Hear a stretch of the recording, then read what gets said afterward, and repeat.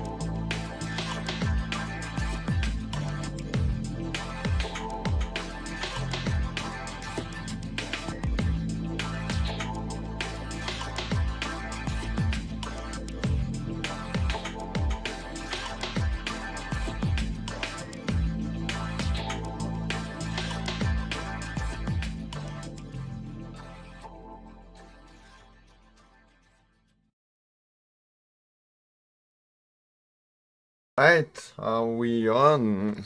Hey guys, I wanted to do so much more preparation for this. But you know what? It is what it is. So welcome to this stream. The second one on this channel actually. I have no clue what I'm doing as usual. But hey Lala Blue, but I'm happy to be here. It's early morning for me. Sorry about that. So yeah, I think I don't need this headset, so let's do this without it. Again, I told you a lot of preparation that I wanted to make, but I couldn't. So what are we doing today?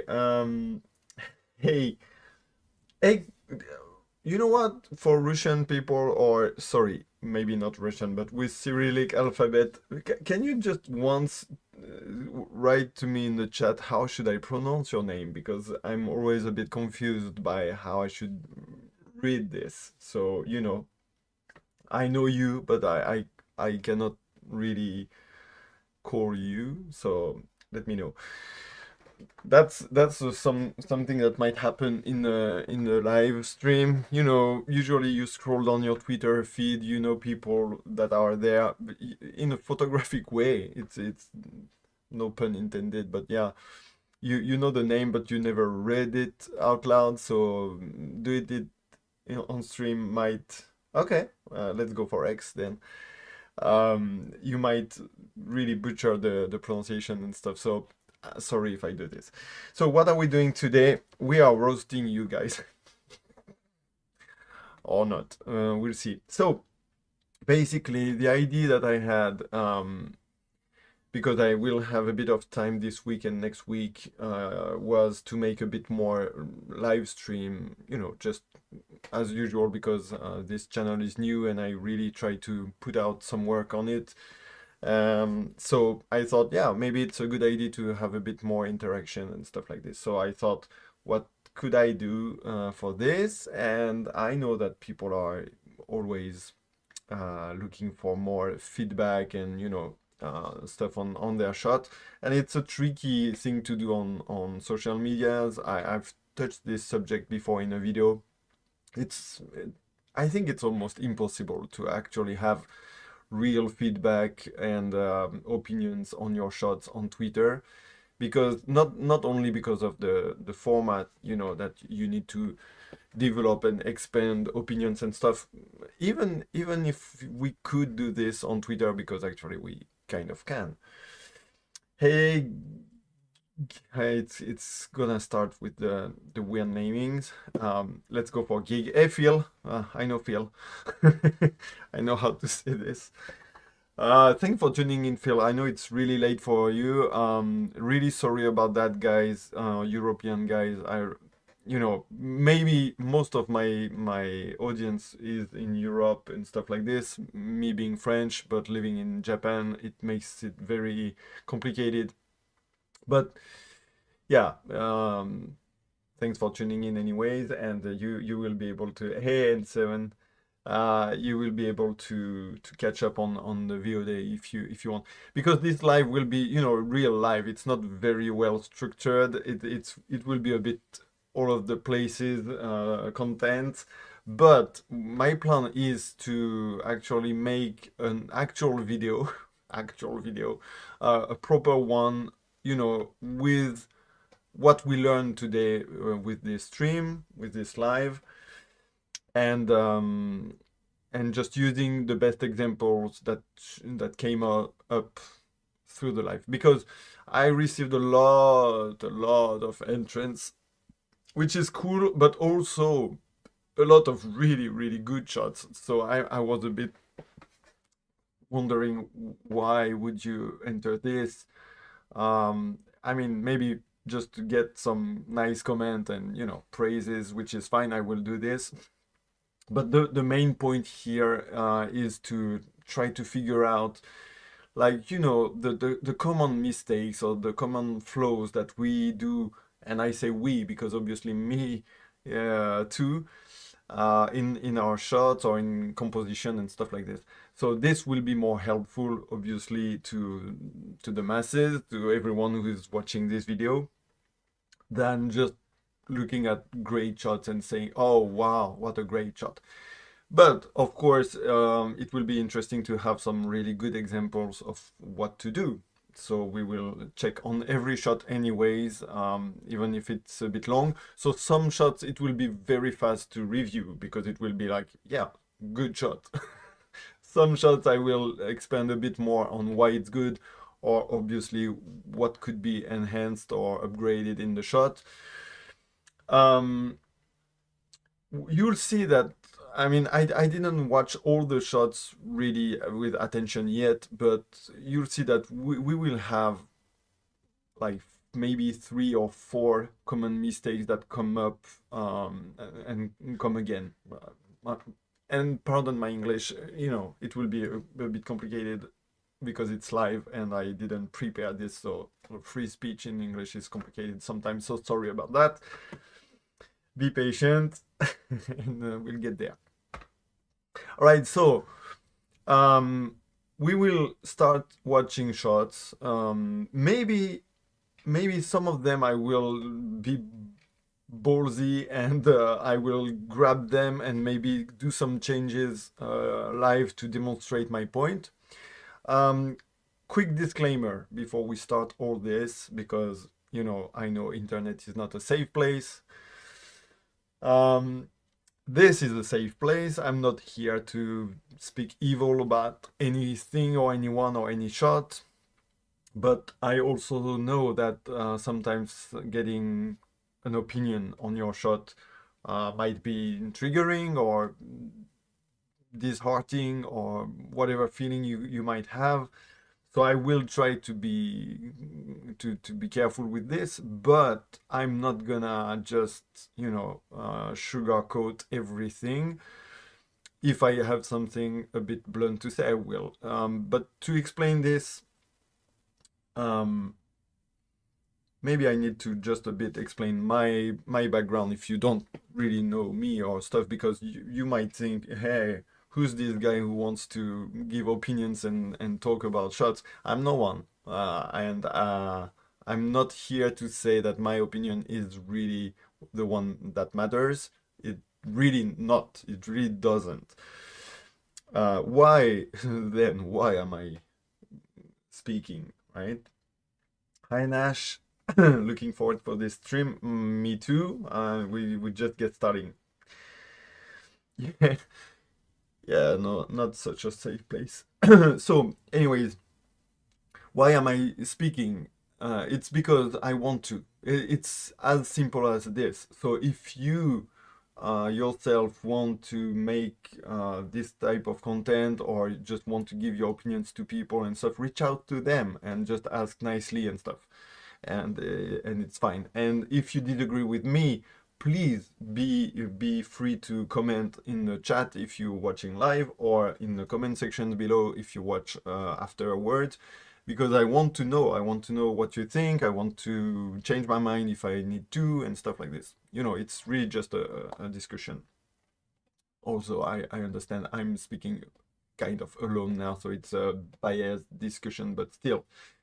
My background is so I'm 43 years old, just to place the chronology. I did an art university background. I have a master too in art, fine arts actually. So I was trained at painting and sculpting and drawing and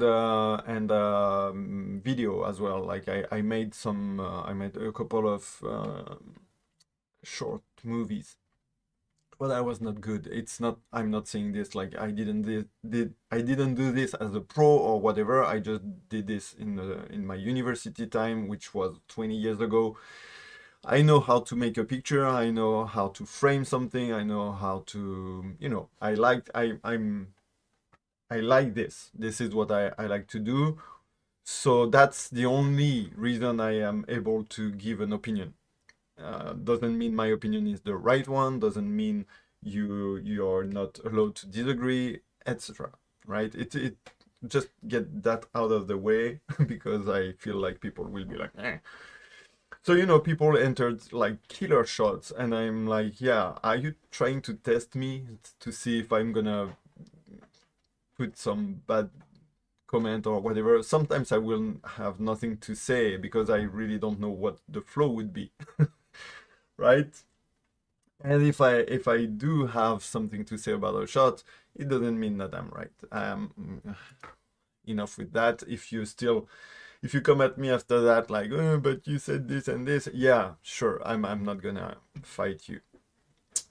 So it's not bad out to take notes.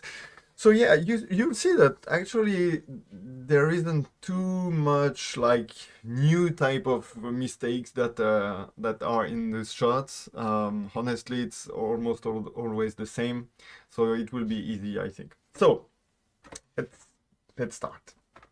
We're gonna actually watch the Twitter feed, you know, the comments of the posts I did, and we'll go from there, like just one shot at a time.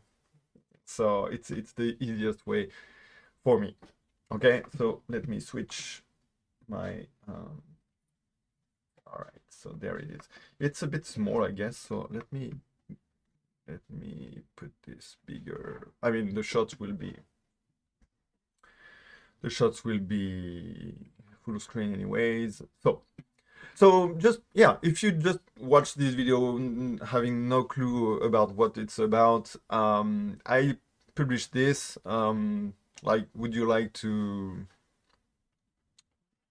me to comment on your shot or review your shots and stuff? And people are really in need of this, apparently. This week I'm gonna review your shot in a gentle video, post a selection up to 4 shots in comments. I'm glad I asked for only 4 because, yeah. Just before we actually dive into it, I'm sorry I didn't finish what I started to say a bit before. Why is it complicated to give feedback on Twitter and stuff? It's not because of the format, was I saying. It's more because to accept that someone critiques your work, you need to have somehow some kind of respect for this person as an artist. You need to look up to his work or their work to accept that they tells you they don't like your shot or whatever. And it's complicated when you don't know people, you don't truly know people on the internet. So even on some Discords, like the Frame Discord, which is amazing and people really want to give feedbacks and stuff, it's really complicated, because if this guy gives you his opinion, but it's just like it's always just, you know, written wise, it's 2 sentences like, oh, this light is fucked up, and you're like, yeah, but what should I do? And if you don't know the guy, or if you don't like the guy, it will be complicated. So at least here, if you hear, I hope you don't hate me. If you do, well, fuck you. So the first shot here is I'm not always comfortable to name the game, but I'm pretty sure this one is Assassin's Creed. So yeah, you know what? I already see one problem that I will have. It's because the background is dark when you put it like this. I should have let me do this. Let me do this real quick. Sometimes it's really annoying to have this on the dark. Wait. Do I have this here? Yeah. I did download a bit of some of them. Oh yeah, it's not here. Okay, this will be complicated. Give me a minute so I set up this properly. Where did it go? I want it in... Oh, wait. Let me do... I told you I wanted to do better prep, but okay, I'm gonna call this live and we're gonna put them here if we want to check them out on a white background, because you'll see that one of the worst thing we will have to deal with is the aspect ratio. Wait, give me... I can't see shit on my screen because I have the mic here, I have the camera here, which is my phone, so it's big, it's annoying. Sorry. I'm new to this, okay? All right. All right, so let's actually start. This one, and let me put back the chat. I really have no clue how to do this, guys. Let me catch up with the chat. Twitter VP is too much hugs and rainbows and everything nice. Yeah, but just kidding, but it's actually true. Much love to you and everyone else in the chat. Thank you, VGP Archive, to be here, by the way. Gib, good evening, guy. I mean, it's the morning for me, but yeah. Yeah, it's a lot of hugs and stuff, and it's we touched this in another video. It's fine. It's fine to have positivity and encouragement on Twitter, but yeah, if it's not enough, then you should look for different ways to get feedbacks, which is why I do this video. So this shot here is nice, like the lighting is nice. Let's go finally. Sorry. Lighting is nice. I like the composition with this tree. I think it's like she's going through a tree or something. It's not super clear because it's very dark. Did you get the joke? So nothing majorly wrong, I'd say. All the time you will be able to say, oh yeah, but I would have done this, I would have done it brighter, or whatever. The shot is like this, so you don't know why it was not possible maybe to do differently. So no big trouble. Maybe here behind the foot you have some white lines and I don't know what they are used for, so I would erase them. You'll see that this is the type of comment I will do a lot. Background that is a bit annoying. Thank you, Nash. Thank you. Yeah, I'm not sure I'm gonna stream more often than Blue, but yeah, maybe. I used to stream on Twitch like 3 days a week, and it was really complicated. So yeah, it's a bit too dark. I agree with that. My main complaint with this shot will be one that will come back a lot today. It's the aspect ratio. So why would you keep a vertical in 16:9, or is it 9:16 when it's vertical? It doesn't serve anything. So this big part here up there doesn't really have any purpose. It's not big enough to be a negative space. It doesn't really bring the action up or whatever. So you should go for a crop like this. Like it would be better. It would be better. I mean, even something like that, you would be able to achieve a better balance composition. Let me, you know what, because it's the first shot, let's do this real quick. you go for 3:4 aspect ratio. It's a bit it will cut the a bit the feet here. So yeah, maybe you would like to do something like this, and you know, it would be already just a bit better, right? Let me put some black in there and there. Yeah. And also I think it works well because the tree opening, I'm gonna brighten up a bit, because maybe on live it's even more dark. So yeah, something, I mean, obviously this is too much, but you'll get the idea in a minute. So you brighten up this in Photoshop or whatever. You try to cannot see shit on my screen. You try to balance this properly. I don't know, the character not too dark, not too bright, sorry. And yeah, I think you get a better. My camera is off. Yeah, okay, nice. This is how it's gonna do. It's gonna go like this. Give me a minute. Yeah, it's on my phone, so not a good idea. Not a good idea, Shin. Oh, what's me being bad. Okay.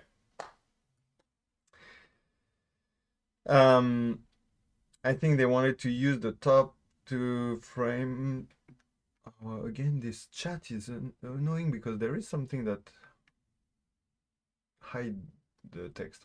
Frame character with what looks like the leaf. Yeah, but the leaves, I almost couldn't see them in the actual shot. So brighten them up. It makes sense now. I see them better, and it works like a vignette, and it's a bit better. So okay, framing, we will talk about this a lot. So give me, I mean, I'll come back to this probably, and we'll talk a bit more.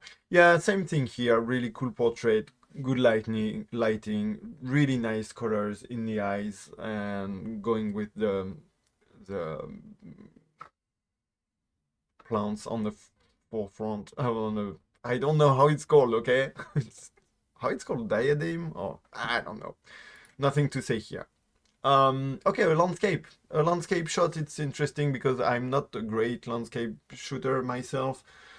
I try to improve. So what I like in this one is the fact that the bridge leads to the background.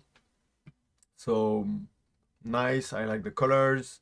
What I don't like is that I don't understand why this bridge is here. What I would like to have on this bridge is a character walking, or a machine, or it's from Horizon Zero Dawn, or something. I mean, I would like that this leading line leads me to something. But now it leads me to the mountain here, right? Up there, sorry. Oh, no. And the mountain is cut. The top, it's cut, so it triggers me. That's just me, okay? I know some people really don't care about this, and I'm not sure it's something that you should care about. But personally, if I have something that just you can tell it's really just the top. It's like one millimeters. It triggers me. So that's it. That's what I would advise here. It's to make something happen on the bridge, or I don't know if you actually can see my pointer, my mouse pointer, because it's red, which is a long story. But yeah, otherwise, cool landscape. This shot is from Banishers. I know the place.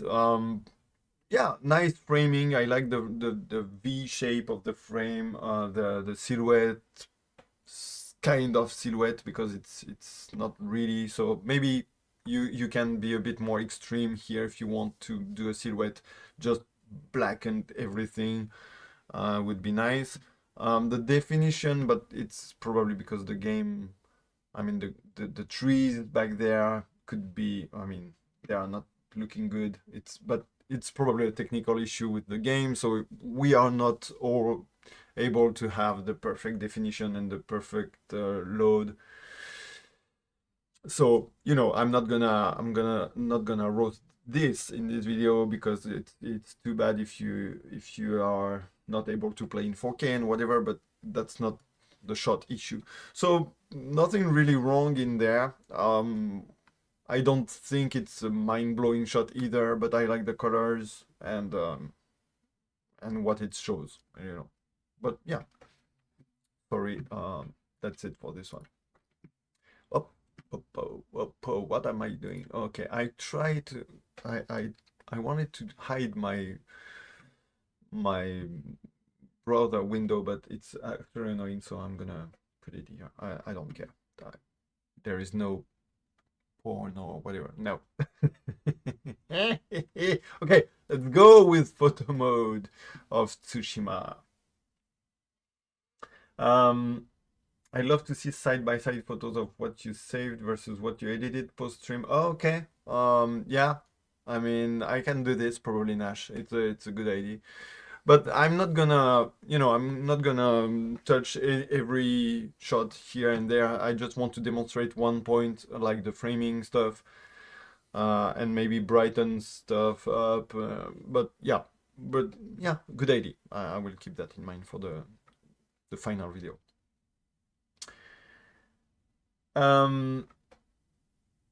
I would be down to help you with getting some stream set up if you want. Well, that's nice. Yeah, I'm not gonna stream a lot, so but yeah, definitely if I have questions I will ask you. So okay, this shot is really cool. Obviously, you know, like it's perfect, but photo mode of Tsushima is killing it on Twitter, by the way.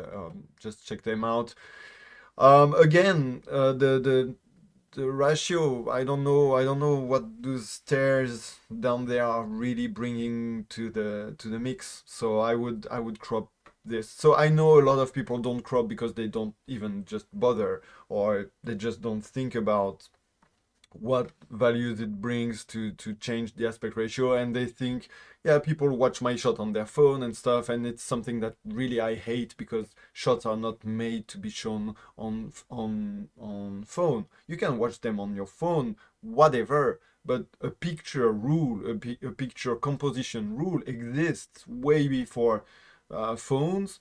And even though cinema movies did change the aspect ratio, the usual aspect ratio we are exposed to because of the screen size and the how it's called, the film, the actual film format and stuff. Still, I've talked about this a lot in previous videos. So we demand live professional edits of every shot. Yeah, nah, not happening. Especially the professional part. Cropping is bloody essential. Of course. I mean, you can't just get rid of the rule of thirds and there are a lot of grids and composition rules, the Fibonacci one, you know, you cannot just get rid of this because your phone. It makes no sense. So yeah, I hate when people are just not frame, like cropping the vertical. It's specifically for vertical shots, just because they are lazy or they don't see the point. You know, our eyes are like this, horizontally. So we watch things horizontally easily, right? Because we eat meat or whatever the evolution did for us. Watching something vertically is a lot more restricted, obviously, right? So that's why you can allow a 16:9 aspect ratio as the basic one, and you cannot allow a 9:16 vertical aspect ratio as the usual one. It doesn't work because you have way more things to scan in a vertical shot. It's more work, so your eye will not catch the same thing. So yeah, just to me, I don't know if this is accurate for pro photographers or painters or whatever, but to me, the 16:9, the normal ratio now for our screens and stuff like this, horizontally is the equivalent of the 4:3, or is it 3:4 vertically? What I did before, like this one. Wait, I cannot see my mouse. Yeah. Yeah, this, so it's, what was it? Four, I always mixed up. Yeah, 3:4, right? So this for me is the basic aspect ratio. Now, if you want to make it a bit more dynamic in the verticality, or, a bit longer, like 21:9 would do for vertical, then you can go to the 16:9. This is the equivalent of the 21:9 horizontally, sorry, for me. This one, the very, very cinematic one. This one. This is the equivalent for vertical. So it has to have a purpose. You cannot choose this aspect ratio by default. It has to have a reason. Like your composition is a tower, or we'll see some example later. So I used to do 9:16 a lot when I first started. Me too. Now I just can't use that AR anymore. Yeah, I mean, you use 1:1 a lot, or so. Yeah, me too. When I check my old shots, I'm like, what the fuck? And actually, I have to say, this is Scal, Guillaume, who the first sent me a DM about one shot I did in Red Dead Redemption, saying it was a great shot, but the aspect ratio makes no sense. And yeah, even though I really disagree a lot with this guy now, and we had some personal disagreement, this I owe him a lot, because yeah, he gave me this advice the first, and it was the really good advice. Next shot, because it's gonna be like 5 hours stream, guys, so let's move on. This shot is great. I have nothing to say about it. I don't like this game. That's it. Okay, this one is really interesting, because at first you're like, whoa, bro, amazing shot. No, I have nothing to say about it. And bam, actually I do.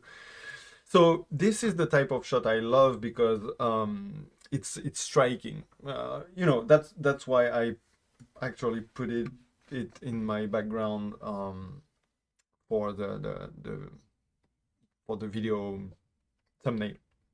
It's striking, it's strong, it's impressive, it makes a good impression. It's a perfect shot for social medias, and so for just being impressive. But first of all, the draw katana here makes the composition a bit confusing. When you start to understand the lines, you get the bow line here. Where is my mouse? Here you get the, well, here you cannot even see it, right? You get the bow line, you get the katana line, and then you get the shoji. It's the doors. Yeah, I'm fluent in Japanese. I'm not.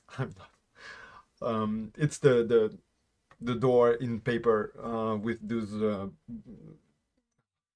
wooden framed. You have a lot of lines in there, and suddenly you understand that the bow and the katana ones are not really helpful, or they are not aligned with anything, even like together. Just those two would be it. If the katana could have been, I don't know if it could have been in a different position, but it would make sense to have something like parallel. I don't know.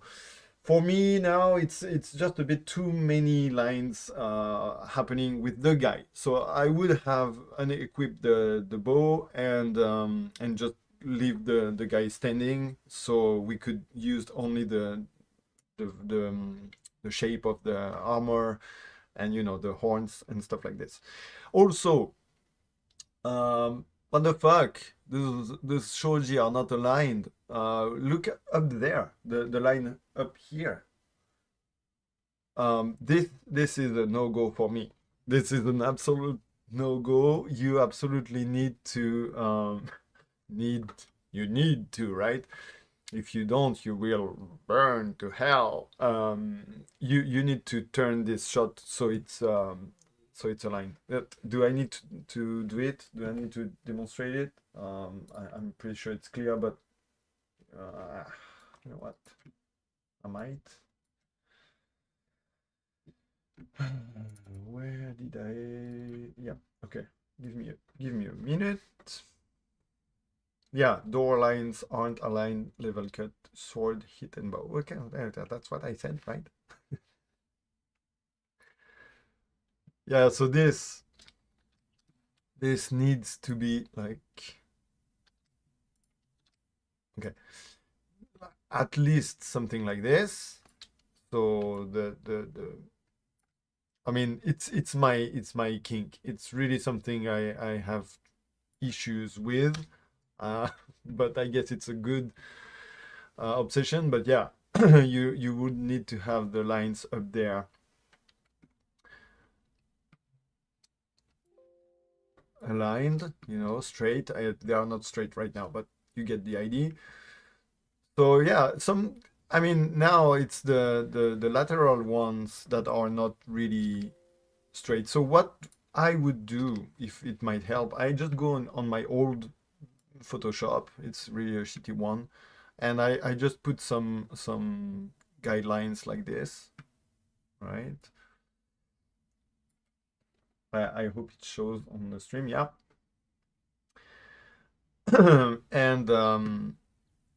And you just stretch. You change. You completely fuck up your shot. It's okay, because no one will care at the end. No one will know how it was before. So you have to make sure you don't distort too much things, but you know, just make it straight up there. It's okay. I mean, I'm not gonna do it like if it was for me. And down there, look at this one. It's completely fucked up. So you're gonna straight this. I don't care if it, I mean, maybe people will be like, oh yeah, but it will really mess up with my resolution and stuff. I freaking don't care about this. The number of pixels in your shot, sorry, will never make up for a good composition. Never. It has no importance at all. For me. Sorry, catch up with the chat. Katana could have better complementing the bow into V shape. Agreed. And the door lines. Okay, you said that. I read that. So already a bit better, I guess, to have something more, you know, more straight. I mean, now if you compare, it's obvious. You're like, oh yeah. So it's really small edit. Obviously, if you can do this in game, well, that's cool, because you don't have to post edit. But sometimes it's just not possible. Sometimes you will have to. I do love to have like fake perspective. I take shots like super angled, and then I stretch them up. I don't care. I don't care. What matters is the final shot, what I want to show. If it's not possible to do it in game because of the camera distortion or whatever, then it's okay. But I will do it in post. And that's my advice for this. All right. What do we have next up? Oh, this will be very long. Crimson Lens. Okay, Crimson Lens sent me a good set of, again, 16:9 or 9:16, whatever, vertical shots. So see the previous comments, crop them. This one is nice, but I don't know, it's a bit too much of two blocks. You know, the axe and head part, and then the mimir and the handle of the axe part, and in the middle there is nothing. So it lacks, for me, it lacks something flowing.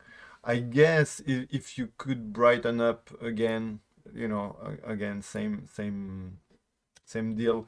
If you brighten up the shot, just the part with the axe, maybe. Let's check out if it's actually true. So I would always make a copy of the layer. Guys, Photoshop for Dummies Part 1. Like, really, I have no clue how to Photoshop stuff. So I just make another layer. Don't make fun of me about this. I'm just demonstrating that every dumbass can do really easy stuff. So you brighten up, like, I'm obviously here I'm gonna do this really badly, but you brighten up the shit out of your stuff. Again, just what you want. Okay, so now the color is different, but whatever, you correct your colors, whatever. I think image quality, resolution is important. Yeah, I know. And complement good composition, and yes, shot with good composition would really make a great shot. You're right. You're absolutely right. When I say that it's not important, I exaggerate, and I want to stress out that sometimes people really swear only by resolution quality or technical quality, and my mind is blown up by how they miss the mark on the composition or stuff like this that are much more important to make a great shot, at least for a start. If you start learning photography by technical things, I mean, you might end up bad anyways. If you start by learning by compositions and you know, stuff like this, and then you get the good quality and the good PC to have the good quality and stuff like this, then it's a different story. You know what you're doing at first. So for me, the resolution is important only if you want, obviously, if you want to make a really clear shot, and you know, that's important, but not as important as the rest. So again, yeah, this shot, I don't know if it's really useful to have that long stuff. You know what? I think I would. I mean, if I really had to take this shot myself, and I think I would even try to do this. Give me like something. Obviously, it won't work here, but I would try to even fake and completely change the composition, like doing something like that, which is not possible here, obviously, but you just get the idea. I would reconstruct the picture so it would fit a different aspect ratio. Again, this would probably not happen to me because straight from the start, I would try to make the composition like this. But sometimes I know I will have to do this kind of stuff. Like, I have a tree in the framing, top part of the frame, and a lot of sky before my subject. Well, I know I will be able to cut a part of the sky and just make the tree closer, some stuff like this. Yes, I agree. A highly detailed shot with bad composition isn't good either. Yeah, obviously. All right, so 21.9. This shot I like. I like the colors. it's hard to get some good color theory sometimes because we shoot games that have already a lot of colors and stuff like this. So yeah, I really like how the reflection on what was his name, BT1 oh, oops, sorry. The reflection and the light is warm on him, and it goes well with the cape. I like the Dove. I mean, it's hard if it was shot on PS5 because I think it's from Survivor and not Fallen Order based on the outfit. So I guess it's on PS5. So yeah, you cannot really have better Dove there. It's not terrible, but it's a bit a vertical Dove, a vertical blur, you know, in this game, and yeah, so it's a bit messy to me, but yeah, still, it's okay. BT could have what look at us, it would have been better in my opinion, but that's it. Okay, this one is interesting because again, why would you keep this aspect ratio? And another thing, I'm gonna do this for this one too. Another thing here that I would advise you guys, if you need to. Oops. Where is it? What did I do?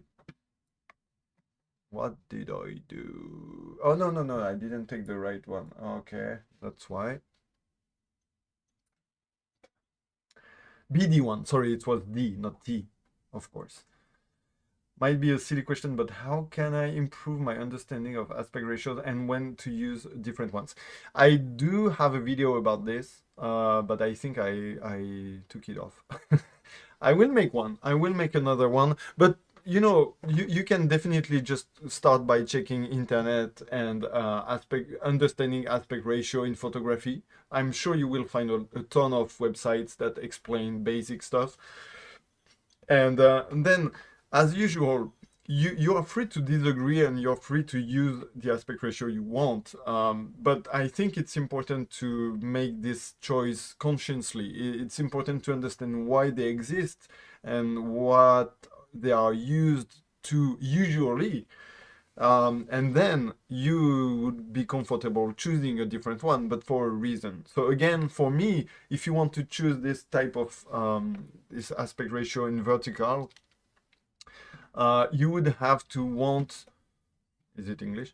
You would have to want to make this verticality the main subject. So for instance, if you just go like this, it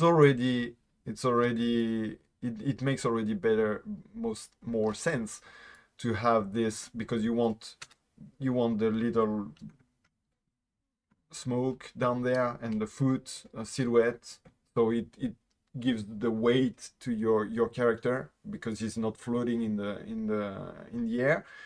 And you also want the ring, the fire ring or stuff like this in there. So yeah, it gives your shot a more vertical dynamic, obviously.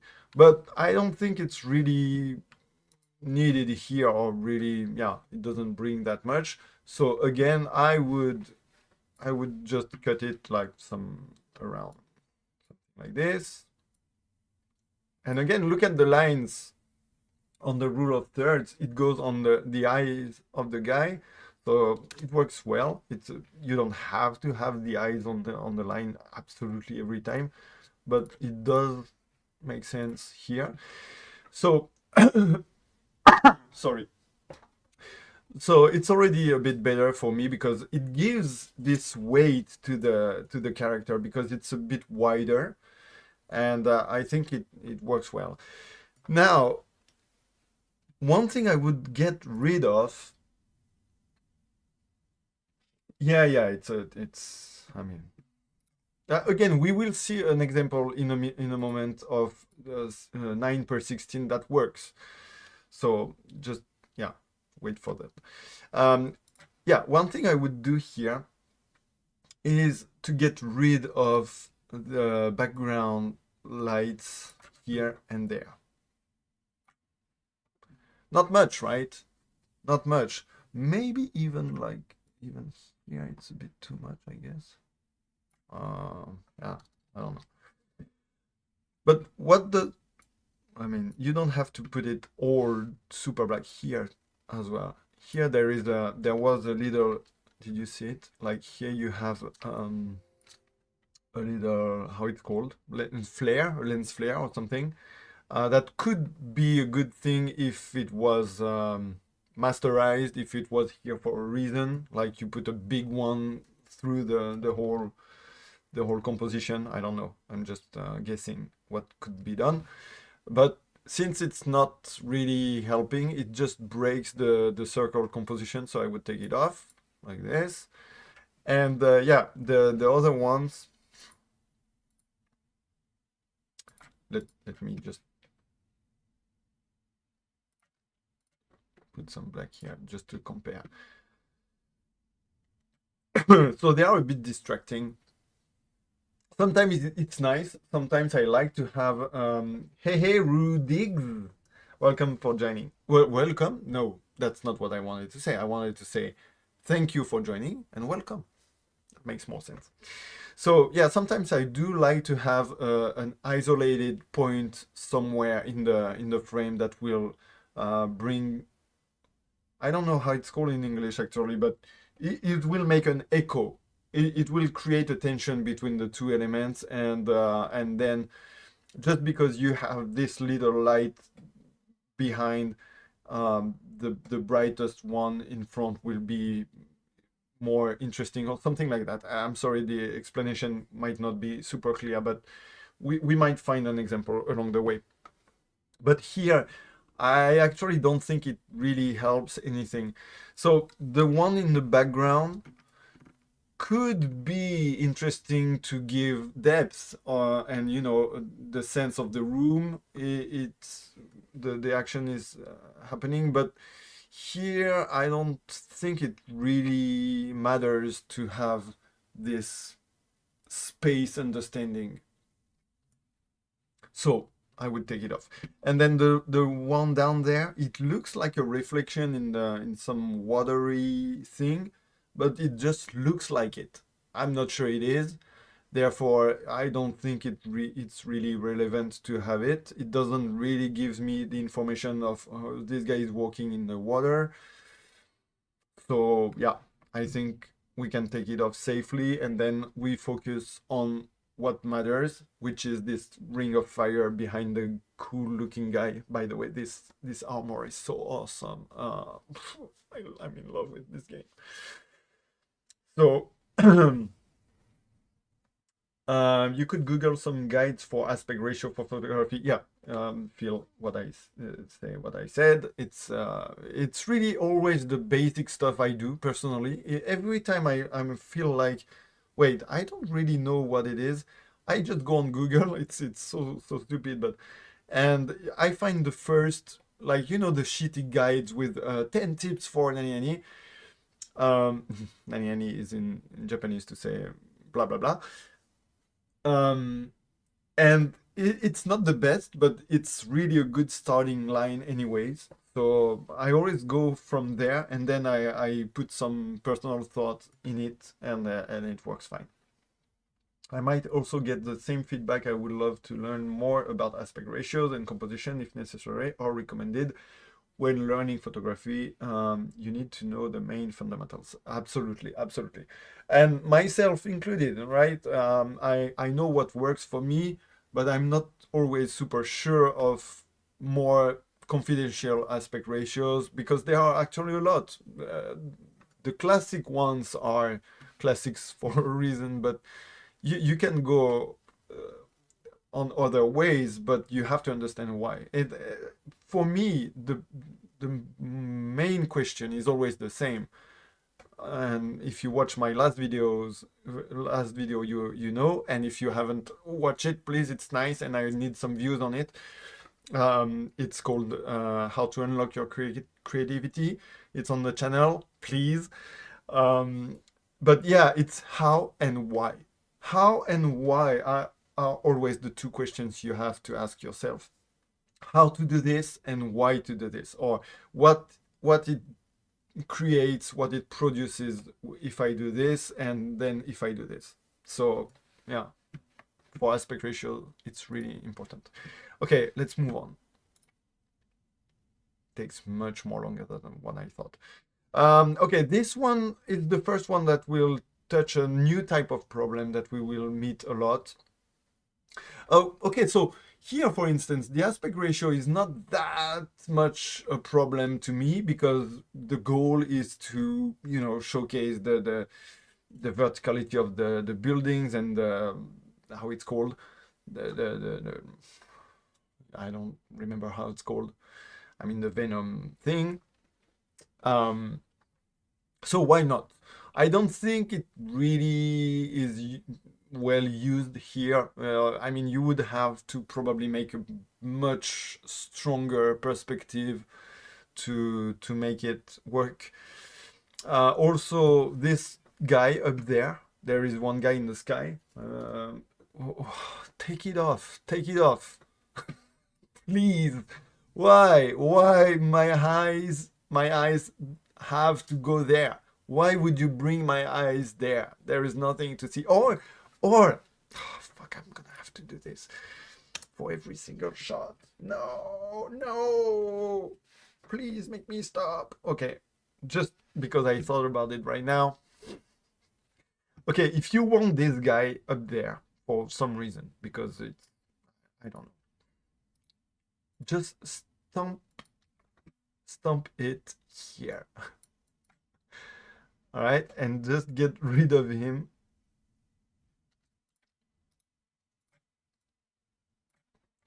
Why?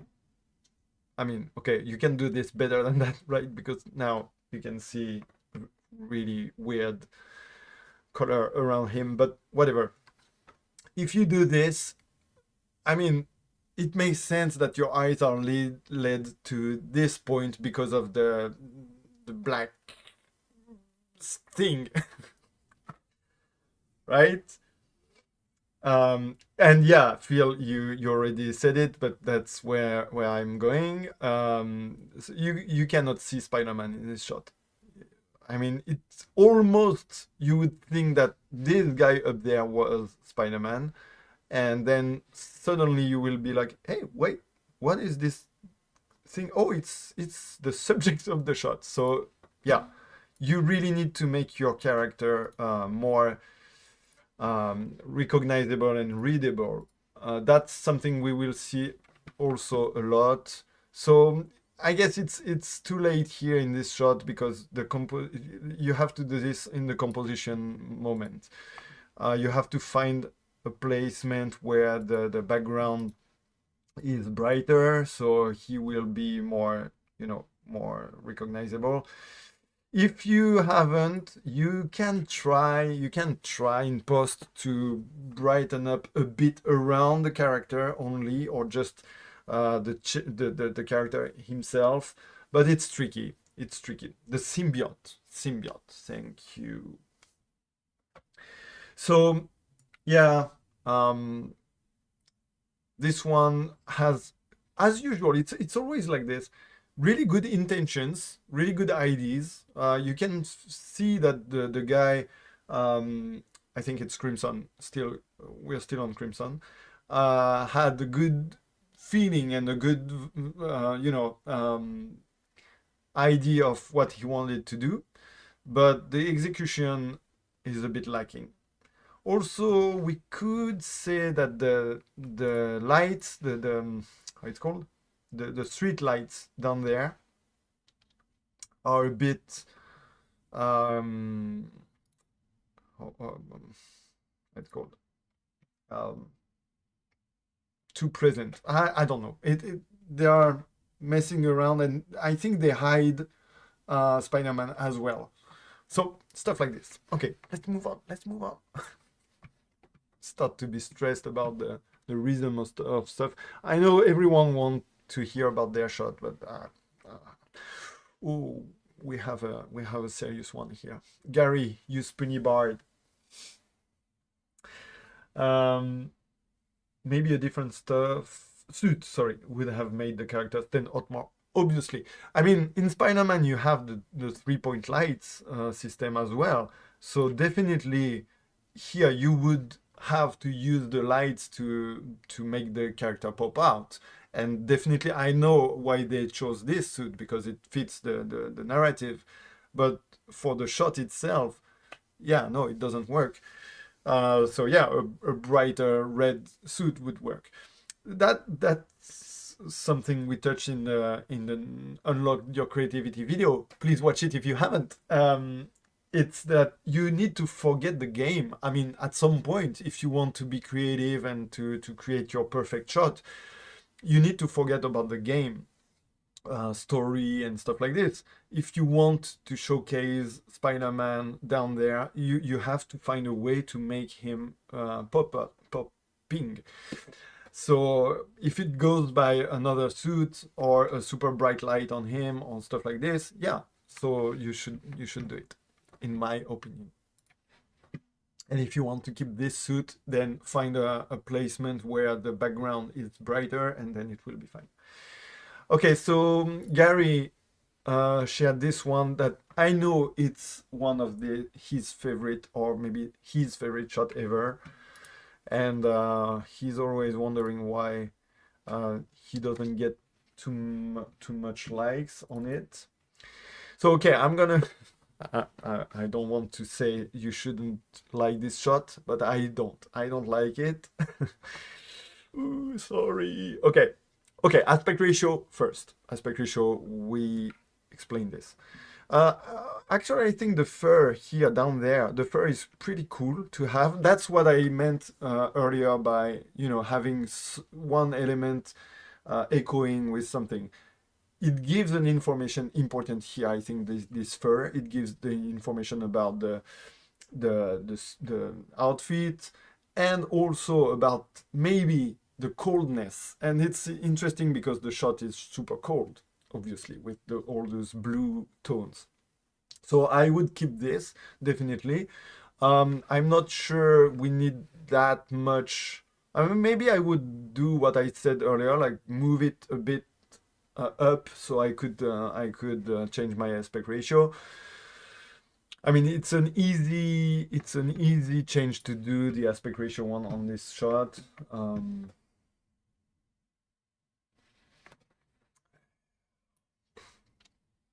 You know what? Fuck it, guys. Go to sleep if you need. So first of all, you would have to. I'm in the perspective of catching up a shot that is already made, right? But obviously, if you can do this at the time you should the thing, it would be much easier. So I would definitely try to make it a bit more, maybe like this, a bit more balanced on the eye, and have something like this. It's definitely doable in a better way, but whatever. You know what? Why do I love to do this so much that I cannot restrain myself while I'm streaming and I have to try stuff? I would do this. I mean, if it was not completely messing up the definition, but whatever. I would make the fur bigger, so it's even more in the shot. Okay. I don't like the balance of this at all. I think it would be better even if you go out of the normal thing, putting the rule of third thing. I think, wait. I'm glad I'm not, oops, whoa. Slow down, slow down. I'm glad I'm not watching how many people are on the stream or leaving, and because, yeah. Okay, something like that. That's something I like better. Now, the next problem I have with this shot is the grain aspect of the skin. That's it. I mean, that's definitely not something you can change, or it's from the game or whatever, but the lighting and the post editing really makes this super grainy. So I don't like it, but it's really just my taste here. I'm not saying that you shouldn't. If it's the way you want to show it, fine, but personally I don't like it. uh, And thank you, Archive, for watching this awesome video and very well produced. I'm trying to get there, guys. I'm trying to get better at producing stuff, but it's hard. I don't have good material and stuff, but anyways, I'm watching and learning. Nice, thank you so much. Okay, so the grainy aspect of the skin here, it's a bit annoying to me, but maybe the biggest problem is the how it's called. Oh wow, I forgot in English. Is it the burn part or the opposite? I don't remember. The whites are too white. You have this area. For me, it's not. It's just too violent. Oh, wow. Give me a sec. A second. Okay, yeah. This and this are just, and even here, but yeah, maybe not that much, but it's just too white and too flat. Now I understand how what it produces, and the super bright light in the eye and stuff. It's okay if that's what you went for. It can be used. It can make sense. I'm not saying it's overblown. I'm not saying it's definitely a bad thing, but again, if you do it, I think it has to be a bit more. I don't know. It's always the same. I'm just not sure if it was on purpose or a mistake. And when it's like this, I feel like I personally tend to lean on the mistake part. If you make a super strong choice and very, not usual and stuff, I think you need to make it a bit more clear. But I don't know that, like on this one, it really can be just me not seeing it. But yeah, the eye again, really cool ID. The eye super bright. This too, it's a bit too much. I guess the problem is where is it going? Where is it going? what what happens? Okay. I guess it's just the editing problem here, but yeah, it's a bit too much, I think. But good idea. I mean, if you like Atreus, I hate the guy, so maybe it's also a reason why you don't get that many likes on it. But don't focus on this. Obviously, the likes are not indicative of the quality of a shot. We say this a lot, and we need to say this more. And even though it's true that a great shot might get a lot of likes repeatedly, it's also true that it's a very good shot might just get under the radar of everyone. So yeah, don't beat yourself on this move on. Okay, this shot again, aspect ratio. Why not? But it's a bit too long. I don't care. And people are really complaining about Twitter crop, but yeah, of course, if you put this shot in Twitter, it will be badly butchered. But if your shot is itself in a good frame, then it shows up normal. Anyways, toning down the contrast might fix it. Yeah, I think not. I think Phil, on this one, it's too late. I mean, on the at the time the shot was taken, yeah, probably, but you cannot, or you have to retexture the bright parts. Hey Chris, thank you for joining, buddy. Happy to have you. How are you doing?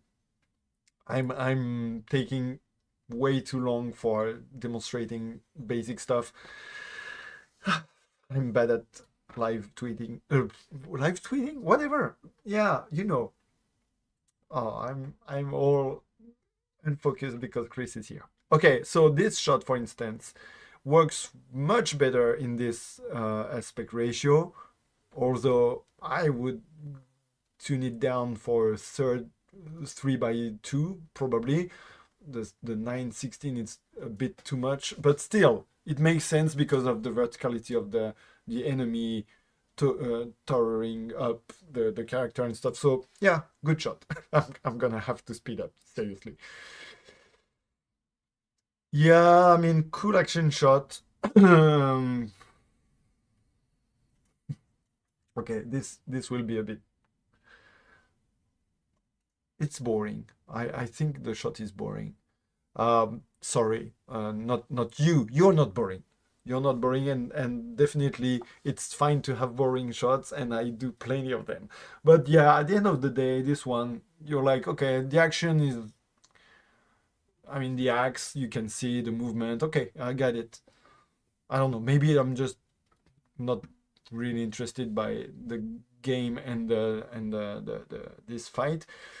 Also, I would say that the oh yeah, I would say this. I would say that the tilt is on the wrong.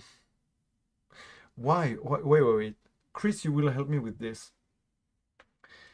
Because I think let me try. Let me try. What can I do?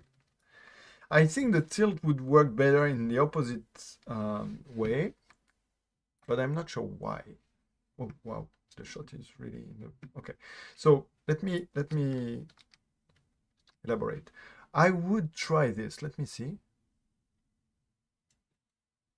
Yeah, I do think it's better. So why? Well, first of all, the balance of the two guys, Thor is way bigger than Kratos, right?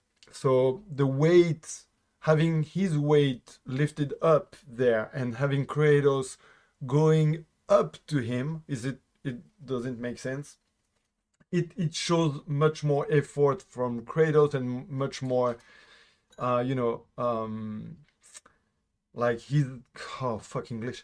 He's capable of doing more effort. It actually makes him stronger, looks stronger in my opinion. And Thor on the opposite side, it's more menacing, like more threatening because he's up there, and you know when you have the upper ground.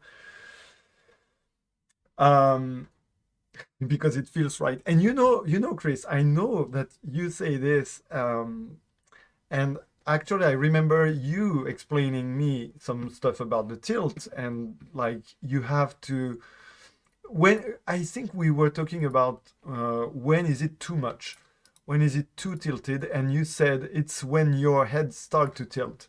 It's when you start to make this naturally to balance, then you went too far, and yeah, I think it's absolutely true, and yeah, great advice because it feels right.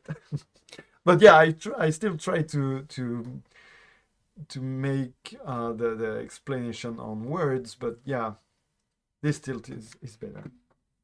Let's compare. I mean, I get the idea of Kratos going down the enemy, but again, the balance because of the size of the guys, it works better like this. Let me know if you agree. Does aspect ratio make your shots stand out more with good composition and good aligning? Yeah, of course. Of course. The aspect ratio is key to the composition. You cannot make a composition in a shot with floating frame. You can't. So it will. I mean, how can I put this? The amount of thing you see around the subject will determine how you watch the subject. Ooh, wow, that was deep. Wait, let's try to demonstrate this. I'm thinking out loud here. So for instance, in this one, I'm gonna do some really obvious exaggeration, but if you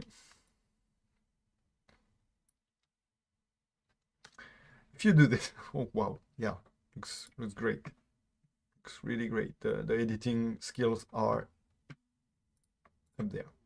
So if you do this, obviously it kind of makes no sense to have this negative space up there, right? So meh, it really doesn't bring much. But if you do this, if I can see my screen, I'm not saying it will be the best choice here, but I mean it could work on something. If you go 21.9 here,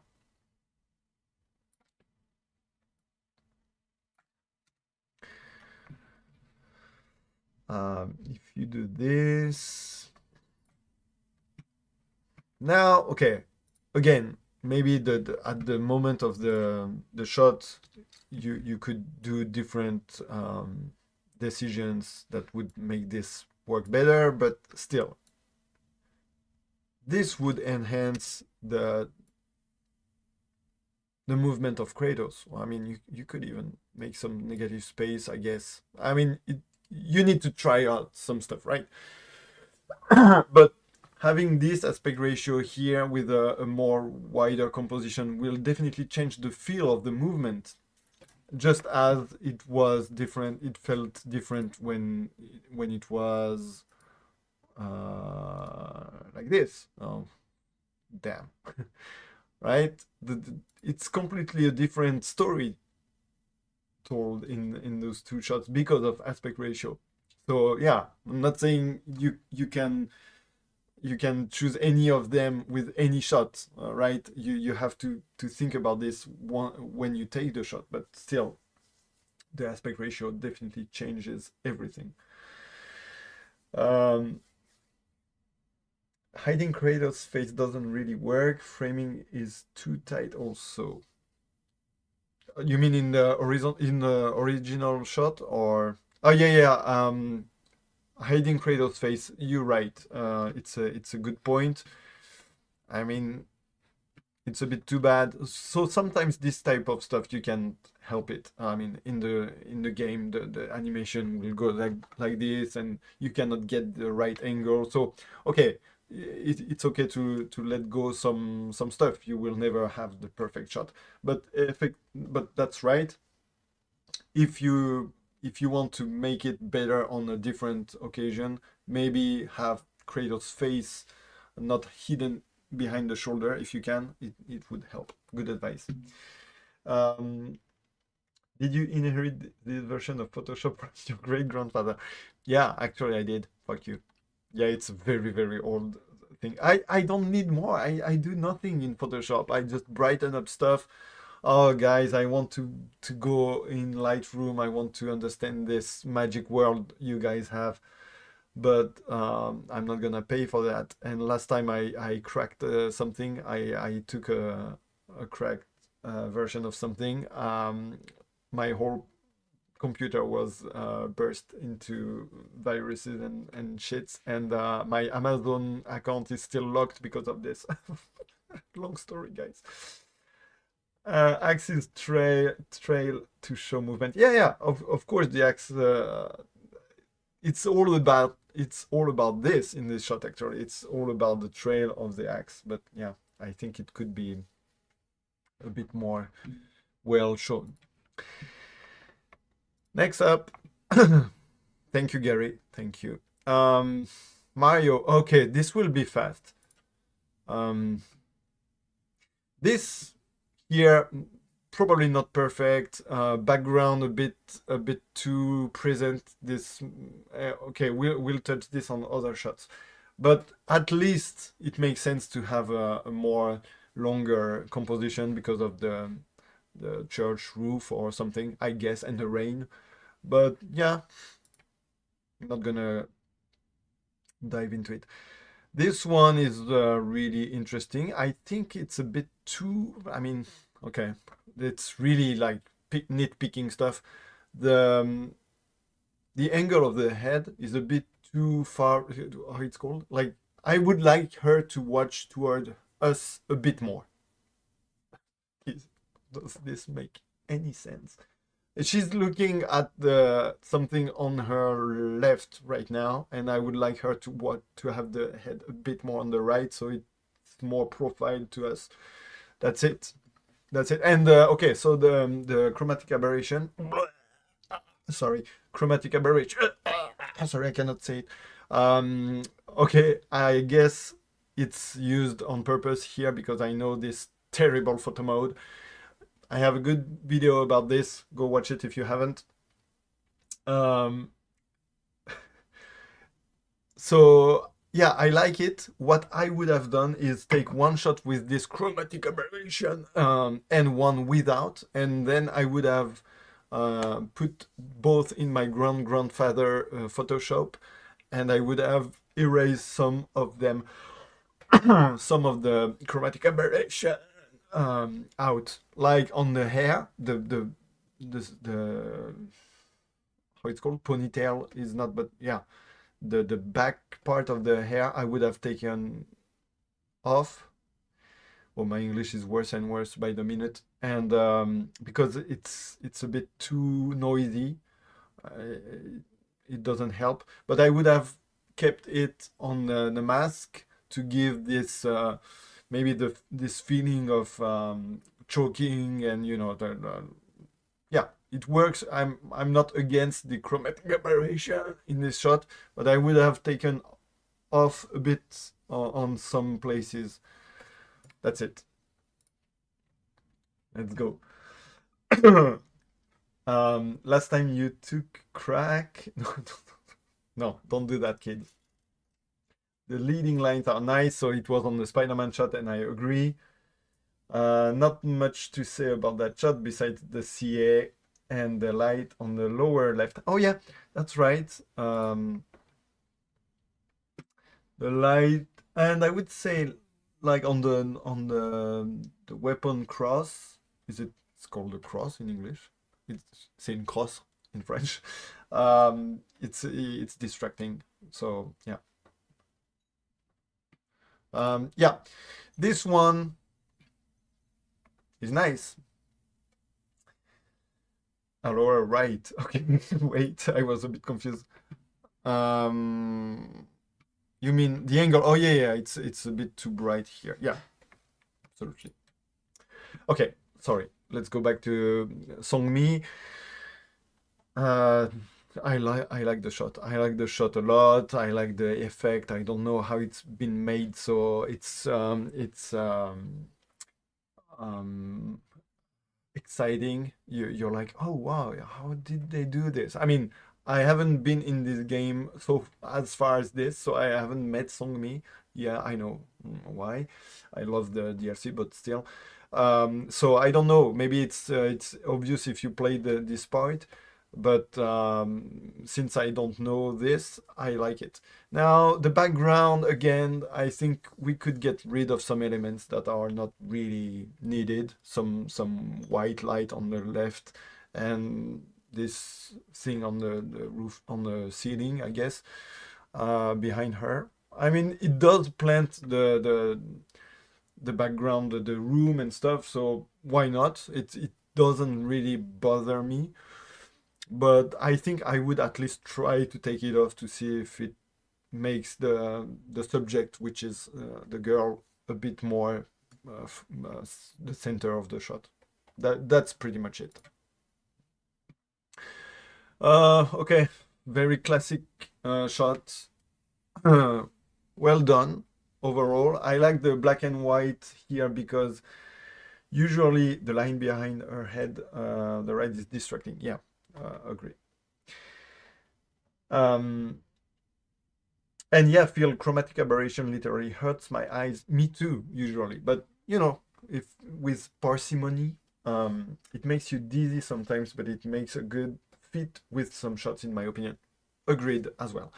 So this one, the black and white, I usually complain a lot about people doing black and white without making black and white shots.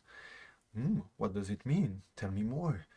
Yeah, a lot of people are just turning stuff in black and white, but they are color shots. So it's too long to demonstrate. But to me, that's my opinion. For a black and white shot to be black and white, you need to play with the values of it. You need to make sense in the composition, playing with the whites and the blacks.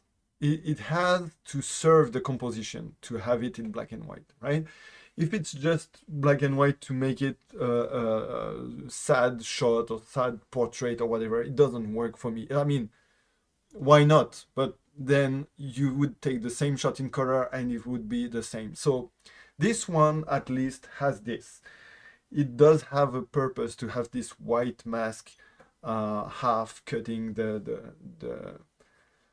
face, and then the white eye is showing up. So yeah, works nice. Maybe a bit of balancing, so the face, the actual face behind the mask, on the left side of the shot shows a bit more, would be nice. And the tilt, the metal light top right, I mean, oh yeah, that's what I understood. Black and white shots are the most difficult to do right. Agreed. That's why I never do them. I'm so bad at it. But I'm bad at it because I really want to make this what I just explained. So here, what bothers me is the neck. Too much neck, maybe. You know, it's too. I mean, it's okay because it makes a good flow with the top part of the mask here, the pointy. I mean, it can grow on me. This kind of arabesque line. Look at me, I'm doing it.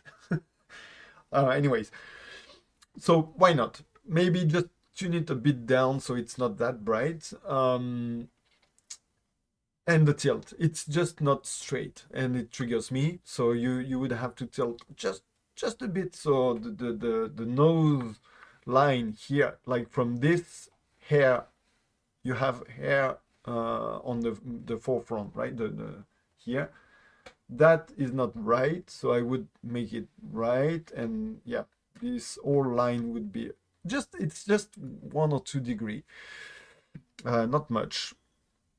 And yeah, I mean, the mask pointy part up there is cut, so like the mountain earlier, it triggers me, but I guess it's not a terrible mistake. It's just me being a bit, you know, a bit obsessed.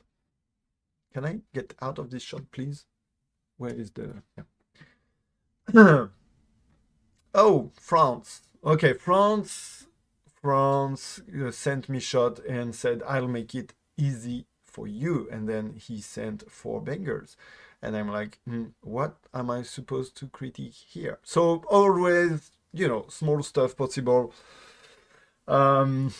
But it won't belong here. So this shot of Nico, I know this place very well. I did a lot of shots. It's very hard to get this background out of the way, but I think it works well here. It's not too annoying or too distracting. I think the color theory is perfect between the back wall and the piece of clothes Nico is wearing. Sorry. I love Nico. I love Nicoletta so much. You don't know my love for Nico, so I'm biased in this shot. I think the eye is nice because the color of the eyes fits everything else. I think I would have enhanced this. Maybe he already did. I feel like I would like to have it just a bit brighter, a bit more like the shirt. It's not a shirt, but like this area maybe. I don't know. Probably he did. I mean, Franz knows what he's doing, so not aspect ratio is nice. It's not a 1:1, is it? It is. Is it not? I'm not sure, but it's square enough, so it's really about her, and it goes well with the position of the arm. Perfect. Not too much space up the head. Nothing wrong here. come on, seriously, look at this. Look at this shot. Amazing. So black and white. Let me put this one.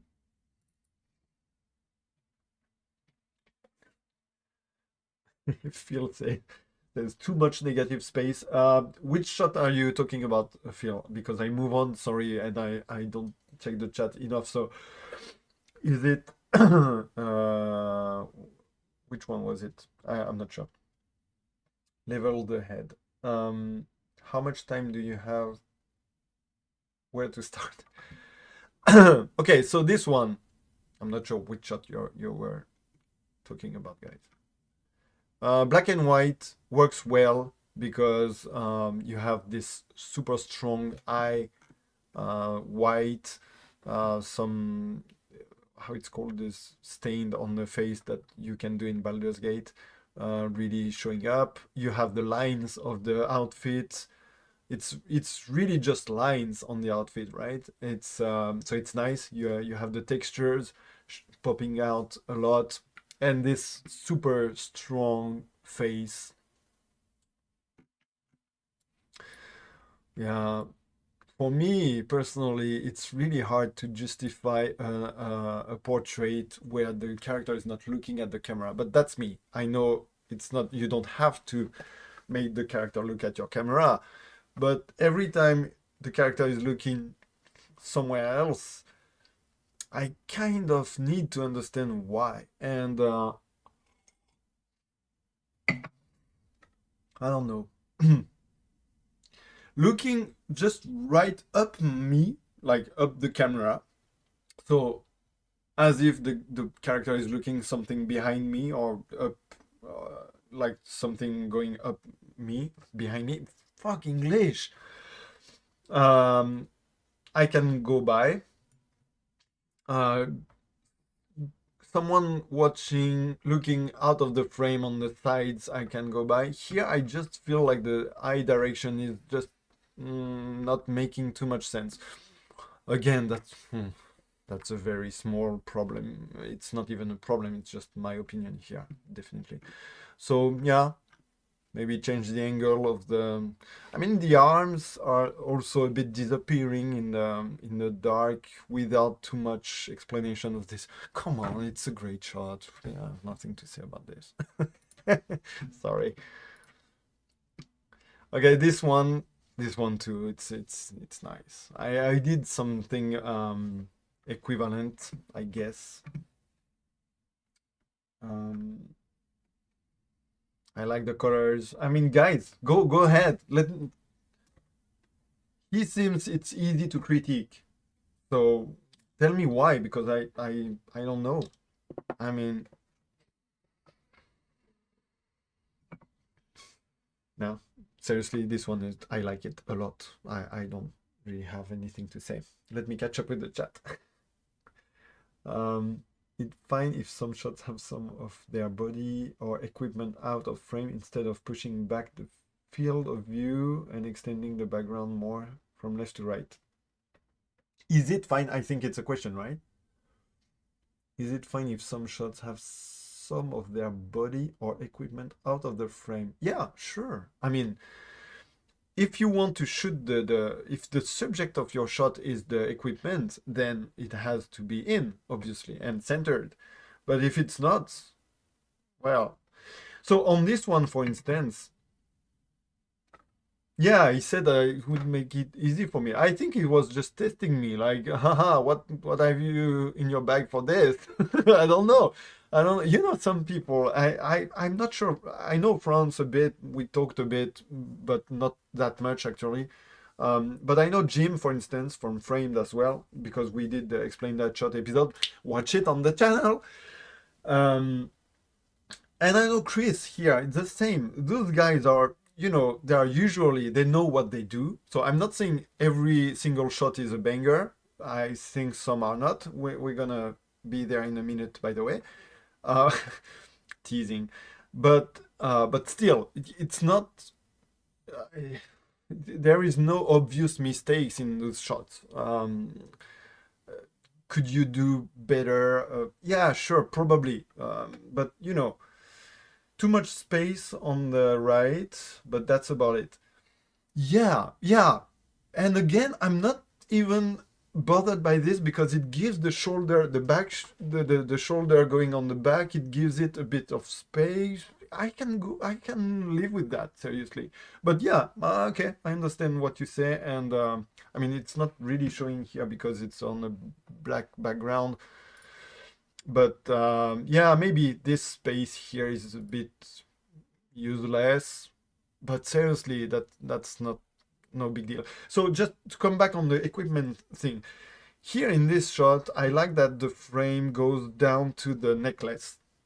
The little necklace thing is still in the shot. I mean, if I want to be really picky, the button, the shirt button is, I would put the frame just between them. But anyways, I think the necklace being not cut is interesting. So I would care for this myself at the time of framing. But otherwise, I mean, if you don't want the equipment to show, yeah, just take it off. Who cares? Okay, this one is more interesting to me. Yeah, she's not completely centered, but that's something that I advocate sometimes for, is to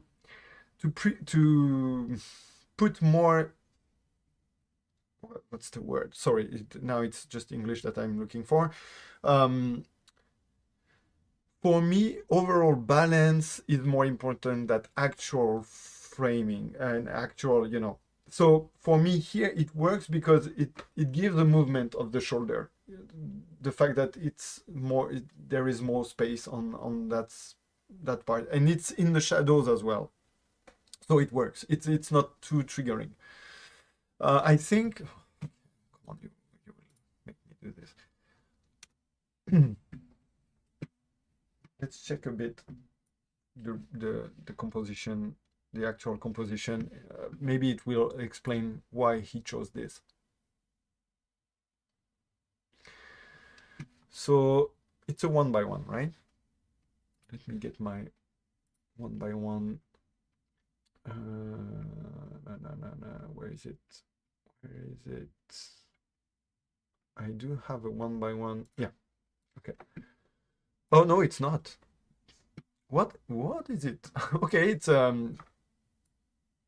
different aspect ratio that I okay. I don't know why then. Interesting. As I said, aspect ratios, you don't have to just go by the 5 classic ones or whatever. You can do your own, and maybe it's just one that I'm not used to use personally, but whatever. Now it's interesting to see. Yeah. Yeah, actually, I think a very simple. Yeah, it works better for me. For me, I'm not taking like sugar code stuff. I'm just saying when it's really not an actual strong opinion, but more of a personal preference. I mean, right now, like this, it's a bit too much open space up there. But yeah, I think on the cigarette line, the smoke line, the eye, and the hand, the hand, that works a bit better if you just frame it more straight. It's a bit too much now, but yeah, you get the idea, I guess. I hope. Maybe my eye isn't trained enough, but I think certain shots have looked good being slightly off-centered. Yeah, I agree with this. It adds interest and character to the photograph. I agree with this, but it's a really tight balance and a very sensitive one to find. But yeah, sometimes I do think off balance is better. Let me. Maybe I do have one demonstration shot not too far. I'm not sure it works well, but that's what I tried to do with this shot. Give me a second.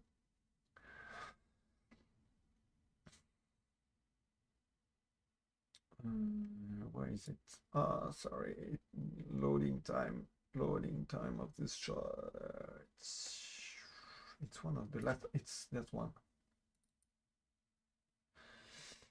This one. Wait, is it the centered one?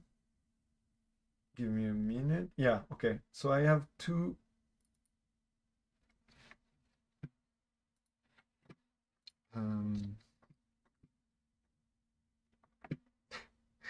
Okay. Is it this? Am I right? Wait. No, that's the same shot.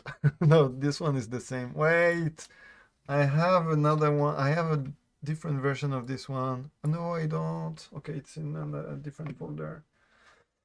Damn. Why? Where is it? Give me a second, guys. I did this. It works well for demonstration. No, I don't have it anymore. Okay. Well, whatever. Rip my demonstration.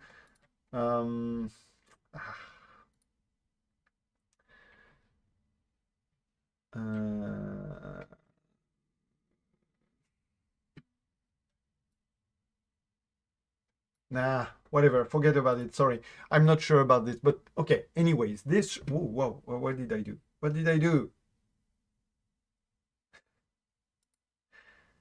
Give me a minute. We have a problem. Houston, we have a problem. We do have. No, we don't have a problem. Oh, fuck, I was scared. All right, so this shot, when I did it, I'm not sure which version is it now, but the center is not the girl. The center is not the sun. The center is between them. Way too long. I'm sorry if you went to bed, guys.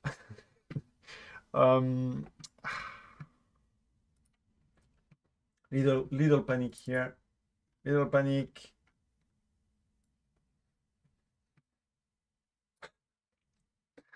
Oh, I'm not doing this right.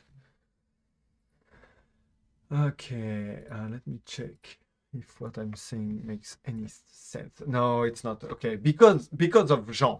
Jean gave me a comment like, oh yeah, but she's not centered, it triggers me. And I was like, yeah, but man, I did it on purpose. And then I changed my composition and just to make him happy, and I'm not happy. I wanted to do this personally. Okay, that's really small change, but still I think it works better to have her a bit off-centered because she's like chin up and she's looking in that direction, and on the right side of the shot there is nothing, and on the left side it's more busy because of the grasses and stuff like this. So it was fine by me to have an off balance and to have the line of the sun down there and the line of her silhouette up there, being equally separated from the center line. That, yeah, instead of this where she is centered, but I think the shot is a bit off balance. I mean, I'm not sure it's really, but that's the length of the that's the length I want to go as composition. English makes no sense. Wait, I'm looking for my mouse. I'm really sad now. Let me catch up with you with the chat. Okay.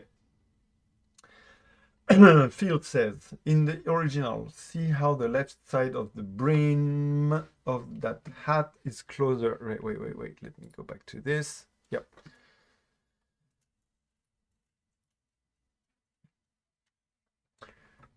The left side of the brim, I don't know what the brim of the hat, I guess it's the line of the border of the hat, closer to the frame than the right. Yes, definitely. So Phil is talking about this, this, and this. So you can see that the right side is much bigger. It's nitpicking and just my 2 cents, but it's something I notice sometimes. I absolutely agree. Again, for me, it's okay here because of this part where the shoulder movement is. I mean, yeah, actually, no, you're right. Maybe maybe it would work even better if you do the opposite. And if you put this, I mean, yeah, obviously the center of the cigarette is better here. I guess that's what France meant, like it make you easy. It's just the composition that, yeah, is a bit off-center. But again, it's so, I mean, you can argue, you can find a reason to off-center a character, and you can, yeah, I mean, yeah, it's not that bad. It's not a terrible shot. But yeah, okay, coming back to this one. The top and bottom photos you were showing were not the same picture. Yes, they were. No? Okay, so maybe I got confused in my panic moment. Sorry, but I get you got the final point. I'm sticking till the end. I'm not trying to miss some very useful and insightful commentary and feedback. I'm keeping the knowledge I've learned for a great time in photography. Thank you. That's I hope people will enjoy this. Even in replay, I know it's a bit different when you watch it in replay, but you can speed up.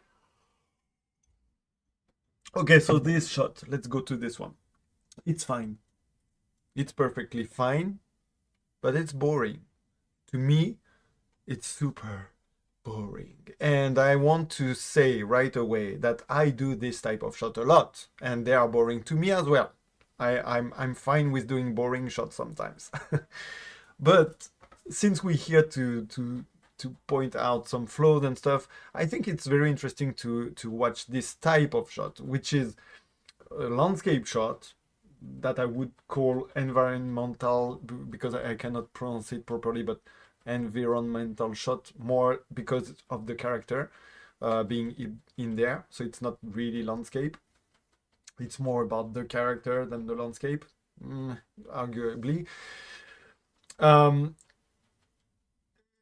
Nothing's wrong here. I mean, like, the landscape looks good, the buildings are well placed, all the elements are well placed, the character on the horse, it's nice, although you know how you always want your character to move. You want to give movement to your horse or to the head of the guy and stuff. It's a very useful trick that we've seen a couple of times in the Explain That Shot series. Watch it on the channel, guys. But I think sometimes we do it too much. I think the fact that the horse is walking here doesn't make sense because he's not going anywhere. There is a river in front of him. So, I mean, yeah, okay, you can say he will go to the river, but that's not the story that is told in the shot. So, for me, I would just make the horse stand still and maybe just play on the head position of the horse instead of having the horse walking. That's about it I can say to this from this shot.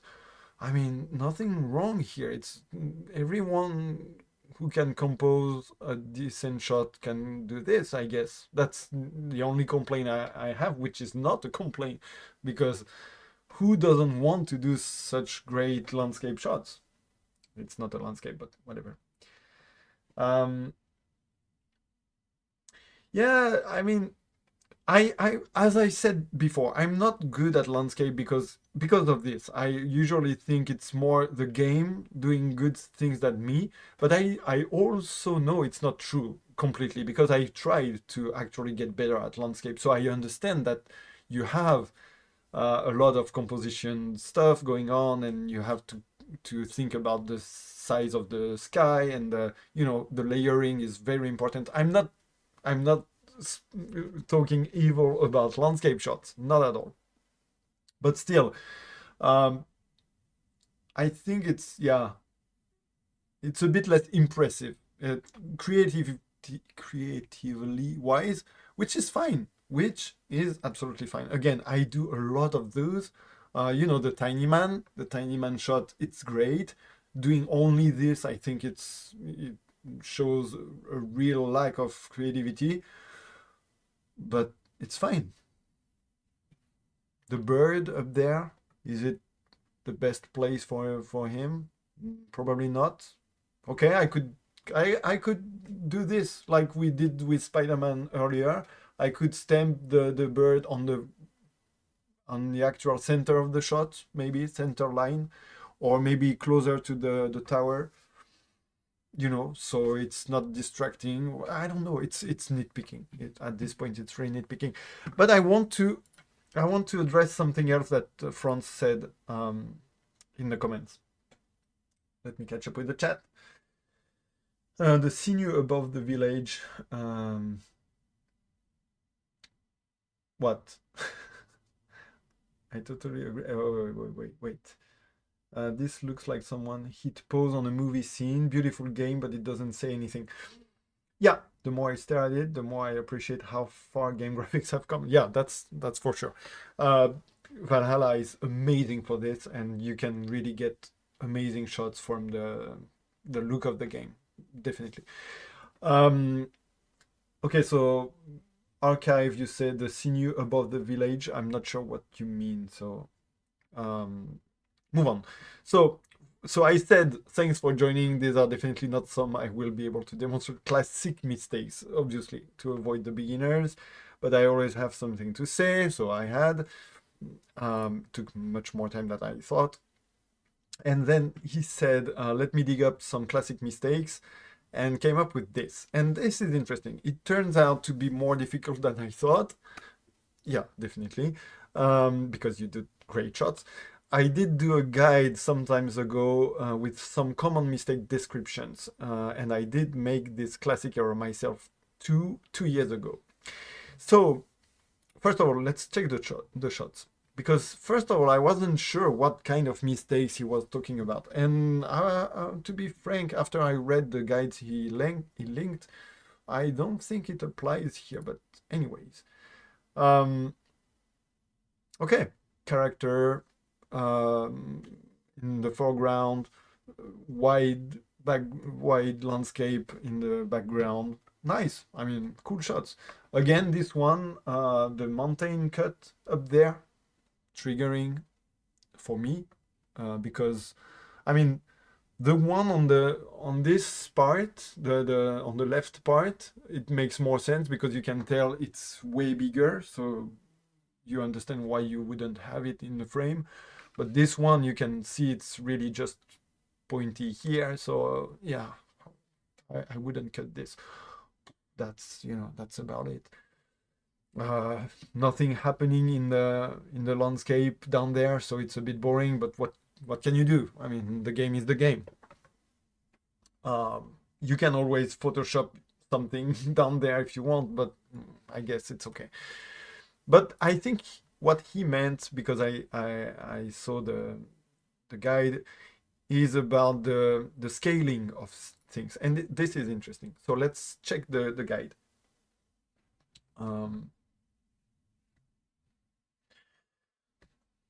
It's off-centered. Shit. It's okay. I'm gonna keep it.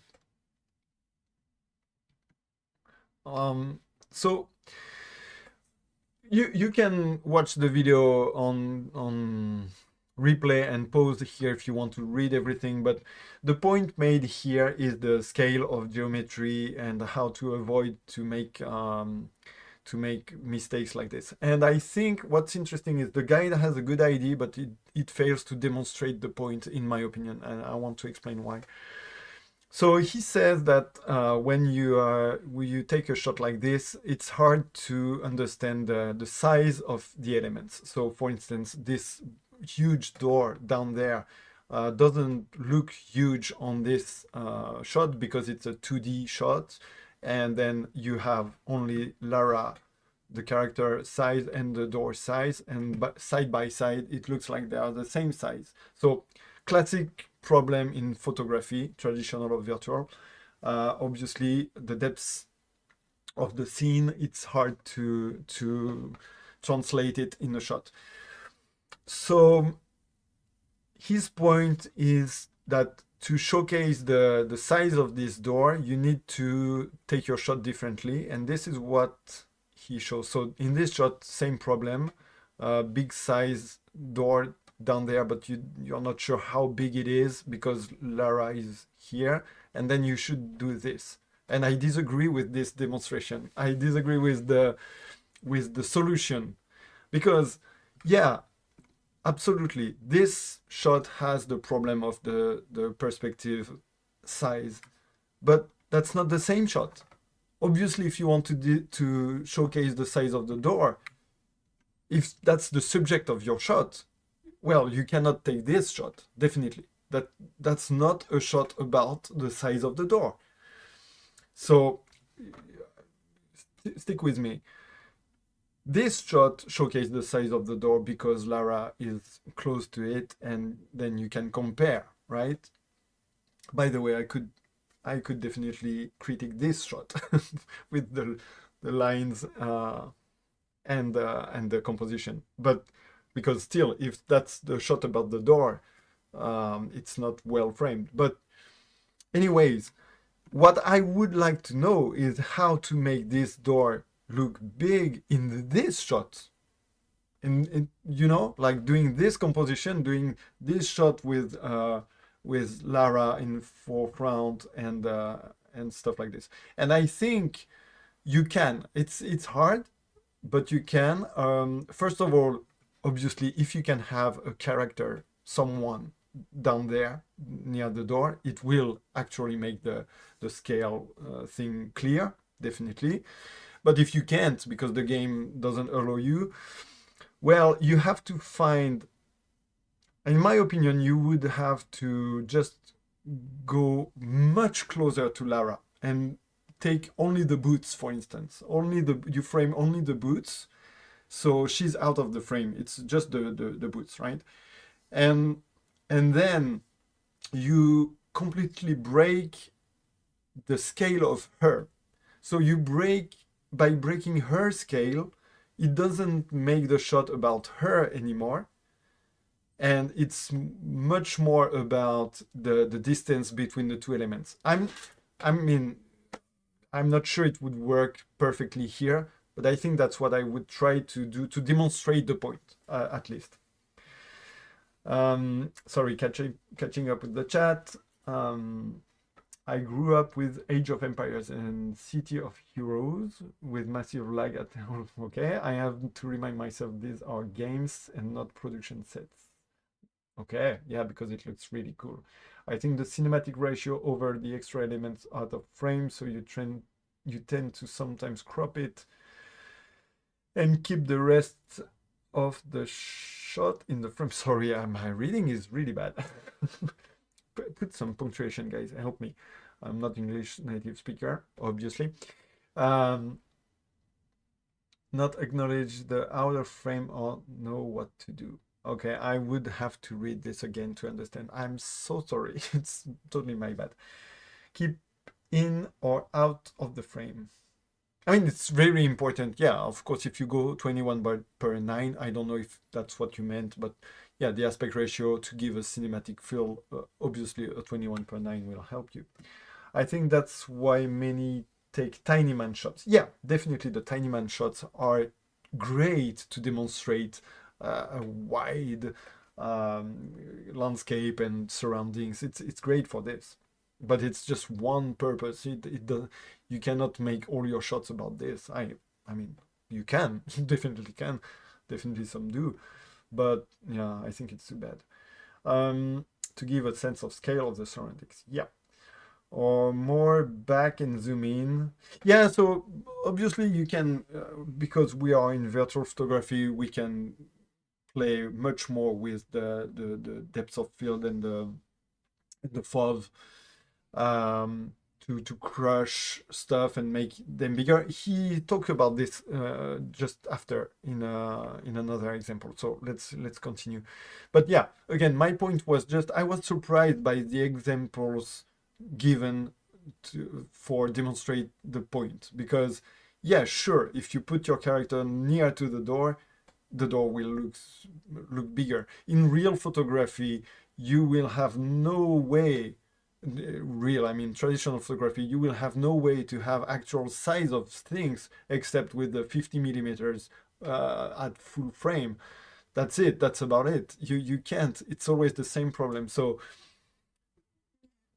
it's right. What he says is right. I'm just but it's just not the same shot. So if the advice is just don't put your character far from an object that you want to showcase the size of, yeah, sure. But I think it was a bit different what he meant in the first place. So same here, Geralt is a bit too big. You cannot really tell the size of the tower. So you could have, I mean, you still have trees that gives a big hint, and the birds up there. So you could a bit focus more on this with the composition and stuff, I guess. But yeah, again, doing this, you can see the size of the tower. And again, why would you cut the fuck this tower up little, how it's called, little wood stuff? Don't cut that. It triggers me. Also on this shot, I know it's not the point of this shot, so right, but Geralt is not really readable. It's on a too dark background, and the position of the horse it's weird. It's in a weird moment of the traveling. So I don't know. I would have placed Geralt somewhere else. But again, it's not the point of this shot. I understand that. Then he speaks about the scale of enemies, doing a bit the same demonstration, like how you can make the enemies look bigger by placing your character better and playing with field of view. That's a great example. I mean, again, Geralt is not super readable. I would have put him down the wing, but whatever, it was probably not possible. I'm just saying that the guide has a good idea, but maybe not the best demonstration shots. That's it. Be thankful, guys, for having guides up there on the internet by people taking a lot of energy and time to make them. I myself do guides or reviews or whatever with really bad examples all the time. So really not bashing this, just giving my 2 cents. All right. Are you still there, guys? I found that capturing environmental shots was incredibly challenging for me. I am unsure how to apply the photography technique I've learned to this type of shot. Me too. I think I just stick to overall composition. Like for this one, I like that the big block of buildings and tower is on the left side, and the character is going toward it, so it leads the leading lines of the overall shot are working fine. So that's about it, what I would care about and make sure I put in my frame and stuff like this. The sky size, not too much sky or not too little, is a very important aspect for me. Is usually what I'm trying to focus on, but that's pretty much it. Ari, grazie mille per entrare. I don't know if we say entrare in Japanese, in Italian, sorry. Thank you, Phil. It's so late for you guys, man. I'm sorry. And thank you, Archive. Hey, Diego. Thank you for tuning in. So, okay, Ari, I said this will be easy. It was a taunt. Aspect ratio here, I don't like it. Okay, we've seen this a lot. In this one, aspect ratio as well, because there is too much floor down there. We don't need that much floor. I would cut it at the how it's called, fern. how it's called, this plant? The fougères. So we don't need this floor. It's shiny also, so it's distracting. And the character in the middle, in the center, it's just the head. It's a floating head because you cannot see the character properly because of the background. So if possible, I don't know if it was possible here, but just if you want to fine tune this type of shot, put your character up, maybe on the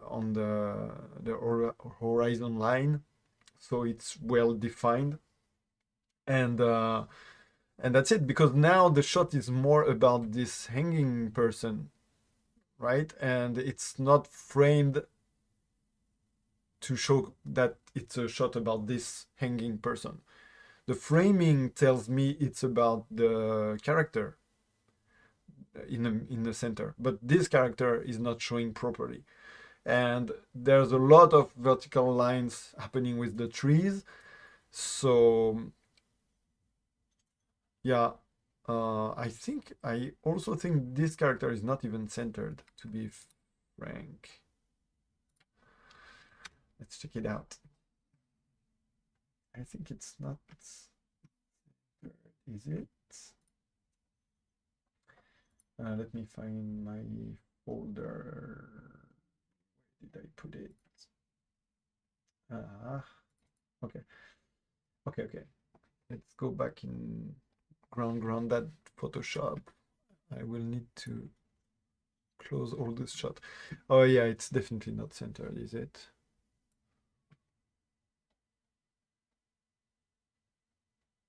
The center is here. Yeah.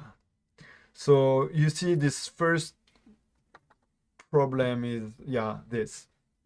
It's not centered. The guy is not the guy. I don't know if it's a guy or a girl, but it's not centered. It's not readable enough. And the aspect ratio is a bit too long. We don't need that. So I would personally go for something around this instead. And yeah, as I said, I don't know if it's doable here, but sometimes I find myself in the same situation where my character is a bit too on the too dark place. So I just change the how it's called, the the density of the background here, just around the character, something like this. I'm doing this like really poorly right now, right? And it's definitely just a emergency fix thing. It's not something you want to do all the time, but I think it works better now that you can see the character a bit more than before, like this. Let's check the difference, right? So it was a bit too in the dark. Now you can see it's a silhouette. You know, something like this would work a bit better, and having it centered. And the aspect ratio, of course. Diego says the problem with environment. Stop writing this word. I cannot pronounce it in English. Shots for me is that I don't know how to balance the empty spaces and the points of interest. Yeah, but it's a normal, I mean, composition thing. Then it's just like you have to put your strong elements in a strategic place, either on the rule of third grid or just on a leading line or somewhere like this. Sorry. I always tend to see more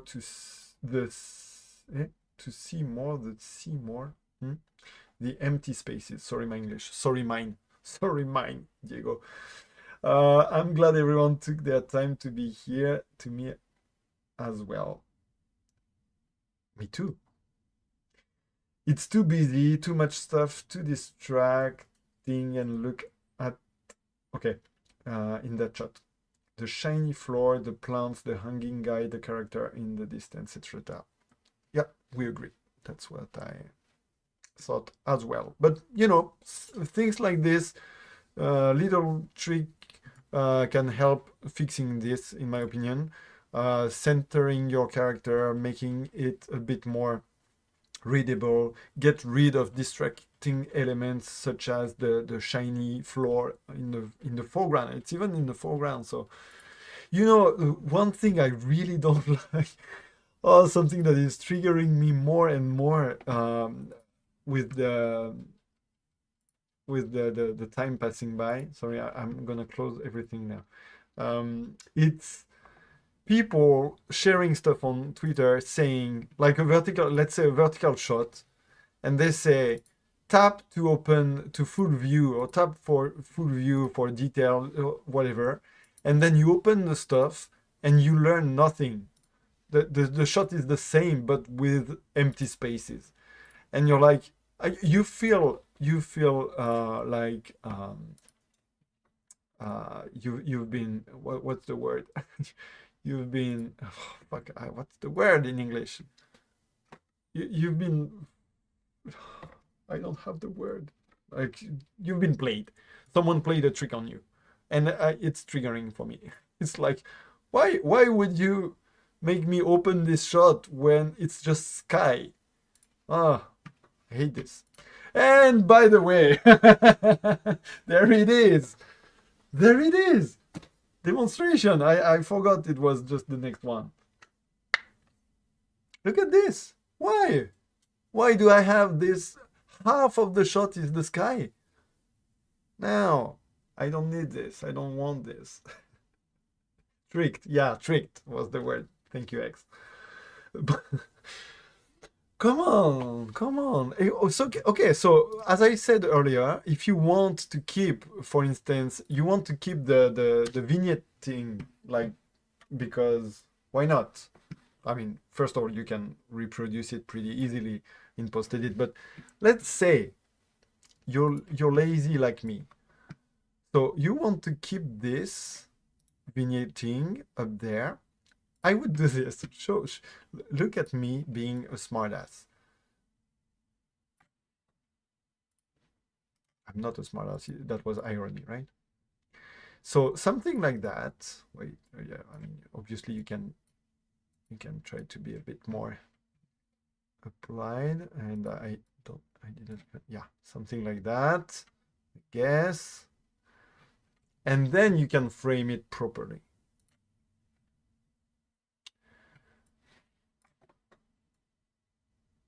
I mean, yeah, you can even go lower, but whatever. The point is this: you keep your gradient coloring nice, and the shot is about the guy, and the sun is like going up. It's literally up his head now. Where was it before? Wait. I mean, if you check the, yeah, it's nowhere. It's actually nowhere in the shot. I mean, yeah, whatever. It's not the main point, but that's it. That's it. I don't like this type of super full sky, and that's it. Or you put the sun here. Or you put the sun here. If you say something twice, it's stronger. Let me say it like a bit more. Or you put the sun here.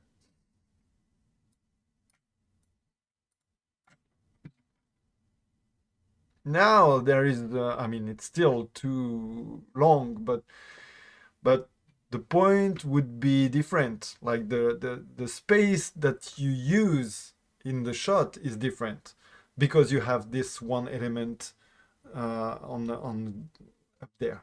So it means that, when you have two elements in a shot, they are echoing, they are talking to each other, and this space is not empty. It's a space, it's something that lives because your eyes go there. I'm not sure I make sense here, but It's like a trail in the mountain. Like people go there and then it appears, right?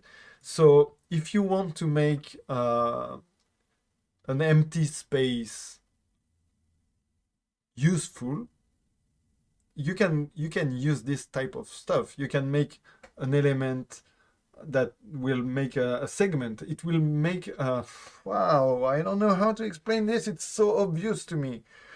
It will make a starting and a finishing point to your line. So this line exists, even though it's transparent. Let me know if it makes no sense, or on the contrary, if you get my point.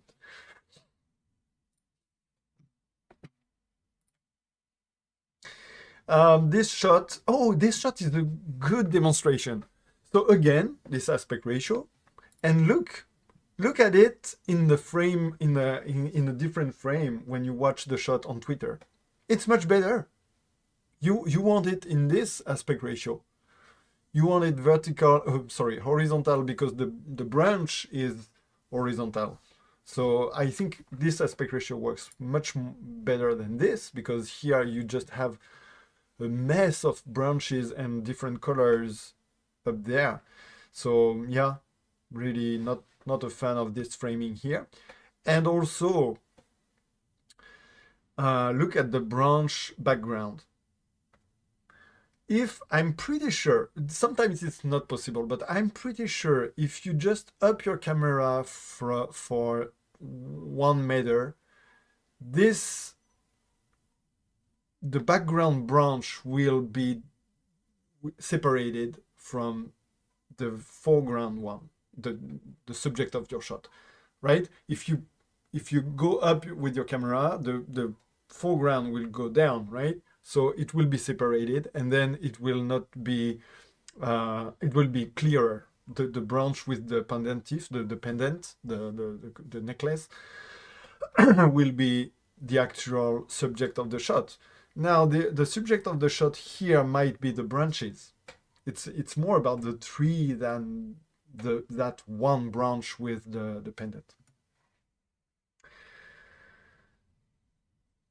The head slightly covering the sun is triggering me about the previous shot. Yeah, kind of, but I mean, I do like this personally. I did this type of shot where you because it gives the idea of the rising sun. So this I get. This is okay for me if that's but if that's the subject of the shot, if that's the main element, it would have to be framed much higher. So again, the shot should be way more, even way more shortened than what we did earlier. It should be something like,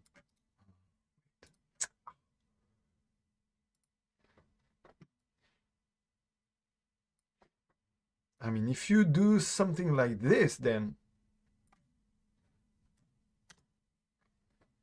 maybe I went a bit too far, because you still want a bit of space up there to say that the sun will go there. I don't know. It's not perfect here, but my point is that I can live with this, but it has to be the main ID then.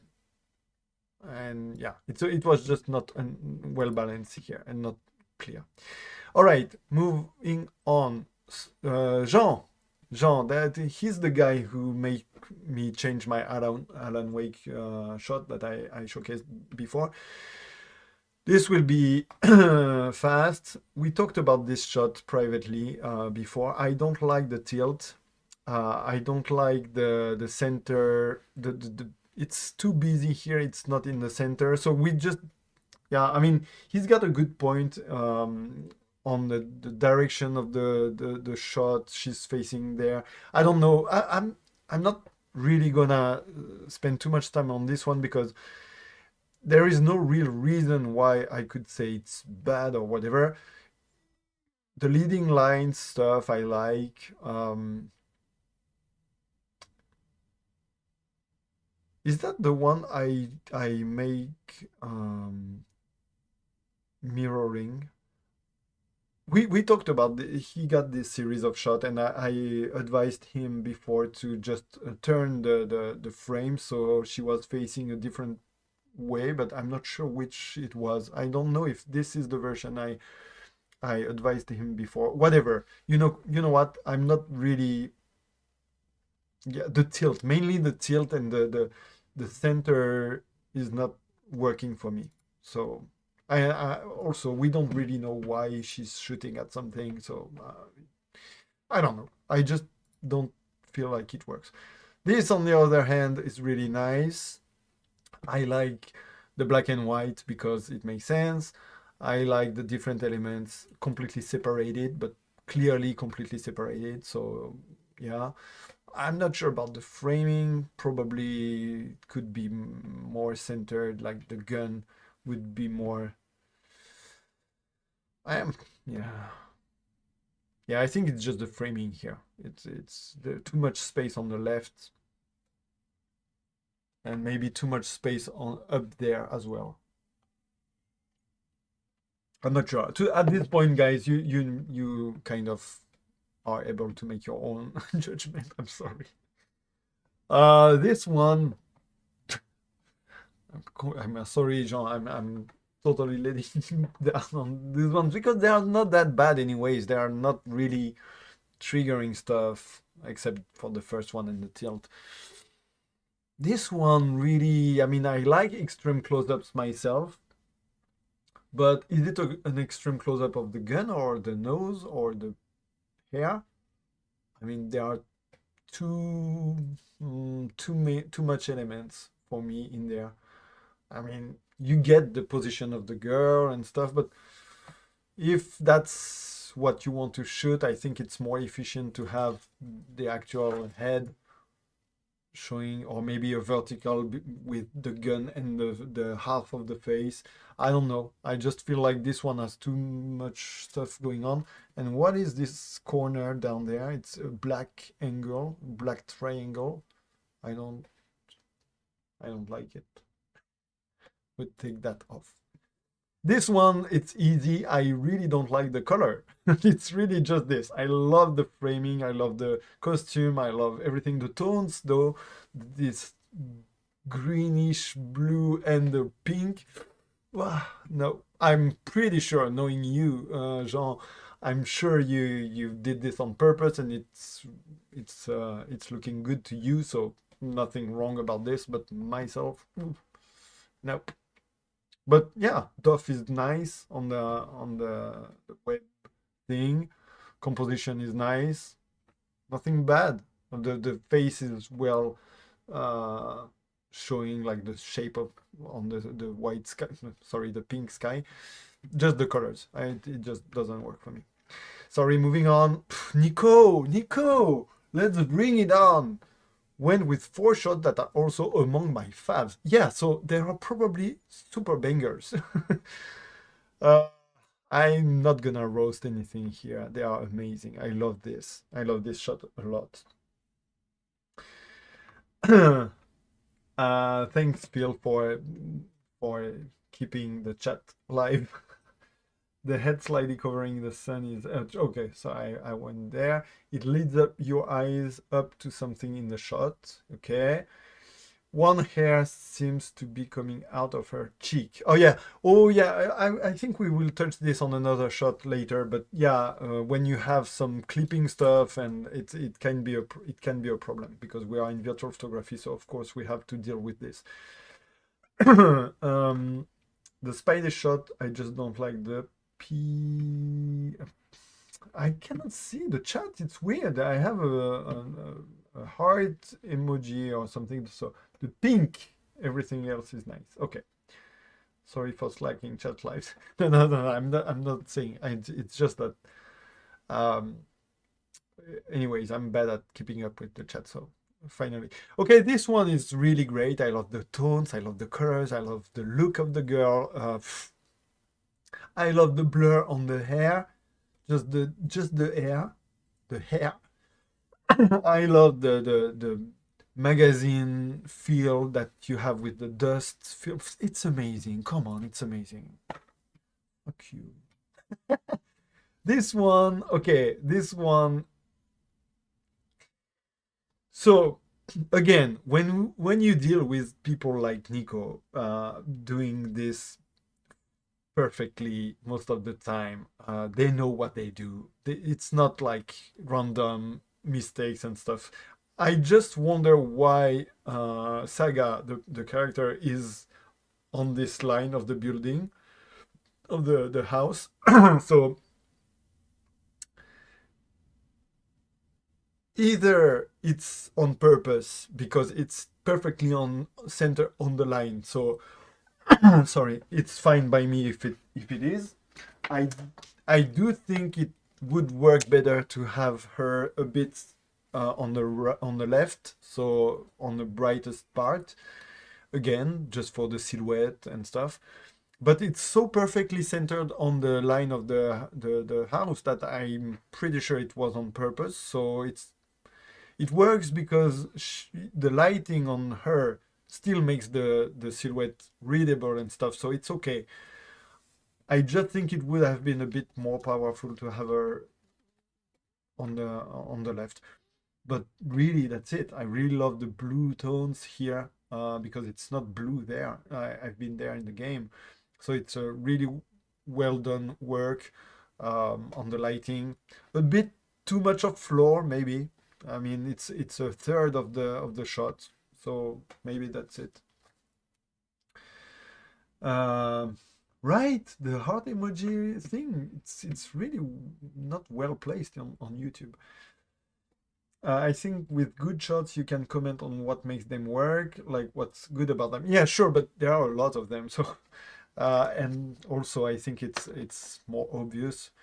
This one, I really like the lighting, the fact that the door. You're right, X. I should spend more time on the positive stuff as well, but you see how long it is already. I don't even know what time is it, and I don't want to know. So the light source of the door frame is super strong because everything else is in the dark, and then you have just the background light that is just ambient and gives you the vibe of the whole place. So it's a super well made lighting setting here. And obviously she's going into the house, so she's looking into the house with the torch light or torch light torch or whatever it is.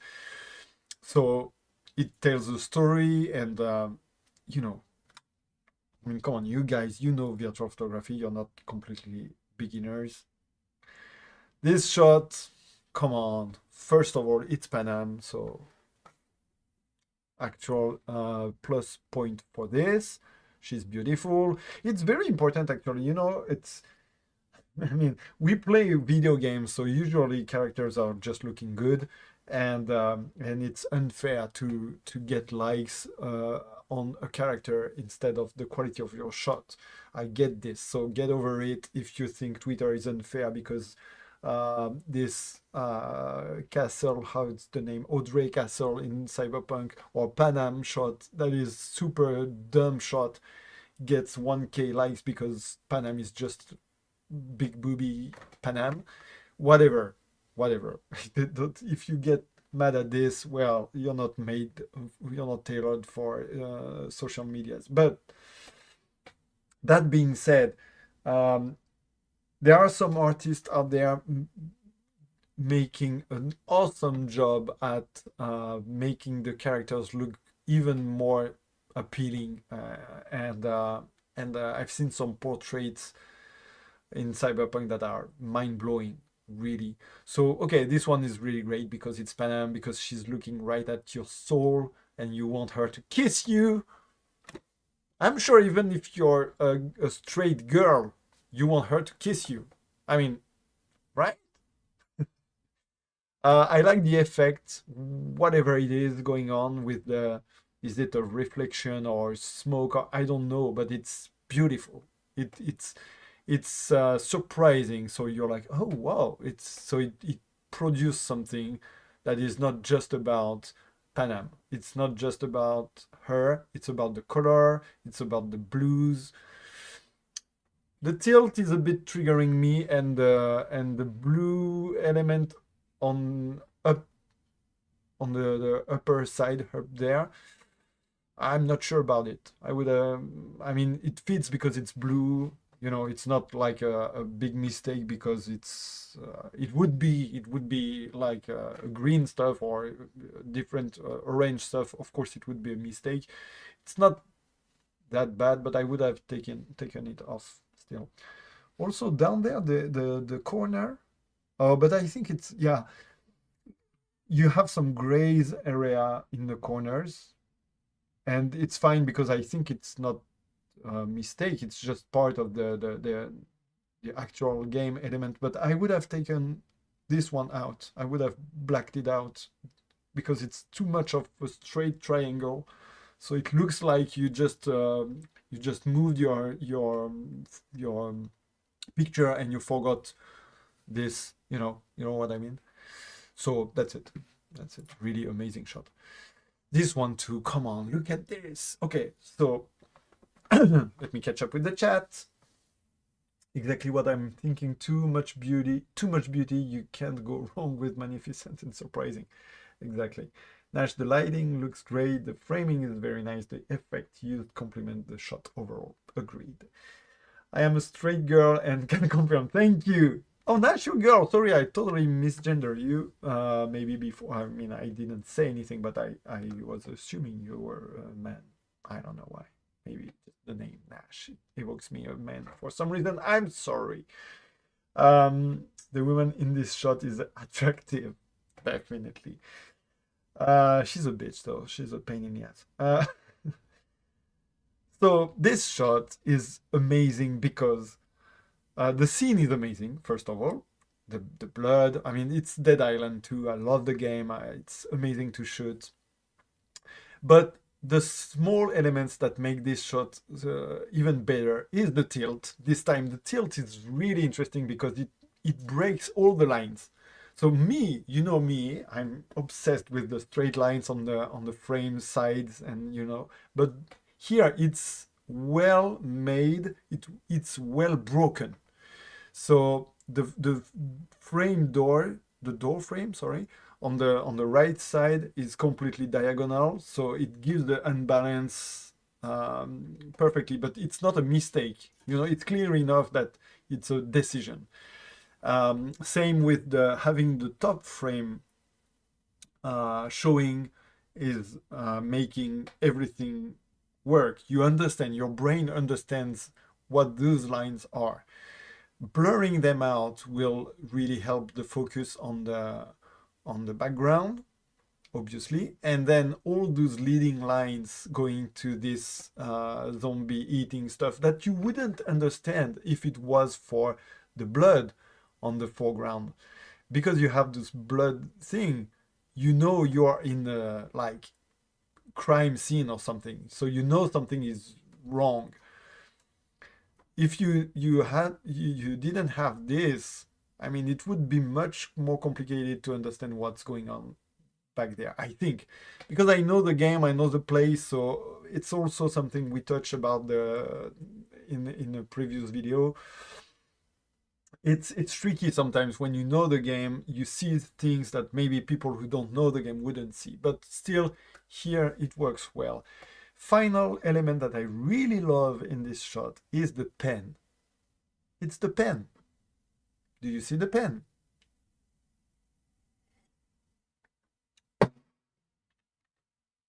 If you haven't seen the pen, it's on you. The pen is really, really well framed. Okay, so just in case you don't know what I'm talking about, it's the word pen. I mean, I'm not sure what it's actually written there. I don't remember. I think it's open. But the way it's framed in this center shelf, it's brilliant. It's brilliant because suddenly it exists in the shot, and and it's not it's not bothering. It's not, you know, I don't know. I like it. It's really well made. Yeah, yeah, man. Dead Island 2 is a great looking game indeed. Oh, Nash, your N7 wife, or yeah, wife, right? Husband, so wife. Okay, nice to meet you actually. And thank you for your nice words before when I was interviewed by your husband then. Guys, N7 Spectres, by the way, if you don't know them, they are doing, I mean, I guess I can gender you him, doing a super nice podcast, pixel focused. Check it out, please. N7, please put a link to your podcast in the chat if you feel like it. So catching up with the chat, it's a natural attractiveness that occurs in every women photography. But that's the emotion you feel or express the beauty that is brought out. A beautiful woman, a handsome man is the nature. Yeah, I mean, definitely it's nothing wrong showcasing beautiful people because that's what people want to see. And in video games anyways, we don't really have much to say. Not good looking characters are rare. Moving on to Juan. Juan says, such a cool idea, Shins. I'll check time zones and I'll try to be there. I don't know if you're here. I don't think so, but I'm so ready for the roasted and then put up a dragon picture. Okay, nothing really bad to say about this because I shot this place in what, Demon Souls. I know it's really complicated to get this dragon shot, so but still, I mean, maybe the tilt again. It's a bit the line from the dragon, and the arm is a bit tilted, so I would fix this. I mean, the fall is nice. I guess you cannot do much better without having the building you're standing on showing.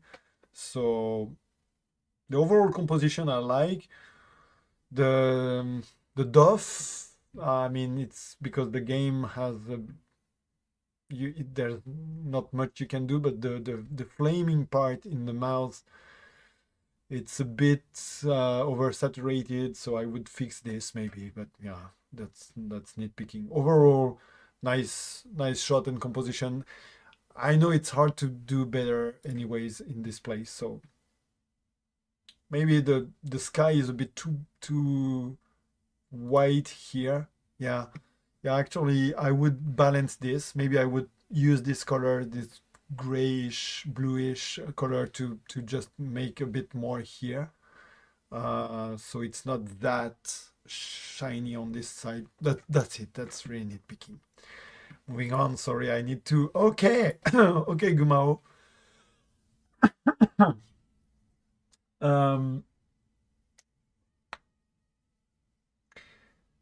Pixel Focus podcast is a really great podcast. Thank you for agreeing with me. I would have preferred capturing the entire body of the character. Where, yeah, I think it's not possible just right there. That's it. But yeah, definitely having a full character with possibly standing ground. I agree, but I think it's really hard to have in this place. So Gumao, hey, evening, Orpa must die. Thank you for joining. We've been here for a long time already, so you will have a lot to catch up on if you want. And I don't know if you submitted something, but maybe we already saw it. I don't know. So Gumao says, I'm ready. And I said, bruh, these are awesome, except one.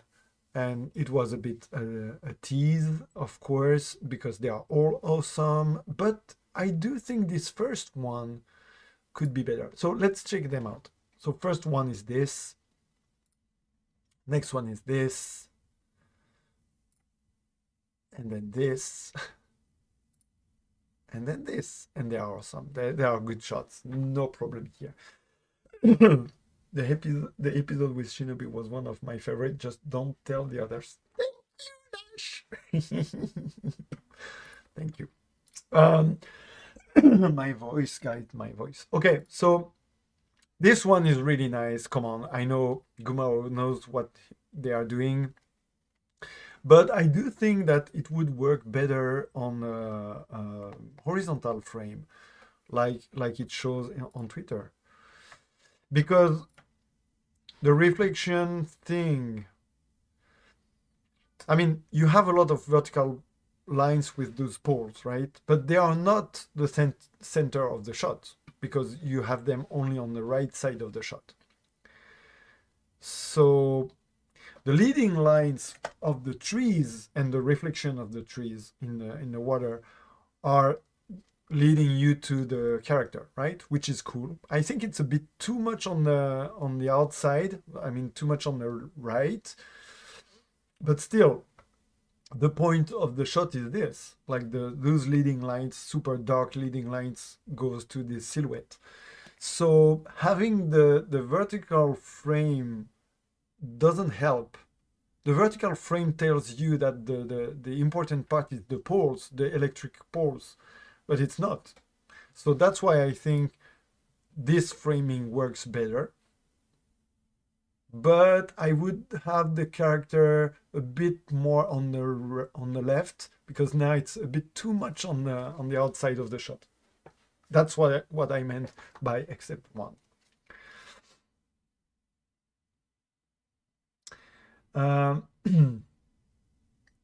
Will you check all shots? I think I will. I think I will have to, because I started. Oh fuck! I don't know, because there are a lot. Look, it's early. That's why I started this morning. Actually, for me, it's 12 a.m. now, so I'm hungry, but I can hold on a bit. Is it boring? Do you want me to speed up? I took that personally, Nash. Because no, it's okay. Every episode is nice. But all of them were great. Of course, everyone did a great job. Yep. Send something, yeah. Just join in and already feeling nervous about whether my shot will get ripped apart. But despite my stubbornness, I want to know my numerous mistakes. A lot of shots just don't have numerous mistakes.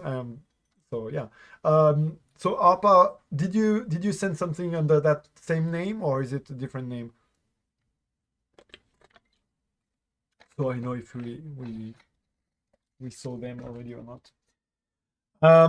Okay, speeding up on this portrait is great. I love it, and it's a hard one to take because this character doesn't look good, by the way. Sorry, Sam. Sam Lake is looking good, but I think the character has a weird, I don't know, there is a weird vibe. I cannot bring myself to portray Kaze properly.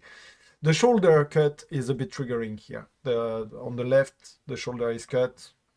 I don't like it, but yeah, that's it. This one is amazing because you lose the building.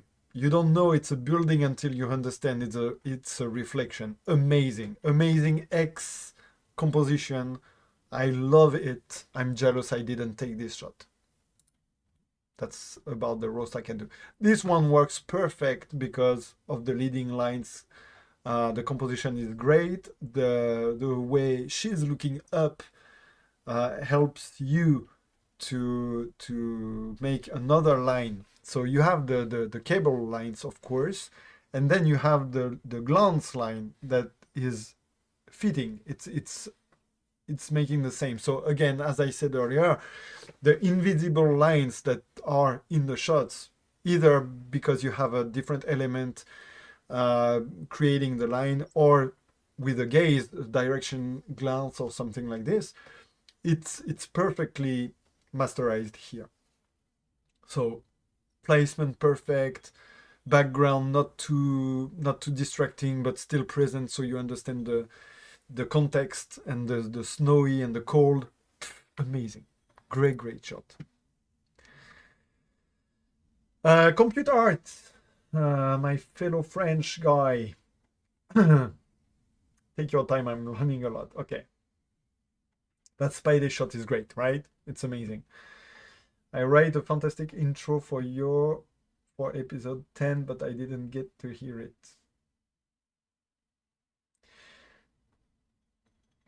For Lala Blue or for me? Computer art, Loris. Loris is great at shooting games that I never heard of. So starting with this one, I don't know what it is. If you guys know what game it is it? Wait, is it Air Twister or something like this? I've looked it up before. No, I think it is. Come on. This is a great shot. It's what I can say. I love the colors. I love how they complement each other. The pink. Wait, sorry, I'm doing stuff. The pink and the blues are really working perfectly. Oh, come on, it's a great shot. That's it. Wait, I cannot see shit on my computer. All right. I love the position. I mean, you don't know if she's flying or jumping but she looks chill. Great. The background with the planet, obviously. Okay, the mirror shot, really like the reflection being used. I don't know the game. I don't know if it's oh wait, it should be the Fatal Frame, right? The Project Zero one, the newest one, like made maiden made I don't know. Really great symmetry play. It's nice. It's just nice. Come on. This one, it's boring. Bye. No, I mean, we saw this before with the France shot. Yeah, sure, the aspect ratio works well because it gives the jump some space. The dove, it's how it's called. Give me a sec. How it's called? The depths of the directional blur. Sorry, on the chimney on the foreground works, but it's a bit too little. I would like to have more of this to give more the speed feeling. A lot of sky and a lot of really not looking good castle. But that's because the game is old. I guess it's an old Assassin's Creed. Overall, the biggest complaint I have is the position of the guy. Although the legs are fine because you can understand the jump position and stuff, the upper body is really too messy. You don't know what's in the back, or it's the arms, or you don't know what's going on. So that's it. This shot from I guess UFC WWE stuff I like. I like the dynamic. I like the tilt. We saw this before with God of War. I don't really. I mean, I like the fact that we can still see the eyes of the guy, even though the face is hidden by the fist. So it's not completely messed up because you have both eyes. But I still think the face hiding is a bit too bad. Yeah. Directional blur works well here for the movement of the guy taking the punch, and the crowd behind in full red is really interesting because it separates completely from the action. So you see it, but it's not it's not the main point of the shot. So yeah, no, really cool, really cool. Nothing wrong here for me, at least. Shinobi, it looks like you've got quite a few photos left to critique. Please consider doing a part 2 after you've eaten and rested your voice. If you're good to continue, then disregard entirely. I'm good to continue. No, I mean, I don't think we have that much left. We have a lot. No, but I cannot really make another part later, so I'm just gonna try to speed up a bit when shots are really good, like Spiggy. Okay, so you know what we said. Nice shot, nice place. Overall, a bit boring. A lot of sky. It's also a bit bonding, so I guess you can fix a bit this, but yeah.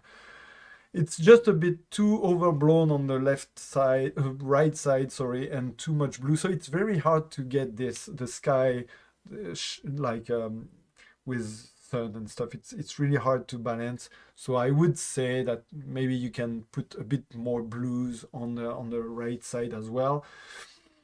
I mean the mountains down there.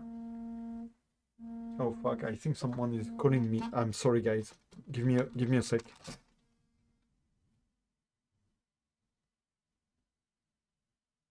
What the fuck?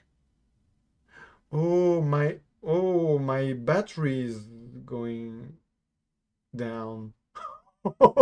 Oh wait, I didn't anticipate this, guys. Sorry. Wait, I will have to. Can I do this? I will have to change my camera. Oh shit. Yeah. Give me a sec. I'm gonna. Okay, that's a break. 1 minute break, guys.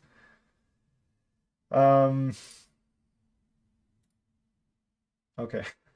I'm gonna have to change for this one.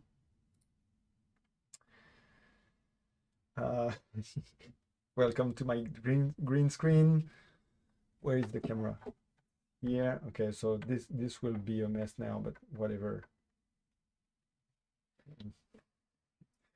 Can I at least make a bit of my green screen disappear, please? Okay, I'm gonna do this real quick. Grab something to drink. Go to bed. I think we lost Phil.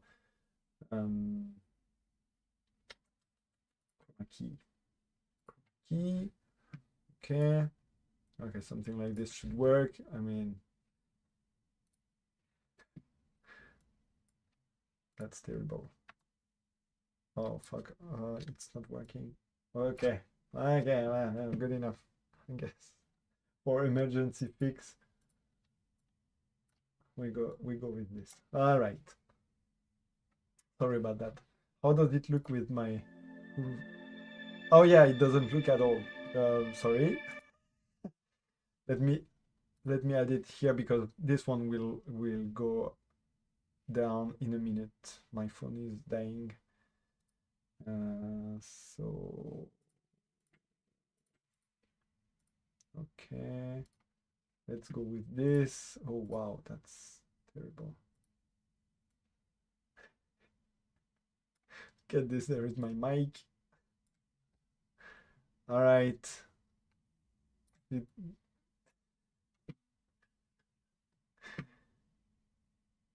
Okay, so this we don't need. The filter is terrible here. Oh, pro streamer here, guys. What am I doing? What the heck am I doing?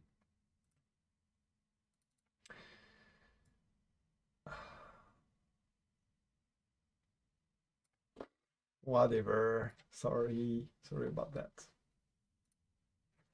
All right. So the shot, Spiggy shot. Sorry.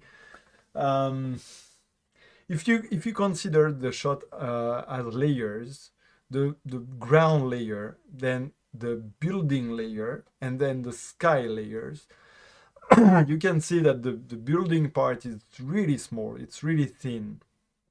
So I guess maybe you could have a better thing about this, but yeah, depending on the game itself, probably not much you can do.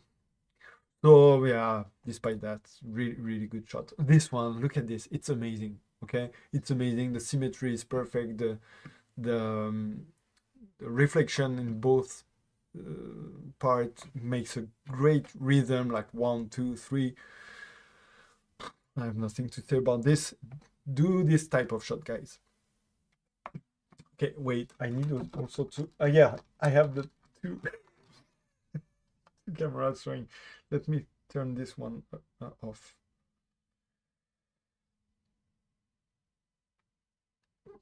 Okay.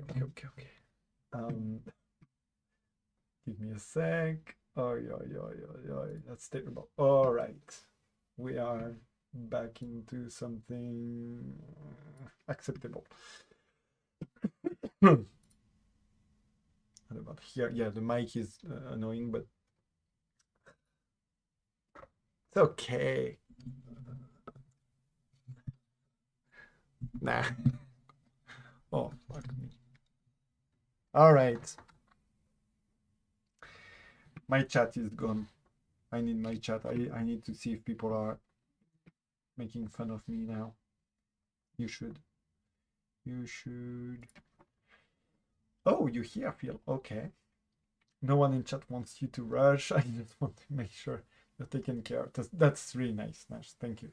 Make it a 5-minute break and grab some food. No, it's okay for food. It's okay. I'll be done in an hour. Will I? This one is amazing. I like this one because of the negative space on both parts. We talked about this in the Unlock Your Creativity video. Check it on the channel, guys.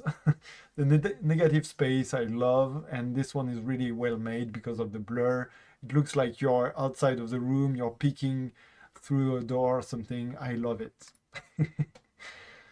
Again, same, really great framing, but not boring because you have those grasses making the frame. Maybe a bit, yeah, I don't know about the center. I would have maybe centered the machine more. That's it. Love the colors. Love the doff work. Spiggy. Good man. I have a lot of notifications, so I guess people keep entered shots, so I might not cover them all. Son, OJ, hey, bruh. So, you know I gotta get your opinion on the Lord of the Fallen stuff, my guy. Yeah. So, this is interesting actually because there are two different things happening here. The shot itself as framing goes, and you know, all this, it's really sick. Son is doing really a good job with these shots, the epicness and stuff. Then you have the post-edit part. He's now creating a lot of this, I don't know how it's called, but you know, less saturated with more one color splash and stuff like this. And I love it. I couldn't do it myself. It's too much for me. But definitely it looks good. It looks good, and he's doing it well most of the time. This one, I think the red is a bit deserving. It's not doing a favor to the shot because it brings the attention to this tower, but the tower is off-centered, and so yeah. But it's a tricky angle to get to this place, I know, because I've been there. And if I may, I'm gonna show my shot, if you allow me to do this. The shot I took there, because I want to show that it was still possible to have. Give me a minute, I'm gonna find the shot. So yeah, the tower being not centered is a bit annoying, and the fact that the red there is bringing your eye to this. Wait, where is my shot? What? No, it's the PS5 folder. I want the PC folder. I'm sorry. So that's it for this one. I would say that the main problem is this. And it's loading, guys. The shots are loading. How is your day going? I feel kind of bad pointing out negative stuff all the time, so I'm staying a bit quiet now. No, but you point the same thing as I do, so it's, I mean, we're here for that. I got the shot. So that's the one I did. Playing, I mean, it was tricky to get the tower centered and stuff, but yeah, doable.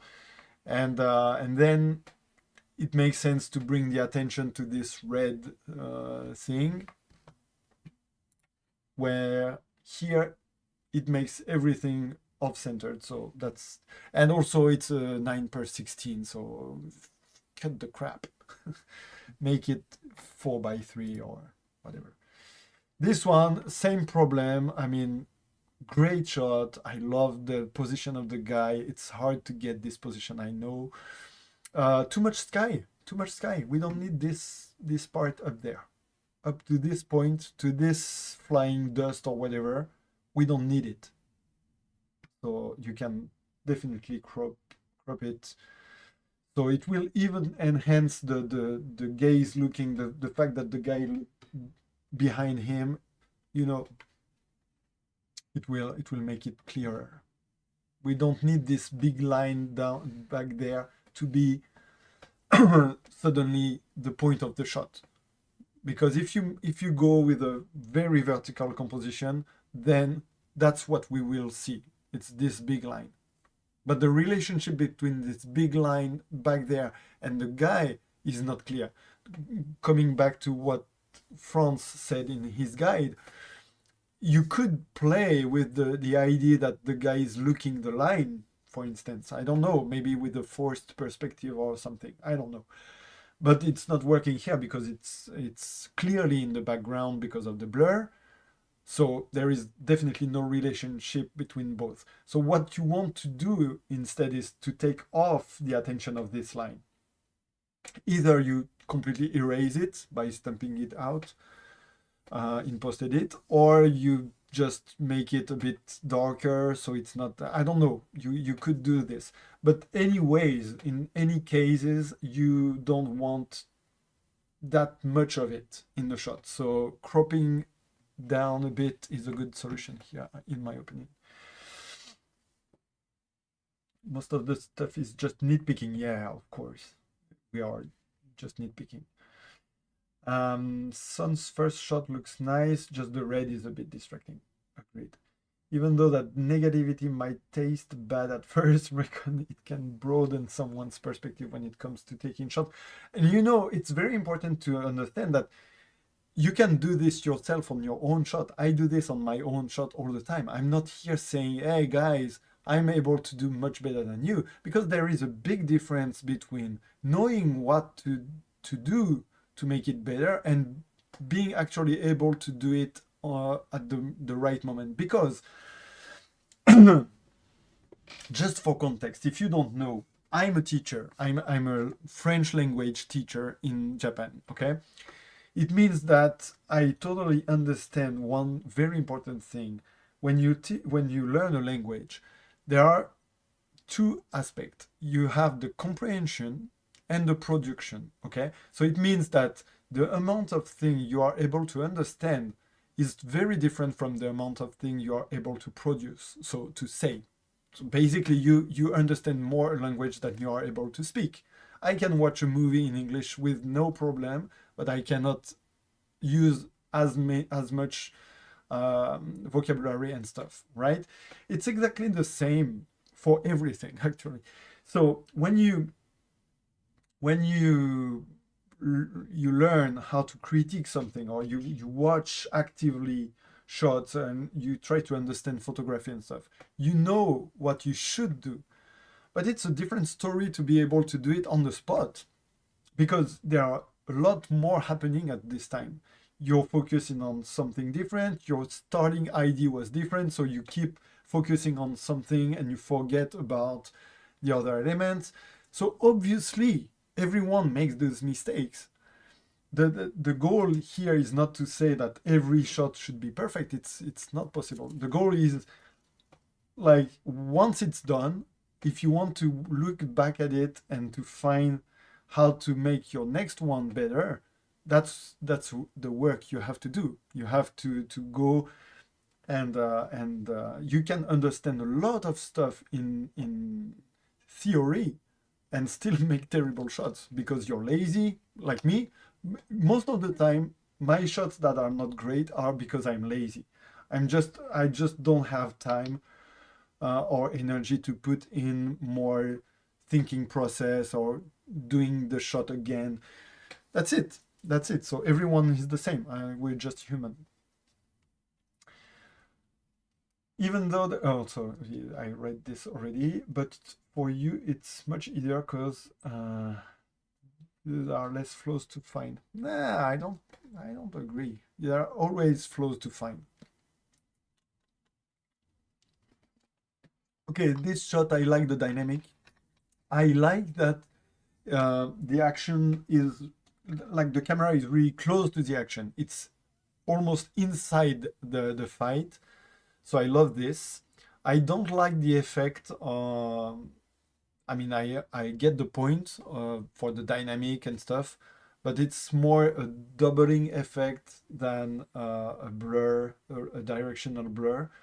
And I don't like it, but I understand the purpose of it, and I think it was a good idea. Maybe, I mean, it's a good research. I would stick to a directional blur on this one. Like is it called a radial blur? Sorry if I don't know the proper name in English or in French, by the way. This one is amazing. So again, if we take apart the editing process, it's very much a matter of taste here. Either you like it or you don't. I wouldn't do this myself, but I do think it looks good here. The composition itself is nice. I like the triangle, the pyramidal composition. For this, actually, the aspect ratio works. I mean, is it 9:16? Because it's not terrible. It's not terrible because you have this layering with the guy and then the monster in. Yeah, I like this one a lot. I don't really have much things to say. Well done, son. No, come on. Hermes is presenting this set. And I'm gonna say it. Okay, let me critique this set properly. This set is amazing.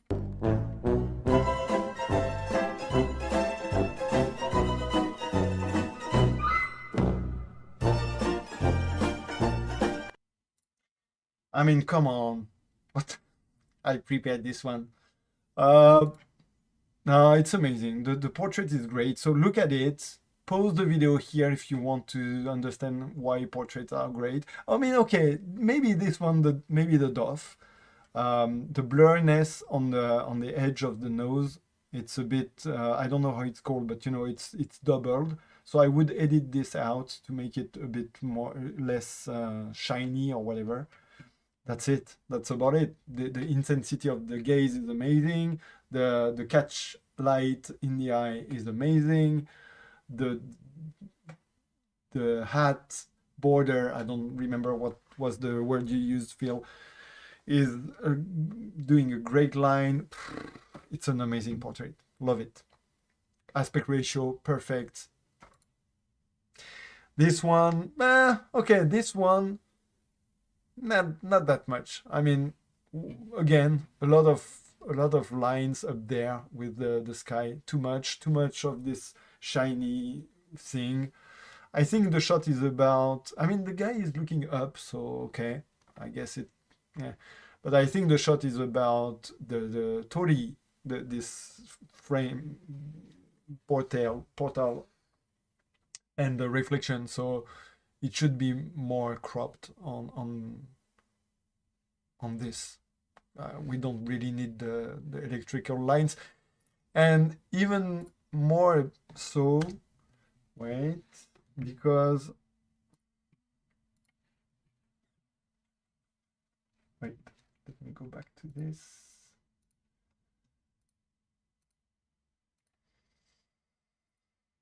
Yeah, okay, here we go. Even more so because the lines are weirdly blurred. Look at this one, for instance.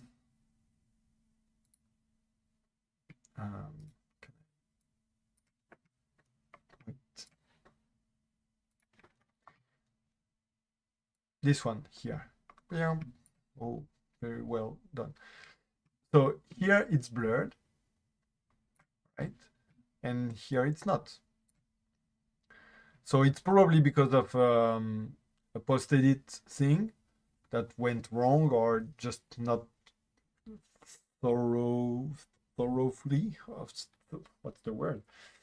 But it's kind of triggering to have everything sharp on this bright light column and not on this sky part. So yeah, that's something that triggers me a bit. And again, that is completely useless, because anyways, what you want in this shot, what you actually want in this shot is this. And it's even better because the center is the actual floor. So yeah, I think it works much better like this anyways. Period. Next up is this one. I like this one because if you look at every detail, every element, it's not that, sorry, wait. It's not that great, I guess. There is nothing really amazing. I mean, I like the sun flying around, even though if you look closely, the definition is pretty bad, so it's more grainy than anything. The tilt is a bit off. It's a bit weird to have the camel tilted like this, but somehow the overall, I mean, there is a lot of sky as well, but a lot of clouds, so it gives a lot of information about the weather. I actually love the shot, and I don't know why, if that makes sense. I guess the colors are just, the pastel colors are just really nice. But yeah, if you really check every element, like the bird up there, the position of the bird, it's a bit, how we call this in English, I don't know. In Japanese, we have a very convenient expression, chuto hampa, and in French we say you have the ass between two chairs. So I don't know if that makes sense if you're not French. But yeah, it's a bit in the middle of everything. You understand it's a bird because it's in the sky, but you know, the wings position is not really showing the flying. I don't know. So, and still the overall shot, I don't know. It's pleasing to watch. Thank you, Phil. Thank you so much for tuning and for staying that long and giving all your opinions. Very valuable. Thank you very much. Have a good night, and I'll see you very soon on the other side. Yeah, right. It feels good to watch it. You are absolutely right, people. I don't know how to read the name. How should I call you? Please give me an alphabetic version of your name. Okay, this portrait it's amazing. It's amazing again. Maybe, I mean, we don't really need this aspect ratio either. You can definitely make this work in a 3x4. but I love it. Come on, we talked about this a lot. Oh, Mara Knight, it's 2 hours ago. It's too late. Sorry, 14 hours ago. Yeah, I will have to. I will have to do this. Let's check this one. Max Quiglio. I don't know how to pronounce. Oh, Millennium. Okay, Millennium. Okay, Maddie. Let's go for Maddie. Thank you. Thank you. Wait, let me catch up with the chat. It looks like a trailer or movie scene. It looks beautiful either way. Absolutely. Yeah, there is this cinematic feel. Absolutely. For my part, I'm cool. Okay, I'm cool with it, but I'm pretty picky when it comes to resolution and textures. Yeah, so we touched about this earlier. I'm gonna say it again if you just tuned in. Of course, it's always better to have a super cool resolution. If you can hot sample your shots in 16K to have a super cool definition, obviously it will make a better shot technically. Today we really try to focus on other aspects because not everyone is able to get the quality they want. But yeah, still agreed. If you can, you should aim to a better definition and stuff. But yeah. So this one, I mean, I like it. I really like I guess it's No Man's Sky. Maybe the fiery, smoky thing is a bit confusing, but is it bad looking? No. I like the composition overall. I like the tones. I mean, it's a bit blurry overall, but I guess it's just what we said. It's a resolution problem. I dig the shot.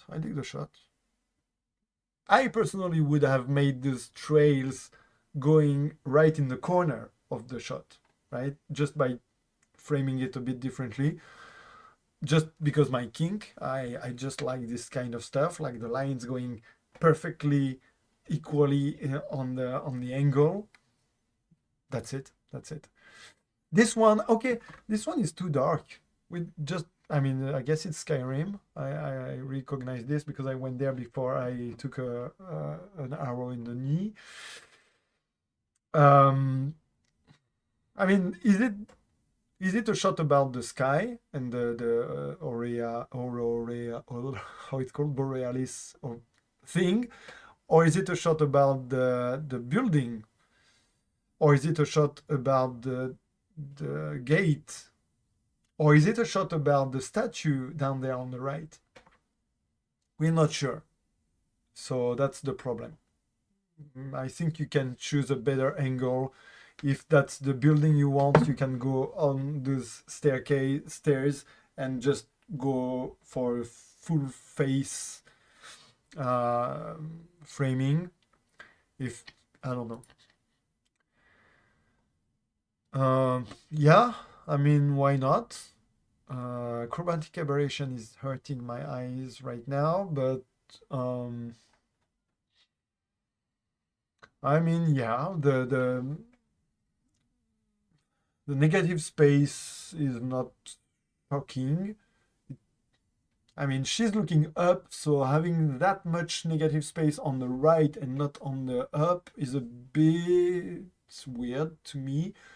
Maybe you could frame this.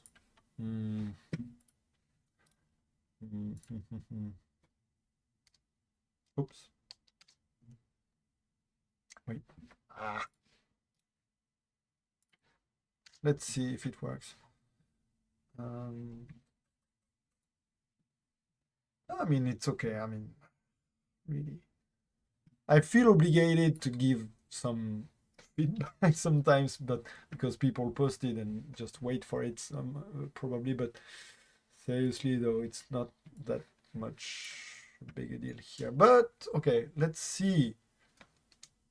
What am I doing? Something like this.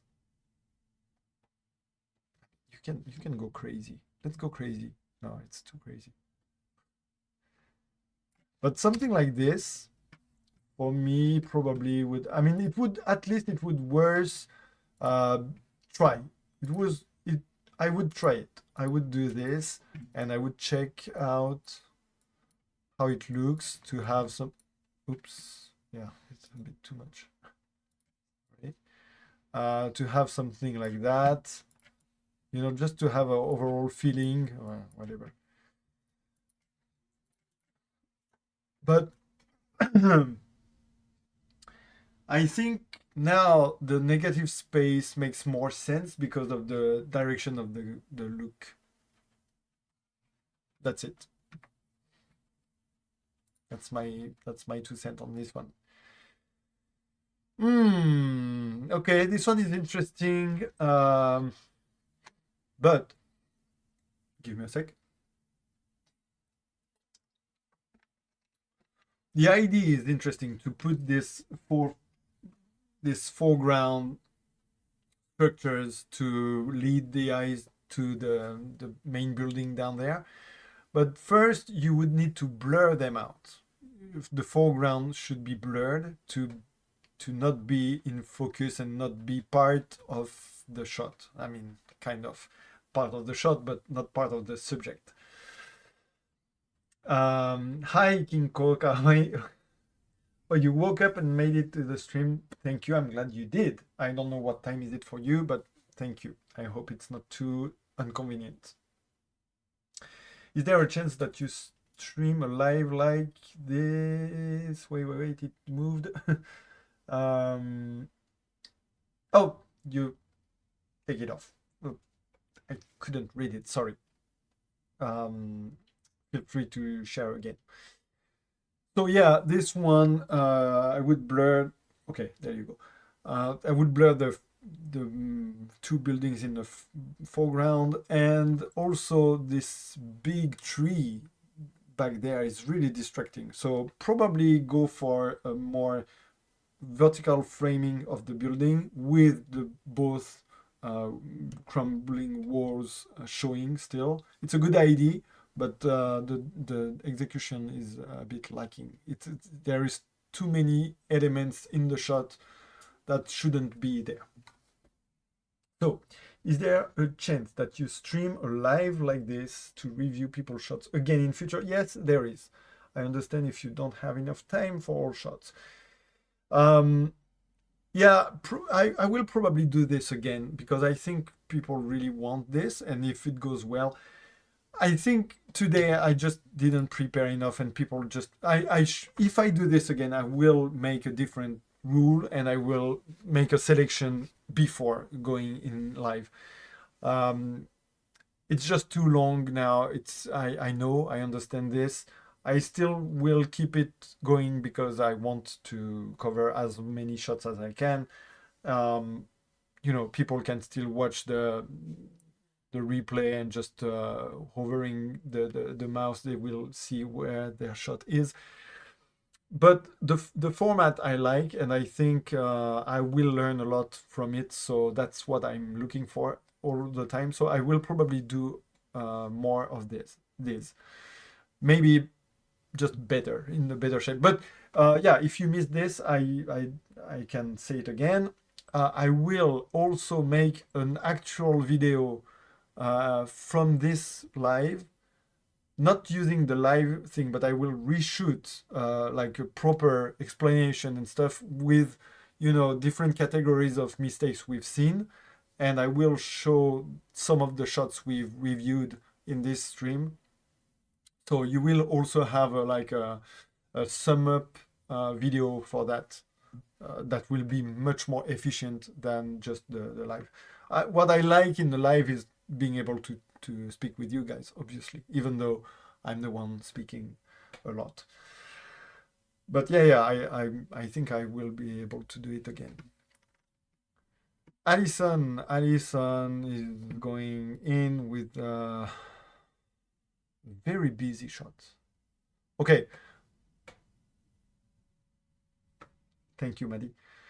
And thank you, Kinko. 9 in the morning. Okay, so Ohayo then. I'm going in Japanese because your name is in Japanese. I don't know if you speak Japanese. So yeah, this shot is really busy, which is, I mean, it can be cool to have a really, you know, full of detail shot.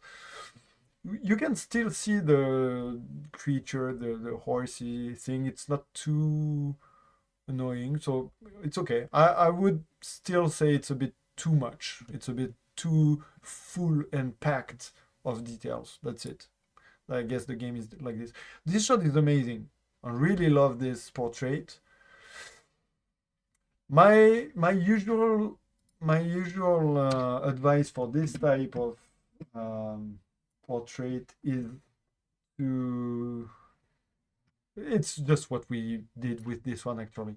It's just to consider where your character is watching and to give more space in like on this side of the shot. We've seen this before in other videos, but if you do this instead, it gives more intensity to the shot, to the gaze. Sorry, I don't know, because if you do this, it kind of feels like she's against a wall, and there is nothing to watch, so you kind of don't understand what she's looking at so melancholically. Is it a word? So yeah, I do tend to prefer to put the negative space on the opening side of the eyes. That's it.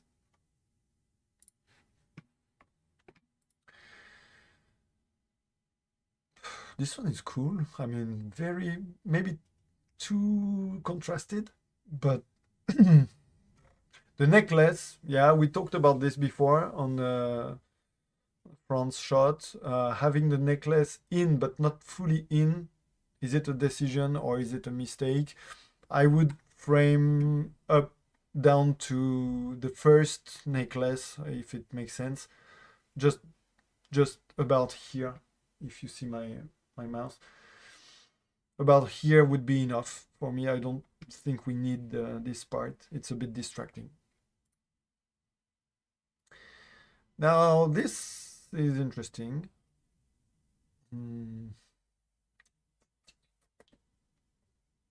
Yeah, not sure about the arm back there, but if you take it off, it's weird. So no, okay for keeping it in, I guess.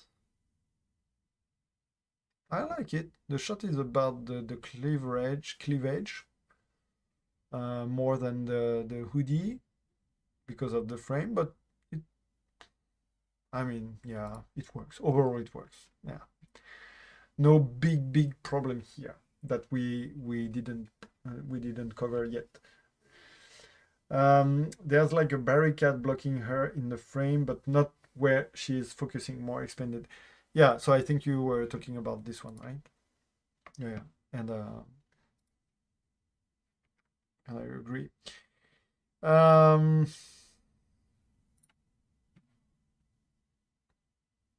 Really like this one, the focus on the character by making a big busy foreground, but really really blurred. Works well. Of course, the black and white opposite colors works perfectly. Not too distracting background. You do have someone behind. It looks like that person is behind the guy, so it's useful to understand that the person is in the middle of a crowd. It could have been made a bit clearer, I think, but still it works. Great shot. Interesting. I like the fact that he covered the eyes. It's a well-made composition. The diagonal with the rifle is really nice. Not too bright. The light source is not taking up too much of the shot. Really well balanced. I'm gonna do this a bit faster when it's amazing shots like this. Same. Actually, same composition. Diagonal composition is nice. I think it's Lord of the Fallen as well. So focus on the sword, really cool. The blur enemy, No, I like it. There is nothing really. Oh, that's amazing. That's nice. The movement of the arm. So you look the arm because it's going sideways, and then you end up on the hand, and you find those little creatures perfectly framed. The background is blurred, so it's not really distracting. Nice colors. Great shots, Beregar son. Let me catch up. There's nothing to catch up. Okay. Magdalena, look at this. Those are amazing. So what we said before, a very readable character silhouette on the very bright background, so you can understand the position very well. Perfect placement. Aspect ratio, perfect, because 1:1 will really focus on all the elements in the shot. There is nowhere to look for far away details or whatever.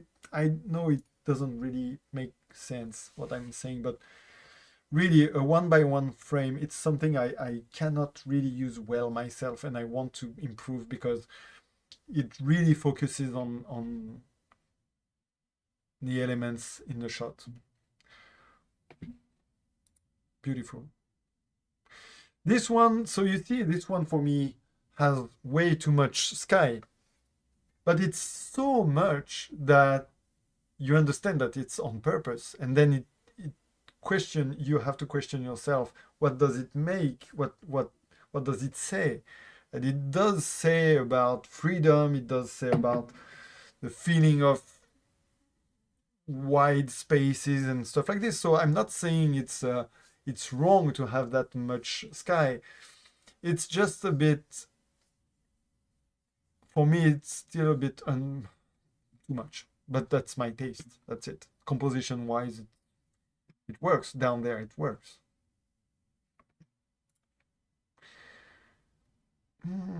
Okay. I'm not sure what the shot is about. Is it just the ambience, the lights? I mean, it looks good, but it doesn't really tells me much. I don't know. Maybe if it's about the lights, the camera should be a bit more down. If it's about the guy resting, maybe we should be closer to him. I don't know. I think maybe the shot is not going in any specific direction. And this looks nice. Great composition, like this triangle down there with the boat. I mean, yeah, okay, those are great shots, guys. I'm not able to really tell you. Okay, those are more interesting in my opinion, because this is a classic mistake. It's too dark. It's just too dark.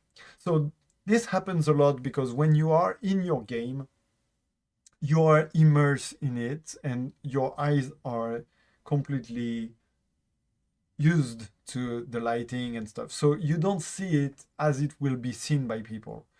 And not even talking about the difference between your screen brightness and mine, for instance. So usually when you take a shot, especially on console, by the way, you really need to be careful to this, because it will be darker. It will come out darker than what you see. So if you see it already dark, it will be almost unreadable. So here, yeah, the it's not a horse, but you know, the mount. No, you don't really see what happens here. There is also a weird blur thing going on the stars up there. So not clear. Same problem. It's a bit better, I guess, but you should brighten up the scene and make it more contrasted so you understand what's really going on. Same. Too dark. kinda understand that she's swimming and that it's supposed to look like she's maybe flying or whatever, but it's just too dark. Everything is just too dark. And yeah, kind of same. But I like the composition of this one. I like the fact that the square is well positioned on the down right part, and then you have those leading lines going on the angles of the shot, but it's just too dark.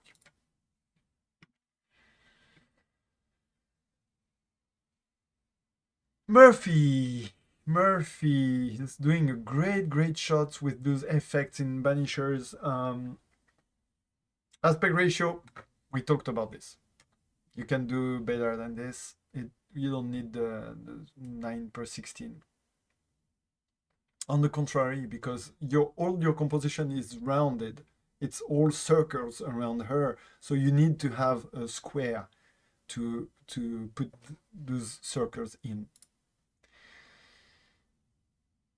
Same. sorry, I'm reading.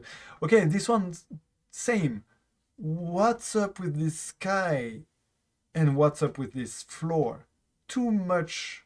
I mean, the floor, I guess, because of the blood, it gives information or whatever, but still, it's just too much. And yeah, I mean, not trying to be mean, but nothing really happens here. I mean, why did you stop here? What was the idea of the shot? Is it Geralt is walking? You can do better for this. Is it Geralt is walking in water and it makes cool splashes? Then shoot the splashes, not the sky. You know, go close to the splashes and make a close-up shots on the boots. Geralt is walking in a field full of bodies. There is just one and a bit of blood, and then everything is blurred with a weird radial blur, by the way, so you don't even see the chaos or whatever. So it's not working for me.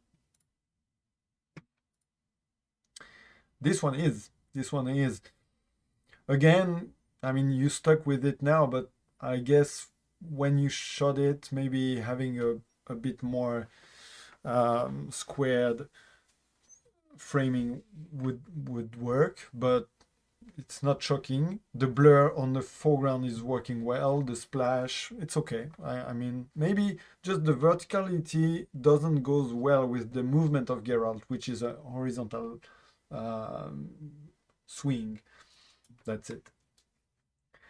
The rendering of light might come off different than what you see on your TV. Yeah, definitely.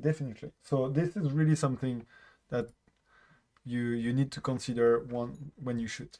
Aaron Young sent some amazing shots. This one is all about the Kratos' fury and the movement of the axe. You can read it perfectly, no problem. This one is amazing. The white vignetting works so well. It looks like those old, I don't know, like old Native American pictures you would see in a American restaurant or whatever. I don't know. I love it. Perfectly framed. You have the movement. Oh, it's amazing. This one, I mean, it's shiny. It's eye flattering. But if you really look into it, you don't really know what's happening. I mean, Spider-Man is flying, okay. There are some weird stuff with the white smoke. But overall, the shot looks good. I mean, the color thing is the point of the shot, so it works. It works well. It's a bit off-centered, a bit too much on the left to my taste. Perfect. So this type of shot, you can really choose the aspect ratio. I mean, the vertical one would work well, in my opinion.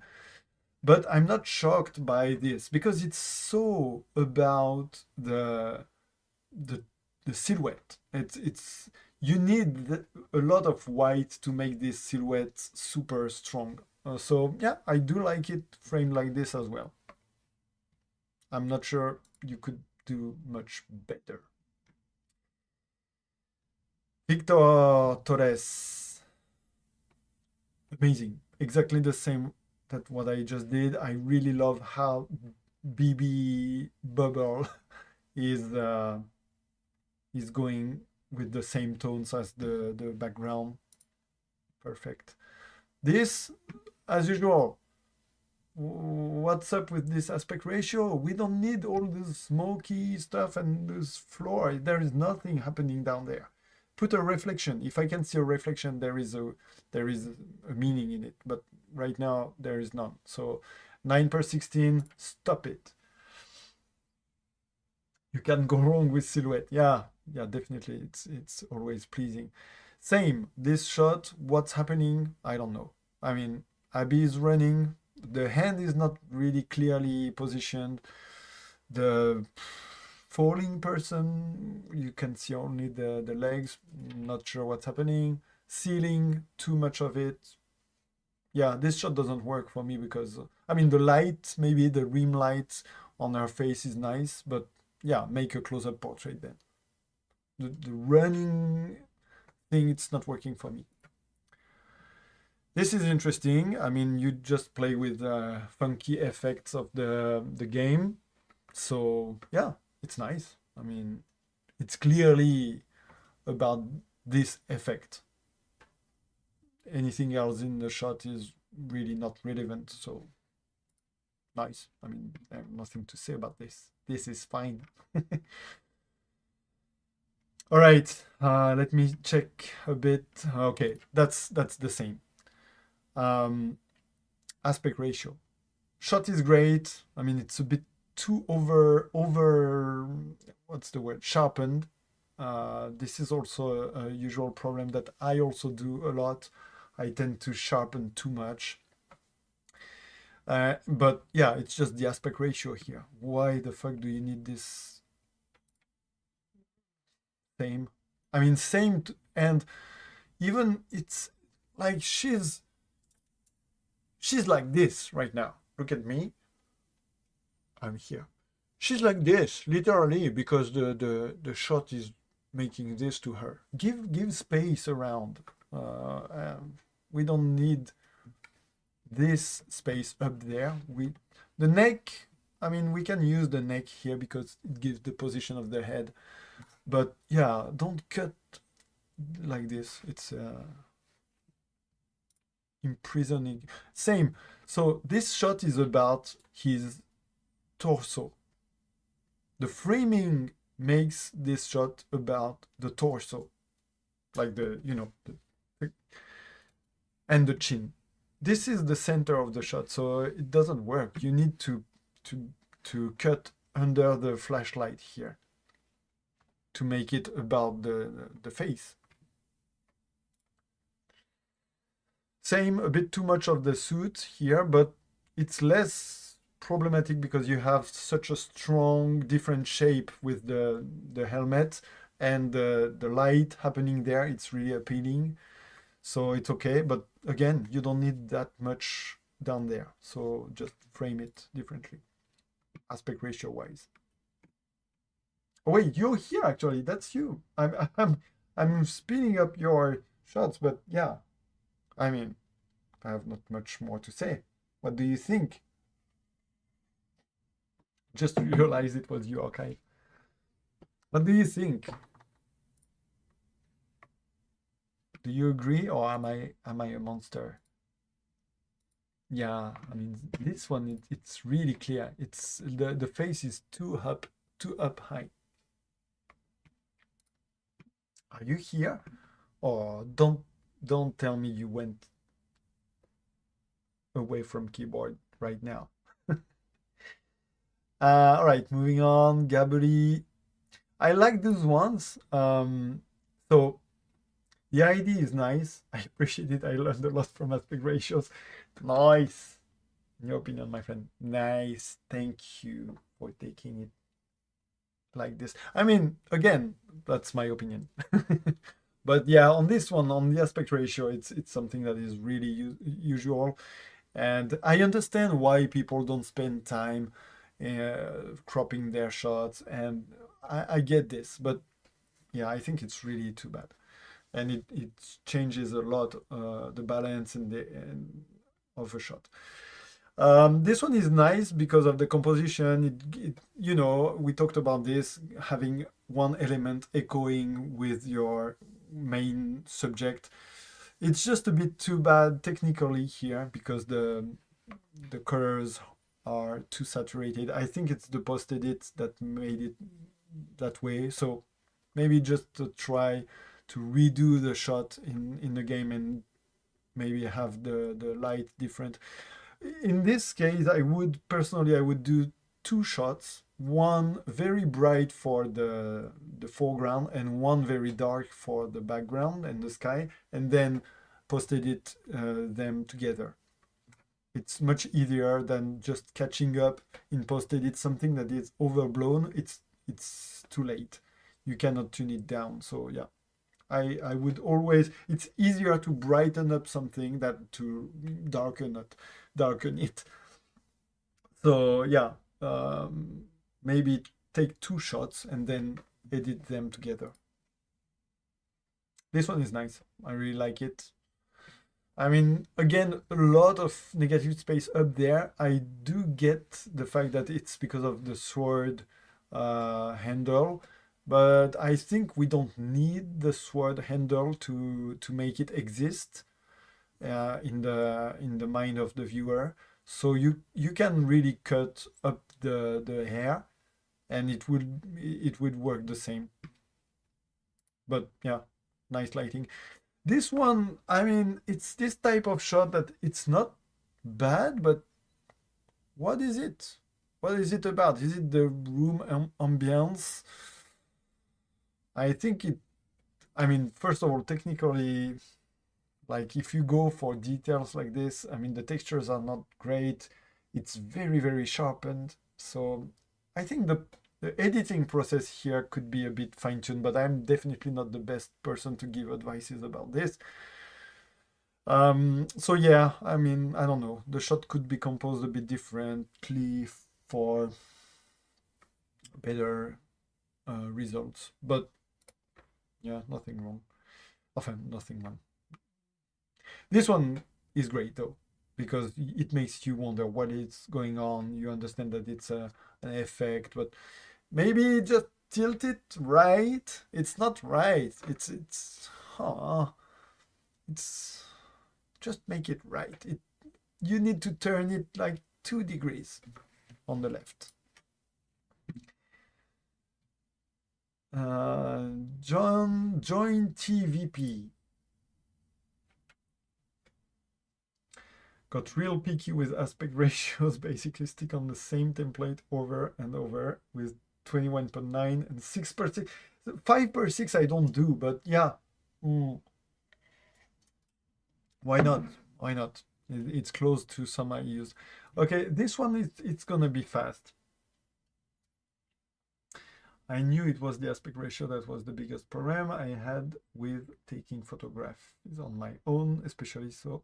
Thank you. I learned a lot from this. Nice. Thank you for being here. So this one, I like it. I like the rim light and stuff. We talked about the blurriness of the, like, yeah, I mean, it's not bad here, but look at the nose. I'm not sure what's happening in the nose here.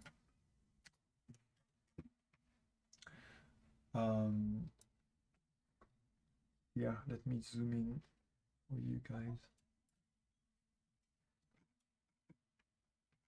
What is happening? Is it a hair or something? Oh yeah, it's a hair. Yeah, okay. Nope, thanks. It's really confusing because you feel like it's a bug or it's the nose showing. I don't know. Just I would do this definitely. Oh yeah, that's much better. So it's very important actually. Sometimes super small little things. I mean, those lights here as well, we don't really need them, the small dots. And that's pretty much it. Otherwise, it's nice. But yeah, sometimes really small stuff. Look at this. It really looks like a bug. Like it's yeah. She has two noses. This one is nice. Very cinematographic. I like the colors. Nothing much to say. Yeah. I mean, the overall ambience is nice, but chromatic aberration, first of all, but it's annoying on those flowers. Maybe if you can try to find a way to frame the head more in the grass, in the green light part of the grass instead of the flowers and the shadows, to make a background a bit more, maybe some circle around the head, but I don't know if it was possible in game. This one is nice, but nothing much to say about it. It's a bit boring. It's just a guy on a horse in the middle of a forest. Do you want to make it about the trees surrounding and the accumulation? Then you should have put one. Oh, there is one actually on the foreground, but I mean, it's nice shot. You have the rhythm of the trees. You have maybe turn. I mean, I know it's Tommy and you cannot really make him turn around, but wait for an animation where he looks behind, because I know he does, because I did this shot. It will make it a bit more interesting. That's it.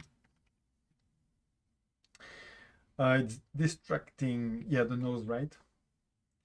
But a nice shot. Guys, give me just 2 minutes. I'm gonna have to go to the bathroom, and we'll wrap it up after that, because it starts to be really too long. Give me 2 minutes. I'll be right back.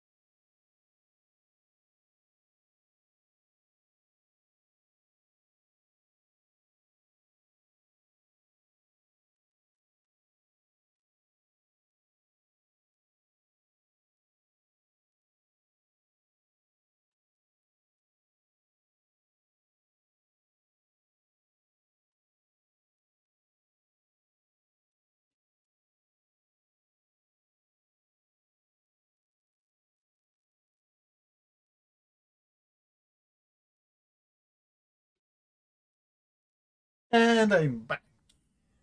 Sorry for waiting. For keeping you waiting. How many people are there still? It's it.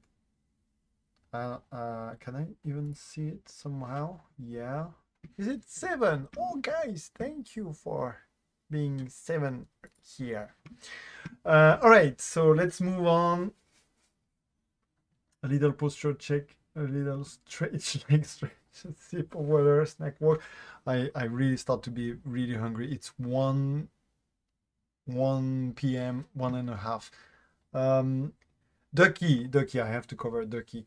It was legit hard to do, so I'm going with these 4, which some may or may not be inspired by you. Yeah, I know he did some shots after some of my advices. Judge away my jungle friend. I can take a harsh judgment, but yeah, no, those are nice. So Ducky had the same problem with aspect ratio. We talked about this and he fixed it, and now he's got some cool aspect ratio like this one. Really nice colors. I mean, it's artsy. You don't know what's going on in the shot, but it looks good. The colors are spot on. I love it. This one too. This one too. Long. Maybe, yeah. Okay. This one you could have make it 21/9 because it really feels like a 21/9 shot. Very long, long composition. There is a little thing in the sky up there on the right that is a bit distracting, so you could erase this. Nitpicking. This one, I think that's the one he meant was inspired by me because I do a lot of those. So I love it, obviously, because the reflection is really nicely done, and the framing, the lines on the sides are perfectly straight, so it's satisfying to watch. Really cool. What I would have done, maybe he did, but what I want to make sure if I take this type of shot is the reflection is always darker than the actual shot. So I always brighten it up, not too much, not to the equal level of the actual part of the shot, if you understand what I mean. But still, you will need to make it brighter. So maybe he did. I think you could go a bit more. You could make it a bit more brighter on the reflection. But it's also a black floor, so it makes totally sense to have it darker. This one has a problem we already spoke about. It's too dark. We don't see what's going on. So, I mean, we see it, but not enough.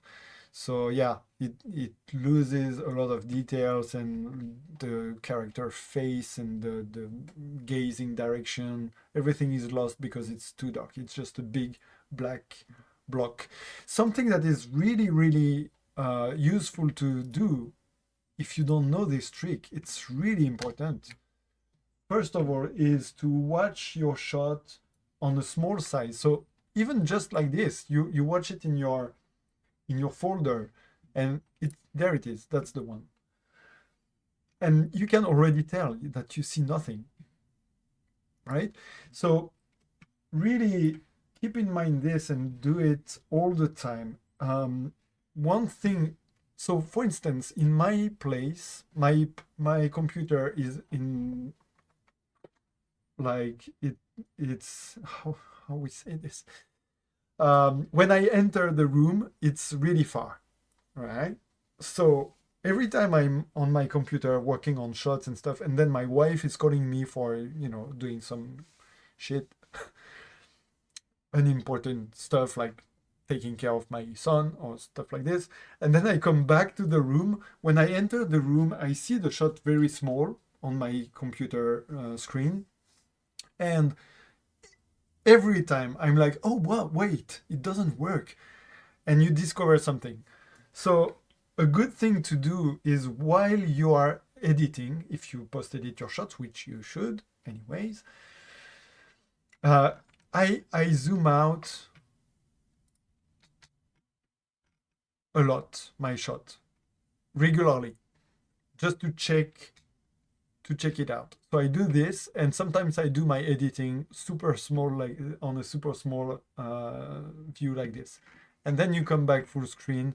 But when you're like this, you dive into the shot, so it's not fair because yeah, sure, you see details and you see stuff because you're in, but you need to remind yourself that, yeah, if you just see it popping on your feed or something, you will just not see anything.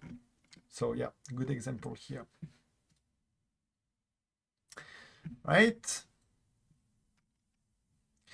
Okay, I'm not gonna stop on this type of stuff. It's amazing shots. Just go on Twitter, check the post I did, and check everyone's shot. Those ones are perfect example from Philip. Nim did also amazing shots. Look at this. The background is blurred perfectly, so you understand it's a city, but it's not distracting. The elbow, I mean, okay, it's a 9/16, so maybe you should have made different choices so you can even see the hand and not just the elbow. But yeah, that's nitpicking. It looks great. It looks great. This one, okay, same. Framing, aspect ratio, why not? I guess it's not too much triggering in this one, but cutting the hands and the lightsaber handle, why though? But the lighting, the hair movement, it's dope. It's dope. The tones and the vignette, everything is good. After watching this, I'm getting pretty nervous to take another shot. No, you shouldn't. You shouldn't. I mean, again, there is a big difference between just taking your shots as you want, and I do this all the time, what I call the lazy shots and stuff like this, because it's just fun to do and you have fun and it's perfectly fine. And the shots you take when you really want to try to push yourself or to go out your comfort zone or whatever, basically here it's just like for you specifically, okay, it's really just thinking more about the aspect ratio, and that's it. Just don't overthink it, but just put it in your mind somewhere and know that it has an effect. And then if you want to make it, to use it, use it.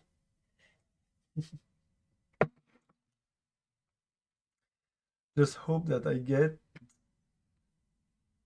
I cannot read this because of this fucking hard thing. Okay, it's just I couldn't read get my share of roasting as well. Let's see if we go there. Okay, this one, the Batman one, I mean Batgirl, it's amazing. This is the type of portrait I love because it's a very strong doff, which is super weird, photographically speaking, but it works so well. It brings the eye intensity forward. It gives the rim light its purpose. It's just about a rim light. It's not about the hair or whatever. It's really just about the shape of the head. It's great. It's great. Maddy, where are you? Again, this one, Nova, this one, okay, aspect ratio, duh, and too dark. It's just too dark. Just because I mean, I say she. I always thought Nova is a girl, but sorry if it's not. So okay, they say, I love this shot, but I didn't do so well. It didn't do so well. Okay, so on social media, I guess. Who cares? I do care about this, but I shouldn't. I'd love to know where I went wrong. You didn't went wrong. You didn't go wrong. Be brutally honest. No, so okay, it's just the aspect ratio doesn't really help the shot. If it's about the sky color, then put more sky. If it's about the dress, put more dress. You have a cool light effect on the hair, but is it really well used? I don't think so. And yeah, the character is too dark. Brighten up the dress, and it would make it look better, I think. Do you want me to try? Is it a real question? Will I wait for the answer, or will I try it myself? Because I am curious to see if it's actually possible or not. Well, I guess I'm gonna do it. So, okay, let's try this. So you cut it a bit. I would keep a bit more sky, but I want to keep the hand in the shot. So okay, it's a bit too yeah. It will be hard to get the perfect thing, but whatever. So first of all, you frame it like this. Then you make a second layer of it, and you brighten the shit up of this. Yeah, it will be complicated to just catch up, but whatever, it's just for the ID. And then you take off this, because this doesn't need to be brightened up. It's okay, I'm doing it super roughly, right? So you just try to make the balance, the overall balance of the light playing your game, playing what you want to show, which is I don't know, a cool looking dress and character, or you know, and that's already a bit better. Of course, you would have to. I mean, yeah, it's really hard to catch up this one, but the idea would be this, I guess.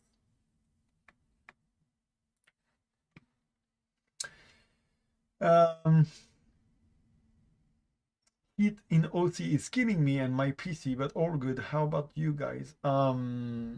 It's not warm here in Japan, so all good. Just hope that I okay, I already read this.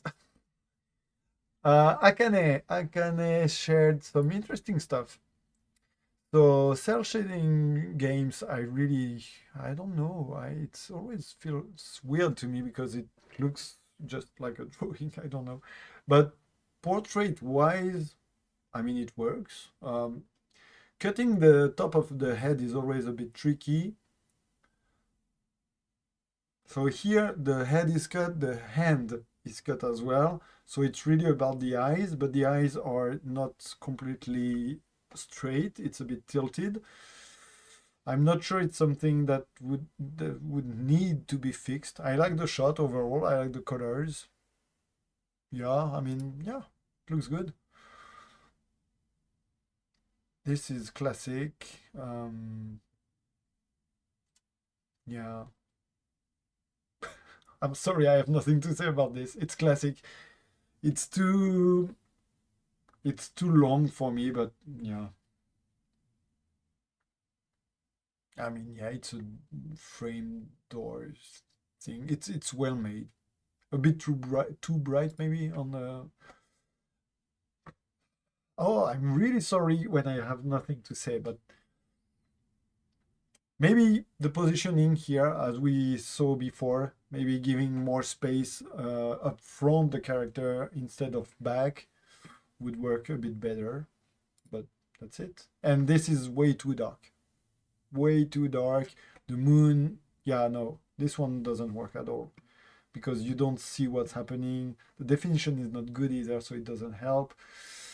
The fiery floating particles, you don't really know where they come from. You don't see the fire, so it's confusing. No, this one, nope. Sorry.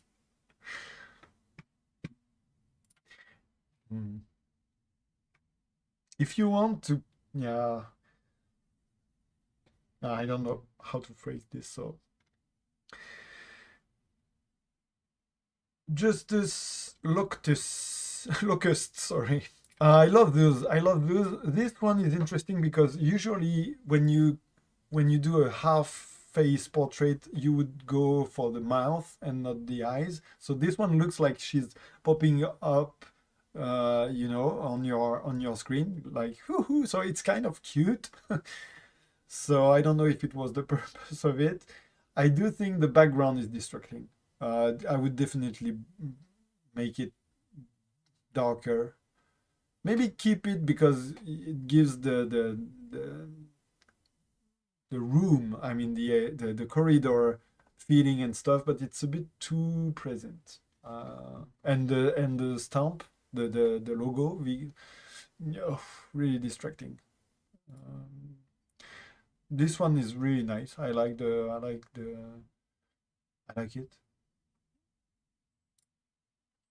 This one too. Again, I do think the negative space is misplaced here. It should be on the opposite side, on the right side, in my opinion, but that might be just me. And this one is really cool. Really cool. I like the dove, the movement, the curves. That yeah, I love it. It's okay. Gabe, I know you were here a while ago. Well, that's just about this one. Why? I mean, I know it's probably because you don't have the choice, but yeah, the vertical shot within an horizontal framing, I mean, tilt it and then make it a vertical shot, because it really takes off a lot of attention that should be on your shot. I don't know. Yeah. Yeah, it's too bad. I wish it was an actual vertical shot. That's it. This one I like. Really like the strong blur on the character, so it focuses on the logo. This is smart. I like the colors, very unreal, so very strong choices. Love it. This one too works well. Maybe placing Hugo a bit more in the center would have worked better, but then you would have lost maybe the two characters on the left. I'm gonna be heading out. Okay, thank you so much, Archives. Thank you so much for all your comment and sticking up to that point. And have a good one. I'll see you on Twitter. This one is nice. The color in the background works well, but I mean, yeah, it's a. I don't know if it was possible to do differently, but it's a bit annoying to have this yellow background cut out for the hand. The hand only is on a dark background, and I would have liked to have it all on this yellow background, but maybe it was just not possible. Oh, are we getting there?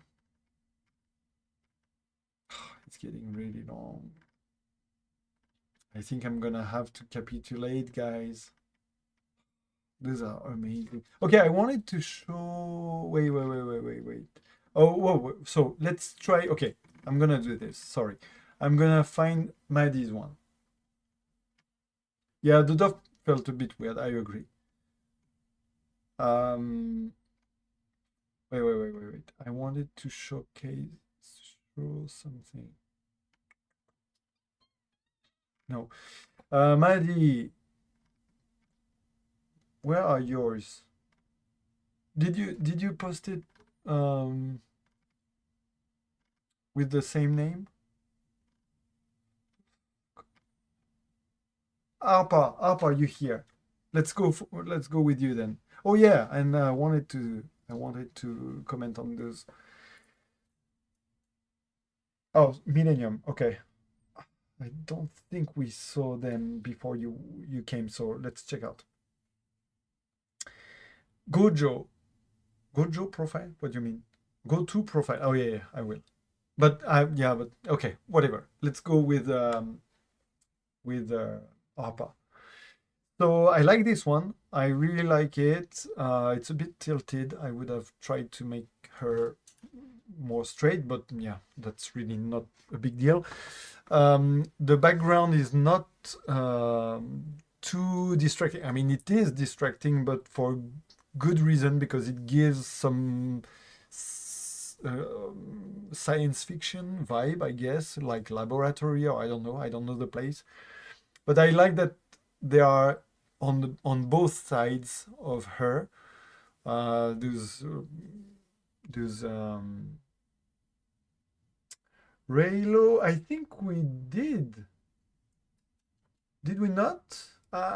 Wait, I will check out. Of course, before wrapping up, if I quit doing all the shots, I will make sure to do yours, guys. You who are in the chat. So yeah, I like this. Yeah, no, nothing. Maybe this, like on the left side, down part, this light cut out is a bit annoying. I would have taken. Well, I don't know. No, it's okay. Not seriously, it's okay. This one though, I do have a problem with it. What happens with the beard and the hair?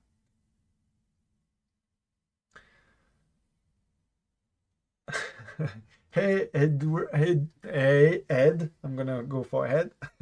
Yeah, we are on the end of it because it's 4 hours already, I think. But thanks for joining in. you will be able to watch the replay and just check quickly some shots. Wanted to give it that okay, the movie portrait vibe with those blue tones filters and the dove. Really liked it back in the day. Now I'm not sure at all. Some kind of love hate. Yeah, I understand why though. I understand why. Oh, oops, my chat is gone. Sorry. Wait. Yeah, I understand why it's. I mean, but it looks good. No, it looks good. I like the the how it's called, like the black, a bit grayed out, the dim black. There is a word for this, like lift up blacks. I like this. Okay, this one though, what's happening with this? Oh, okay, so we don't know where he's looking. It's super annoying in games when when they point guns at something and they are looking like this. You're like, what the fuck? So I hate this. Um, North Lit thing. It's okay. Oh yeah, yeah. I don't know. I mean, yeah. This shot, I really don't know what's happening. Know what I mean? I mean, the light, the red light, okay, the ramp here. I don't know what you aimed for. What was the idea behind the shot? It is the colors because you have the super blue shirt. I don't know. It's just not working for me because there are a lot of things. It's hard to say sometimes, but I just don't understand the subject of the shot. If it's Alan, why this aspect ratio? If it's the metallic ramp or whatever it's called in English, then why Alan in the middle and not at the end of at the end of the perspective, and this super strong vertical line with the red light. It's breaking it up. I don't know. Yeah, I hope it makes sense. Hey son, you've done, man.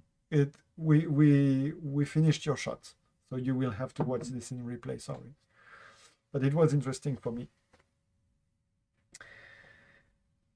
So yeah, ARPA. I'm not sure about this shot. Maybe you can explain some. It's a lazy shot. Okay. This I can understand. I do a lot of those, as I said. But it's interesting. It's interesting. It demonstrates the point that I've made numerous times now in previous shots. It's to be sure to identify your subject. What is your shot about? What do you want to show?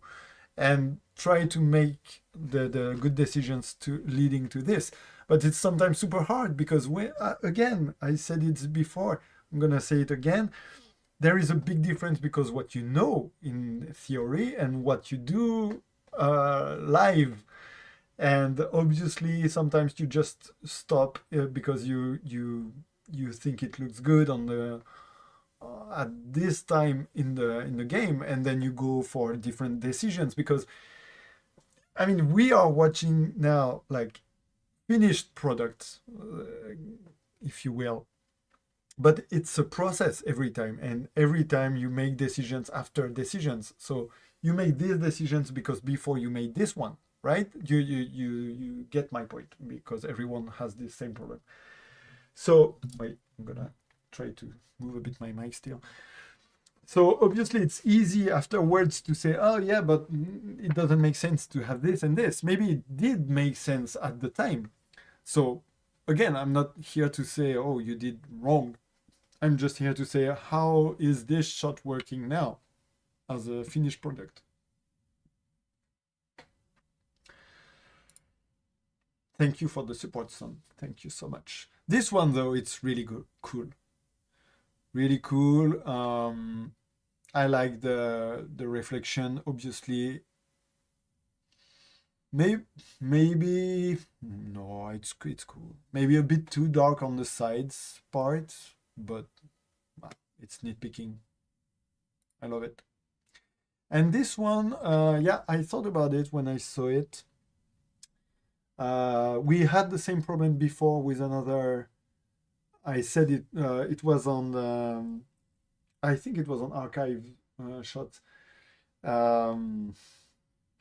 This portrait that was about the chest of the guy, the torso. I think here it's also the same problem. I'm not sure if you wanted to shoot the boobs, which is fine, which you should, which I want to see, or her face, or I don't know. Like the background is a bit distracting as well. So, but still, overall, I like the vibe. I like the colors. I like the lipstick and the the dress and the ribbon in the hair. Really like it. But is it yeah?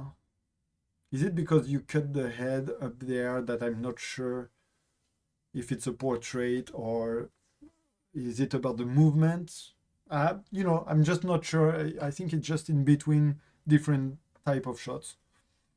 Maybe I think I do this a lot actually, is when you hesitate between you want to show this, but you also want to keep these details in and stuff, and then you end up doing something a bit mixed up. I don't know, but it's looking good. It's looking nice. Okay, so ARPA, it's done. I'm gonna go for Raylo, right? Kinko.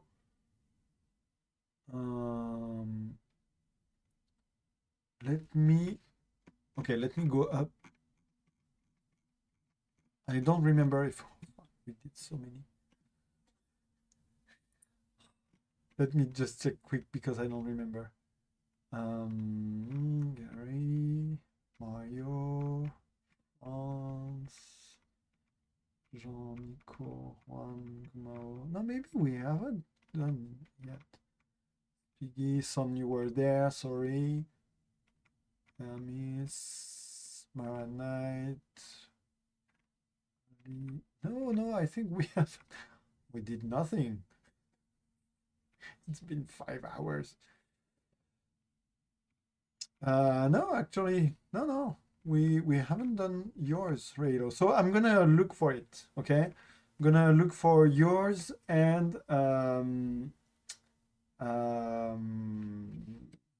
Maddie. Maddie, are you still here?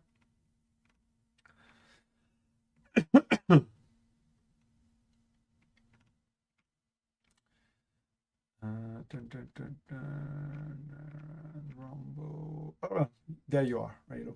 Oh yeah, and I wanted them. Oh yeah. Okay, so it's actually we touched about this before. Sorry, let me catch up with the chat too. From my perspective, it was more about expression and Iris. I don't know how to pronounce her name. Hair. Okay, I feel like to really convey that impression, I should have given it more movement. Yeah, I think so too. And yeah, just maybe focusing more on the hair itself. But I understand sometimes it's hard choices to do. Aspect ratio wise, would you say to go for something that looks best on Twitter preview crop, or just go for what's best for the image? The latter. Obviously, Twitter doesn't matter at all. And anyways, I do this, I say this, and personally, I cannot bring myself to do 1:1 aspect ratio because it triggers me. Then on Twitter, it doesn't show properly, but that's because of a different problem. I want to make my Twitter sets appealing because I know people won't look at the shots. So it's just because I play the game of Twitter and I want to make a bit more likes and stuff because I'm like anyone else. But obviously, the final point, the final goal for you to take shots is not Twitter or Instagram for that matter. I would encourage everyone to have your own website or gallery or whatever, because that's where the shots will be displayed as they were supposed to be. But obviously that's the places where no one will watch. So I understand this, but yeah, we talked about aspect ratio a lot today, and especially vertical ones. So definitely the 9:16 is a terrible choice, and a shot shouldn't be made because of phones or SNS aspect ratio crop. Definitely not. So yeah, there you go. But I do understand also why people do this. I mean, it's yeah. So this shot, for instance, my problem is that I don't really understand what's going on. I mean, yep. And this big rock in the middle is really just blocking everything. It looks like it's the main subject of the shot, but it's not. Also, the foreground guy. I mean, I like the idea, but maybe framing it completely differently. So you don't have the rocks in the middle, so you don't have this big empty space back there where nothing happens. I mean, you have the little lights back there that are still something happening. So, but yeah, good idea, and just see, that's a shot that would need like to be worked on. Like, you have your idea, you have your first shot that happened because you pause the game at this time, so it's very organic and it's very natural. You just stop, you look for a composition, you find this, you're like, okay, this works. And then you have to, that's the part where I'm lazy, but you should stop there and watch all those problems and say, okay, this as as it is now, it doesn't work. And then you close your photo mode and you will run around for 1 hour with your enemies to try to place them at a better placement to get this composition working. So many objects. Yeah. And the colors as well, like the rocks are bright white in the middle, so yeah, it's really hard to miss. This one, I really like it. I'm pretty sure I did something very similar. So yeah, no big problem here. I mean, if you're able to place the character a bit more into the actual center, the actual circle, the brightest circle, right? If you are able with the camera FOV and stuff to put Isaac exactly in this circle, I think it's a bit more interesting. So, you know, have the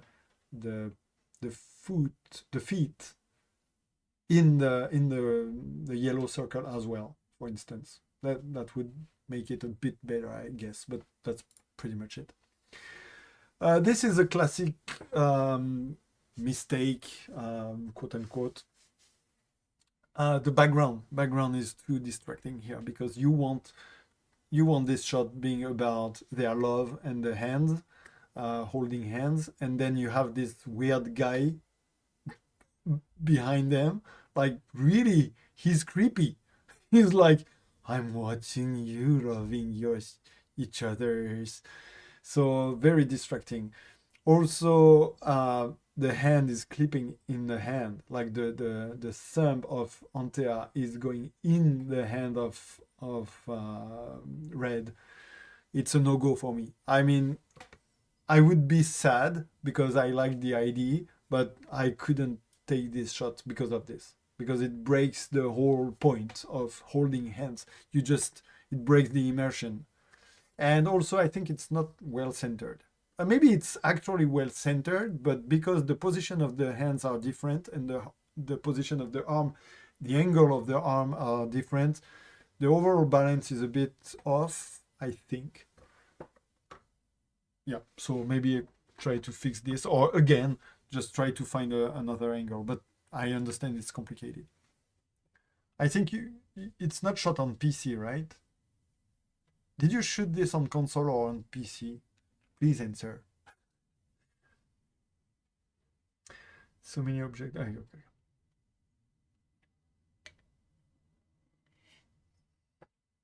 Wait, you were under ARPA shot? Wait. Who am I talking to now? Oh yeah, it's okay.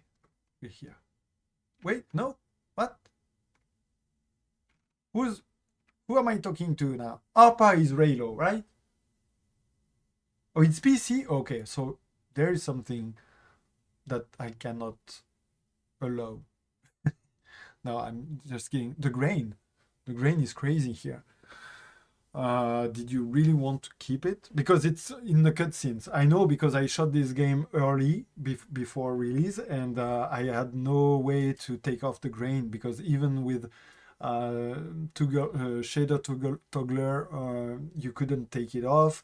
It's terrible. But now that the tools are fixed by France, you can take it off. So you definitely should. And then if it's PC, you should be able, I guess. I mean, I don't know if it was actually possible, but you should be able to go much further from your characters, and then zoom in much more, so you would have a background more solid. I'm pretty sure you could. I mean, except if there is a wall or something. But yeah, maybe it's possible to find a better angle, and definitely a better moment where they are holding hands in the game, so you can keep this good ID, but giving the execution it deserves.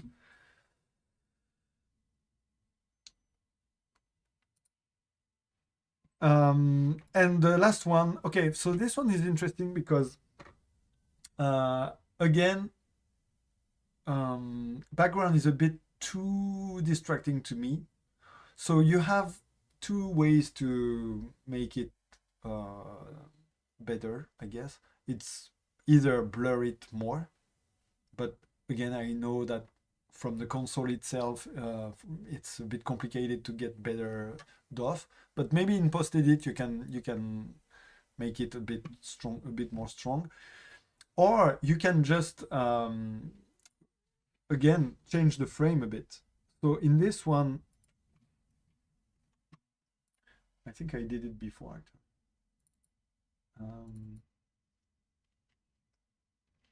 Yeah, let me show you what I meant.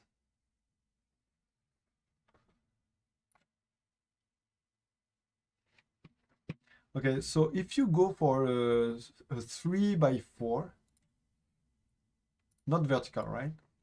Horizontal, but 3x4, you can make it much more about the strong perspective. You would put your something like this maybe,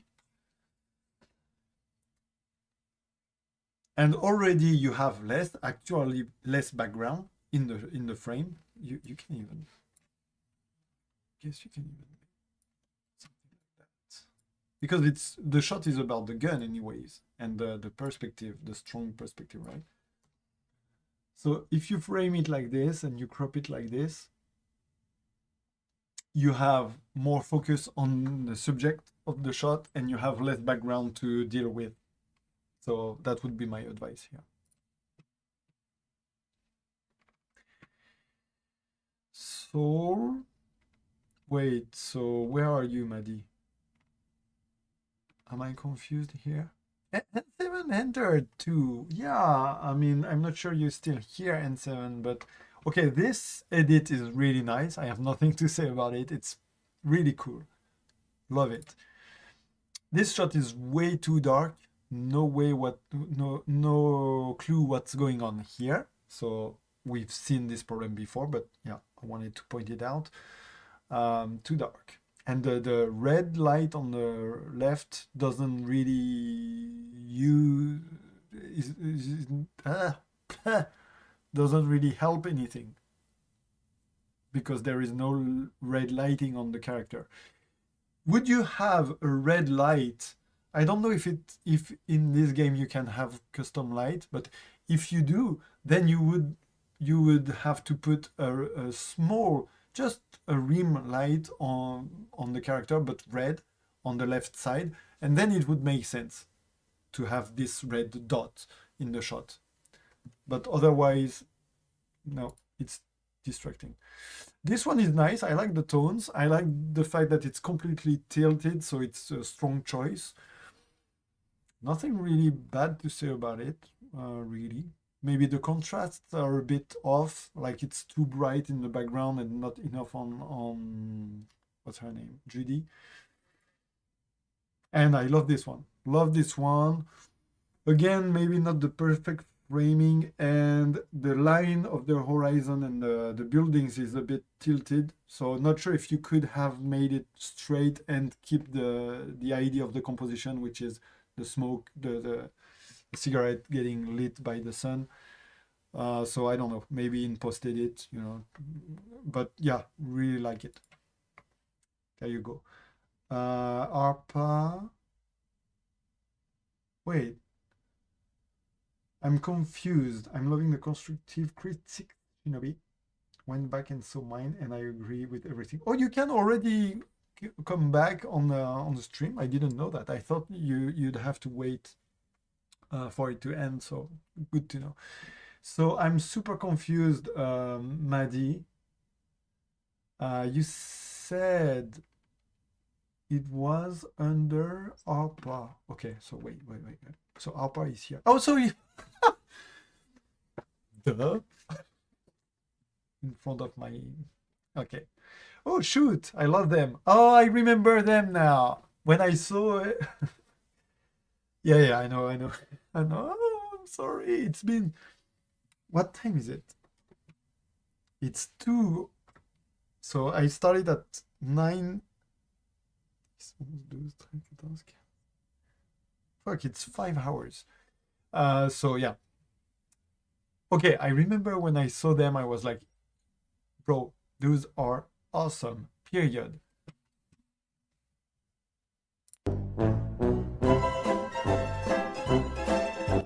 You know.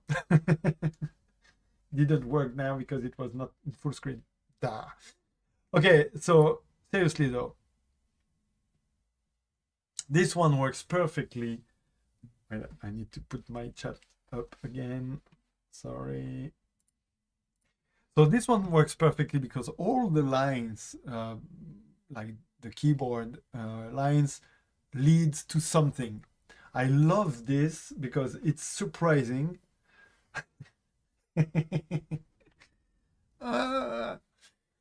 Don't. I mean, you can roast me.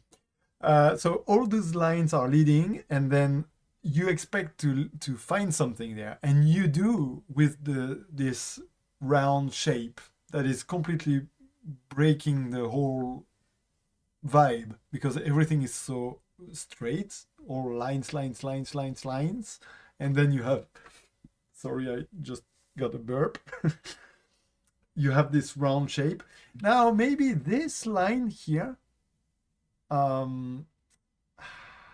yeah, maybe I would have edited this out because you don't understand what it is, and it kind of breaks the round shape. So yeah, that's it. That's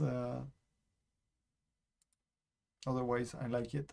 This one is really cool because obviously the reflection is clear and it's really satisfying. Now, is there a bit too much of sky? Maybe. But yeah, no, nothing really wrong. And the silhouettes back there are really nice because they are readable. You understand those are people, so it gives the shot context. I appreciate that the reflection of this cup, I think it's a cup, is also not going behind the foot. So it's well placed. Everything is well placed. The bokeh is pretty nice especially on the reflection down there.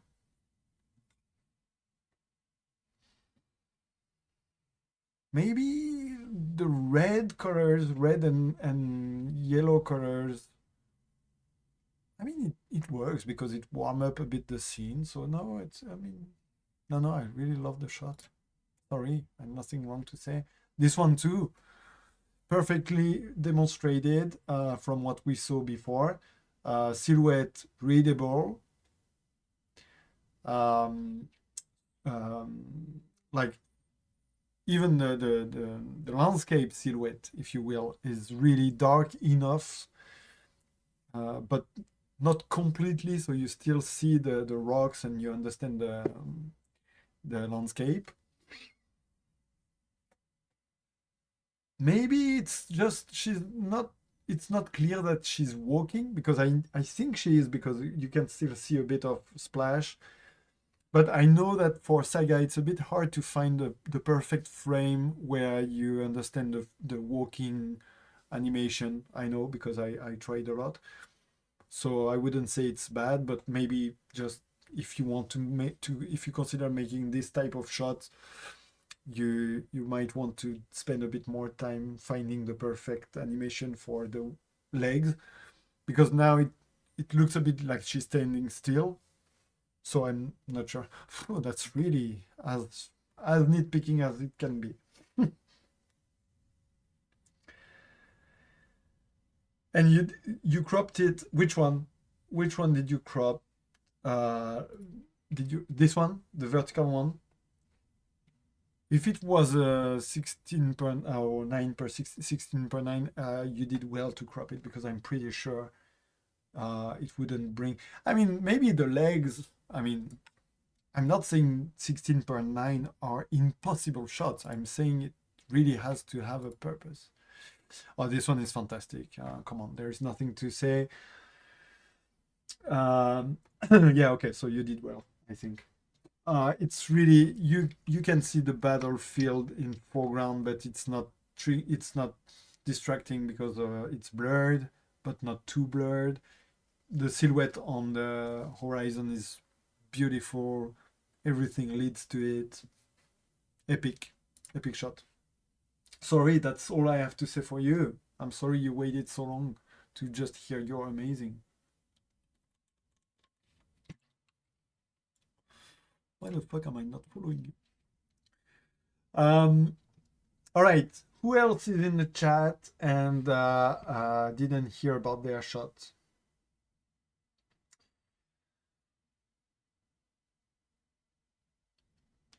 I'm thankful for you to enter great examples.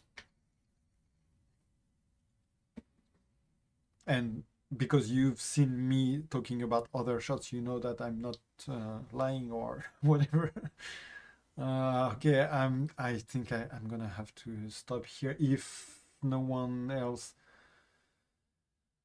I wish I could cover them all. Okay, I wanted to show this one as an example. I keep saying we will see an example of good use of 16 per 9. Well, that was the one I was thinking about. So, yeah, definitely this composition, like pyramidal, triangle triangle composition works really well, and you want to enhance this feeling of it by this 16 per 9. But again, this is for me the equivalent of the 21 per 9 for horizontal shots. No, of course. I mean, I all the time, I keep seeing people. I think I follow them because they pop up in my feed, and I just don't follow them. So I'm sorry about that. But obviously, I cannot follow everyone who follows me. So that's it. But sorry it took me so long to notice. So I'm happy you came here. This shot is amazing. Also, yeah, but Simon, it's amazing. Fort Solis, they sent me a DM yesterday asking me to review, not to review, but to shoot the game. So I guess I'm gonna do it because I've seen amazing shots from it, but I'm not sure I will be able to make better shots than those. Okay, guys, I think we're done. That was really long. I wish I could have spoke about every shot. We covered most of them. Those are amazing. Come on, I need to stop at some point, right? So, what time is it? Oh, it's okay. Let me count. 9, 10, 11, 12, 13, 14. Yeah, okay, it's a 5-hour stream. I didn't expect this. So again, I will make a short video, like a couple of minutes, maybe 20 minutes. I don't know. I will try to keep it efficient. I will make a video with most of the advices we came up with today, which are aspect ratio, obviously, like 2 dark pictures as well, and maybe composition, you know, like keeping clear your subject, stuff like this. And I will make like maybe 4 or I don't know how many points in this video, and then I will use some shots we reviewed today as examples. So you will be able to have a more easy version to relate to if you want to come back and watch again some advices. And obviously, I count on you guys for commenting and giving some other opinions, because those are just mine, and it's limited by my personal knowledge and experience. So obviously, put your input. Is it English? I'm tired of English. Next time I will do the stream in Japanese. I think my video is bad now because I had to change video in middle of the stream. So I guess that's it. If someone is watching this last part in VOD, VOD or whatever it's called, you're a freaking hero.